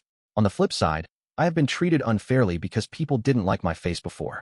Soldad, for example, said he didn't like the look of me. He might have been talking about my expression, though. Expressions are important, too. Most people aren't repelled by my face, at any rate. More luck. I don't doubt it's that good luck that gave me the motivation to try hard. Still, I wonder, what if I'd been even better off? How would I have turned out if, say, I'd been born an Azuran aristocrat, never wanting for money or women or anything else? I know I'm a bit of a perv, and there have been times when that perviness motivated me to work hard. Not having those sorts of things for all those years is what allowed me to appreciate them. If it had been easy for me to get with women, if I'd had women throwing themselves at me, and all without having to lift a finger, would I have seen the value in it? I wonder if I wouldn't have just gotten bored early on and stopped making any effort to make women like me. The same goes for magic. I've worked my ass off practicing magic every single day. My training looks tedious from the outside, but it's because I kept going with it that I can now wield magic with a high level of precision. What if the first time I picked up a magic textbook I'd been able to cast not just beginner tier, but advanced tier, or even god tier magic? Would I have gone on training hard after that? I think people find value and strive for the things they can't have, the things that don't come easily. In the end, we all have to play with the hand we're dealt, but there'll always be something in our hand we're unhappy with. Someone else will be envious of one of your cards while you yourself are unable to see its worth. I know I sound like I'm bragging, but I do have a past life. My home in my past life was even better off than Paul's, and as far as talent goes, if I hadn't given up, I could have made something of myself. I'm probably better looking now, but if I'd exercised and slimmed down a bit and groomed my hair and eyebrows, I wouldn't have looked half bad. Looking back, I had way more advantages back then than in this life. Despite all that, despite the privilege I had, I stayed a garbage person. When I died, that was what I regretted. So even if I hadn't been born in a peaceful village like Buena, even if it had been the slums of the conflict zone, or if I'd been abused by my parents, or if when I first opened a magic textbook I hadn't managed to whip up so much as a water bomb, I feel like I'd have still tried my best. I doubt my life would have been as happy as this one. I might have resented the world more. But if nothing else, I think I'd have acted more than I did in my previous life. I think I would have lived with the desperation of a drowning man. I'm sure that life would have been worth more than my previous one. If anything, even if that truck didn't hit me and I went on living in my original world without getting reincarnated, if I'd only had a bit of luck, I might have been able to apply myself. Well, okay, it wouldn't have been easy. I was an incredible sulk back then, so it took the jumbo-size helping of luck that let me be reincarnated to finally get me moving. What I'm trying to say is that circumstances are all relative, and sometimes good circumstances actually means having a few things that seem like disadvantages. I'm not here to tell you not to blame things on the way things are for you. I know I've been privileged. I try to remember there are people in terrible circumstances out there. I don't mean to pretend to know what that's like. All I'm saying is that, whether you get a good hand or a bad one, if you want to be satisfied with your life, you have to live life as hard and as fully as you can. It's not like those classmates of Cliff's were that badly off. I guess they were unlucky with their parents, but they had enough drive to get into school through their own efforts and to work towards their goals. Anyway, for my part, I've given my all to my life in this world. Naturally, I'm going to continue to do so. Maybe to others, my all seemed a little shallow and unserious. Don't other people's lives always seem that way? And no matter what anyone says about you, it's not going to change your life, so why care about it? You know? So, hey, if you're reading this, live your life to the fullest. Ugh, we're getting real preachy here, huh? I must be getting old. I guess it's happened. I've become a dad. Right, that's enough talk about circumstances. It turned into a bit of a lecture. Now, I wonder who decoded my language. Maybe a scholar or something. Or a magician, expecting some amazing magical secret concealed within the pages of my diary. Either way, sorry for the lack of amazing secrets. I've said pretty much all of what I know about magic to Roxy, so it should all be available for you to learn about at the Renoa Magic University or the Azuran Institute of Magic. If I were to give one piece of advice to those who follow in my footsteps, it would be that whether you want to learn voiced casting, unvoiced casting, casting with magic circles, or whatever happens to be the hot thing in your day, then reader, you must practice. You cast the same spell over and over again until your head's spinning.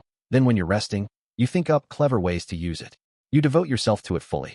If you do that, even if you're not a once-in-a-generation genius, you'll be skilled enough to earn the respect of your peers. Right. One more thing. If you're thinking about translating this diary to offer it up to the ruler of some country, don't. I get it. Translating the language of a different world is impressive, and you want your success to be praised. You want appropriate compensation for your efforts. Thing is, there's some stuff written in here that looks bad for the Azuran royal family in particular. There's no way they'll stand for claims like the Azuran queen was dragon god Orsted's puppet. It's their prestige on the line, you know? Ariel might settle for just locking you up, but I can't guarantee her descendants will spare your life. I guess if all the nations that appear in this diary have disappeared clean off the face of the world, then you can do what you like. Huh. I suppose if that much time has passed, you might be a historian. If so, I hope you'll reference this extensively as an example of an ordinary family in this period. Only, I did use my knowledge from my past life to reinvent some uncommon gadgets, so don't rely on it too much. And yeah, one more thing. just in case whoever's reading this is someone from the same world as me. If, unlike me, you want to go home, I'll give you a piece of advice. There is a way to return to your old world. Follow in the footsteps of Silent 7-Star. Oh yeah, and if you ever dream of a white space with some pixelated asshole giving you advice, hard pass. He's a liar, got it? Rudeus, over and out. Epilogue, Prologue 0. In the year 500 of the Armored Dragon era, there lived a girl called the Blessed Child of Restoration. There was no life in her eyes. Ever since she was born, they had been empty save for despair. The adults around her found her uncanny and kept their distance. The girl knew what fate had in store for her. She had known since before birth. Only, to say before birth is misleading. She had not known before her first, true birth. For this girl had been reborn many times. Again and again, she had repeated the same life. Again and again, she had repeated a life with minute differences each time. Different lives, albeit only slightly, and they all ended the same way. Her life was always fixed. There were never any great upheavals, and those lives always came to the same end. That end was death. She died. No one living creature may escape death, but her death was a particularly awful one. After being manipulated as a tool by her country, she was captured and murdered by an enemy nation. She was like a toy fought over by children. Sometimes she was brutally raped, sometimes she was eaten alive by monsters, sometimes she was bound and thrown into water. The girl died in suffering and despair. To her, life was a road that ended in despair. Every day was nothing but another step closer to the executioner's block. She was without hope. The girl had a power. She could reverse time for an object by, at most, a single day. With this power, she restored broken things. She could even bring people back from the dead. A single day? But even the power to bring the dead back to life for just a single day was enough for the Blessed Child to be pressed into service for the nation. The king kept her all to himself. Her power to reverse a single day freed the king from injury and illness. Mysteriously, she could not stop him from aging, but this was of little importance to the king. The girl had known 3 versions of the king. Though his name and appearance never changed, there were small variances in his personality and his conduct. Every time she died, and a new nightmare began, the king she served changed a little. Another, seeing these slight changes, might have praised the king for his wisdom or condemned him as a fool. None of it mattered to the girl. There was no difference in how any of the kings treated her. To her, the kings all blended into the same monster. The power that made her a blessed child brought her no happiness. She could not turn back her own time, nor could she use her power for her own purposes. All it did was shackle her to the palace that served as her prison. And then, she died. She was kept like an animal in a corner of the palace, meeting slightly different people every time, until she finally perished. Sometimes her power was insufficient, and she incurred the wrath of the king. Sometimes another nation invaded the kingdom, and she was taken prisoner. Sometimes the kingdom was overrun by demons who slaughtered them all. Her life faded away in misery. And then, she returned to the beginning. She started again from her birth in a remote, rural corner of the kingdom. After spending her early years enduring the adults' disgust, she was taken to the palace, where she would ultimately die yet again. The girl tried to escape her fate in the beginning. She hid her power so that she could stay with her mother and father. It did no good. For some reason, just before her 5th birthday, soldiers came from the palace and took her away with them. She tried to run away from the village before the soldiers came, but that too was futile. She was either killed by a monster or captured by bandits or kidnappers, who she was sold on to next varied. But she ended up at the palace without fail. Fate dragged her back to the palace like an antlion's trap, crushed her hope, then murdered her. It was hell, an eternal, unceasing hell cycle that utterly destroyed her. She ceased to feel anything. She followed the king's orders, her face as devoid of expression as a machine. 100 years passed, then 200. Or was it 1,000? 2,000? Perhaps 10 or 20,000. She no longer remembered how many times she had died or how long she had lived. Her memory was perpetually hazy, and she couldn't recall a single instance of joy. The moment of her murder was always crystal clear. Perhaps it was instinct. Some pure animal urge within her that clung to life, that recorded the memory of her murder as something to be avoided. Alas, the result was that her whole life was blotted out by her own deaths. She no longer recalled anything else. Nothing but a chain of memories of death. Immersed in an endless stream of death, the girl made a wish. She wished with all her heart. I can't bear this anymore. Somebody help me. In that moment, the laws of the world shifted. Things in her next life had changed. She was born in a provincial village she couldn't even name and was taken to the palace. She obeyed the king's every whim and used her power day in and day out. None of this had changed. But when she was 10, something different happened. Something that had never happened before. It was her 10th birthday. As though to celebrate the occasion, the girl was taken away. She was taken beneath the palace, to a space with a vast magic circle. The girl hadn't known there was such a magic circle in the palace, for she had never been allowed to walk freely within it. Several dozen adults stood around the magic circle. They held staffs and wore black robes. Hoods covered their faces. The knowledge she had gleaned from her eternal hell told her that these people were magicians. But what would happen to her next, she did not know. She knew little about magic and magic circles. She had never had the opportunity to learn such things in her hellish prison. The girl was bound to the magic circle. Her eyes were empty as always. Something new had happened, but it failed to stir her heart at all. She would still die in the end. No matter what happened along the way, nothing would change. This sense of resignation crowded out everything else. The ritual began. The magic circle relentlessly drew the mana from her body. Blessed children held an inconceivable volume of mana within their bodies. It was a different stripe of mana to that which was used in magic and swordcraft, and in theory, it could not typically have been used for a magic circle like this one. Was it chance, then, that the magic circle was drawing out her mana? No, this magic circle had been created for a purpose. It was designed to be activated using the mana of the blessed child of restoration. Who had made it? Though they were out of the girl's sight, the architect was present at the ritual. She observed the magic circle looking only a little less bored than the girl. The ritual was a success. The magic circle blazed with light. Light in a prism of 7 colors, the light of summoning. Then, when the light died away, there was a boy standing in the middle of the circle. It worked. We did it. The kingdom is saved. While the magicians celebrated, the boy looked around at his surroundings in amazement. Then, his gaze turned to the girl with empty eyes who sat on the ground in front of him. Could you tell me where this is? I was just with Nana and Kuro, huh? The language he spoke was unknown to all there, and yet somehow, the girl understood. Perhaps it was because her own mana had been used, or perhaps it was because she was connected to his presence here. Oh, my name's Shinohara Akito, he said. How about you? I am the blessed child of restoration. Blessed? I wanted to know your name. The girl realized that in every iteration of her personal hell, and in particular after she came to the palace, no one ever asked her name. A blessed child had no name.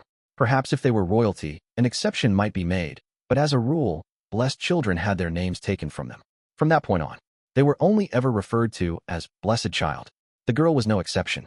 But while usually, blessed children had their names taken before they could learn them, the girl remembered her name. She remembered it precisely because she had died so many times.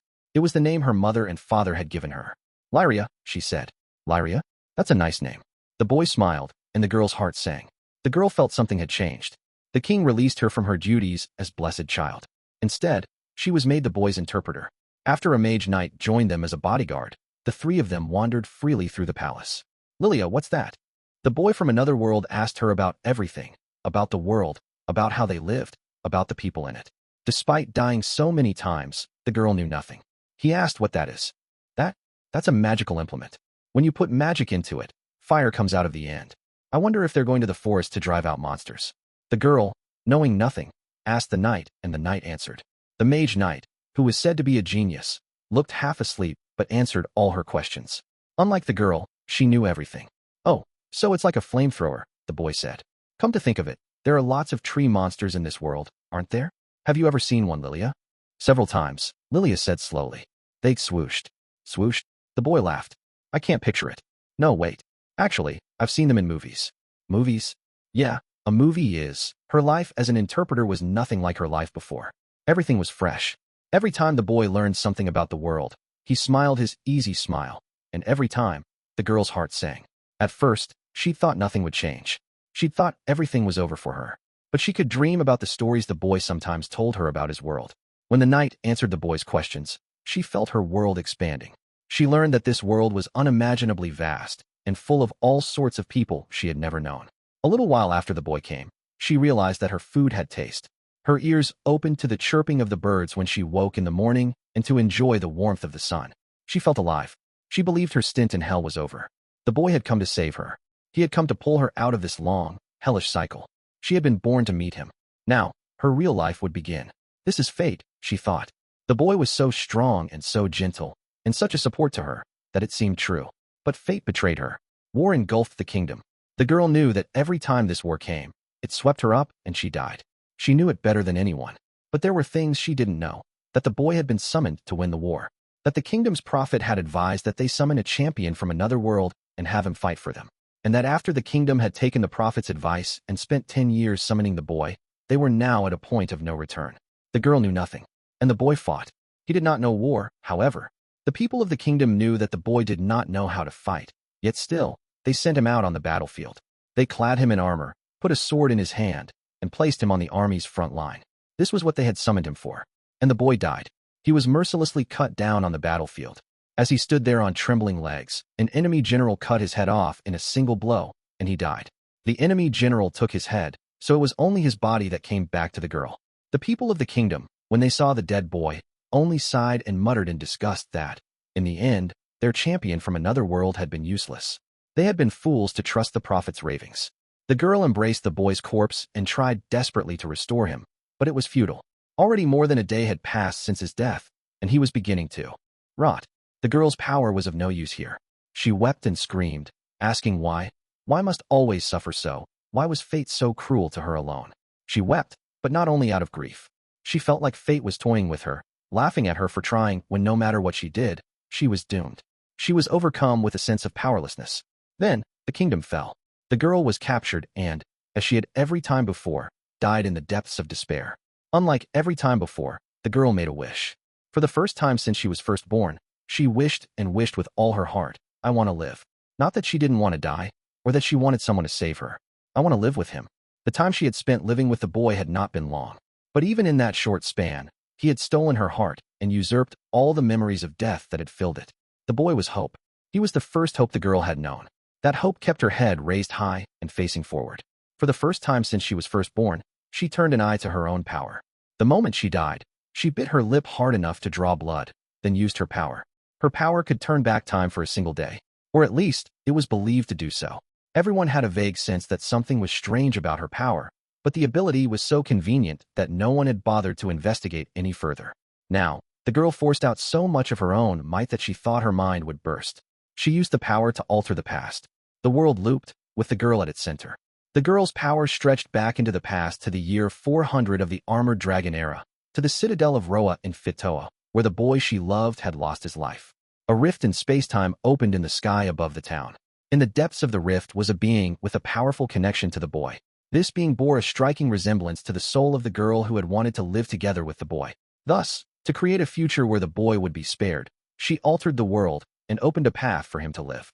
As a result, in the year 500 of the Armored Dragon era, the boy was saved, or he should have been. Even with the girl's great power, causing a person who was not supposed to have a future to exist in the past was impossible. It was nothing like preventing someone from being injured or contracting a disease. Though the rift in space-time remained, the being within did not come down into the world. The girl's power became locked in a bitter stalemate with the power of the world itself. The world moved on, uncaring. 400, 401, 402, 403. But as it did, a single lost soul found its way through the rift. This soul bore no connection to the boy. When the boy was transported, before the girl's power had been used to summon him, this soul had simply happened to be close by. But it was a soul, and so it managed to slip unseen through the rift, even as the world was trying to block it up. The soul wandered aimlessly for a while, until it came across an infant on the verge of death and slipped inside it. That soul belonged to the person who would be named Rudeus Greyrat.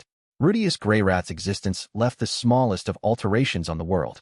He changed the thinking of Roxy Migurdia, he derailed the life of Sylphiette, and he imparted knowledge to Eris Greyrat. These actions weakened the world's ability to resist, and the rift expanded outwards. In the year 417 of the Armored Dragon era, Nanahoshi Shizuka was summoned. Rudeus Greyrat's existence had altered the world more than the girl had hoped for. It was only supposed to have been enough change that the boy would be saved, but it did not stop there. History branched off in an unknown direction. The world changed. It is impossible to know if these changes were those that the girl wished for, as she has not yet been born. A few years after Rudeus's death, she will be. In exchange for the loops, she will be born as an empty shell of a blessed child, losing all but the slightest hint of her powers. To grant her wish, she will be born into one final world. Whether she will survive to the end is a tale for another time.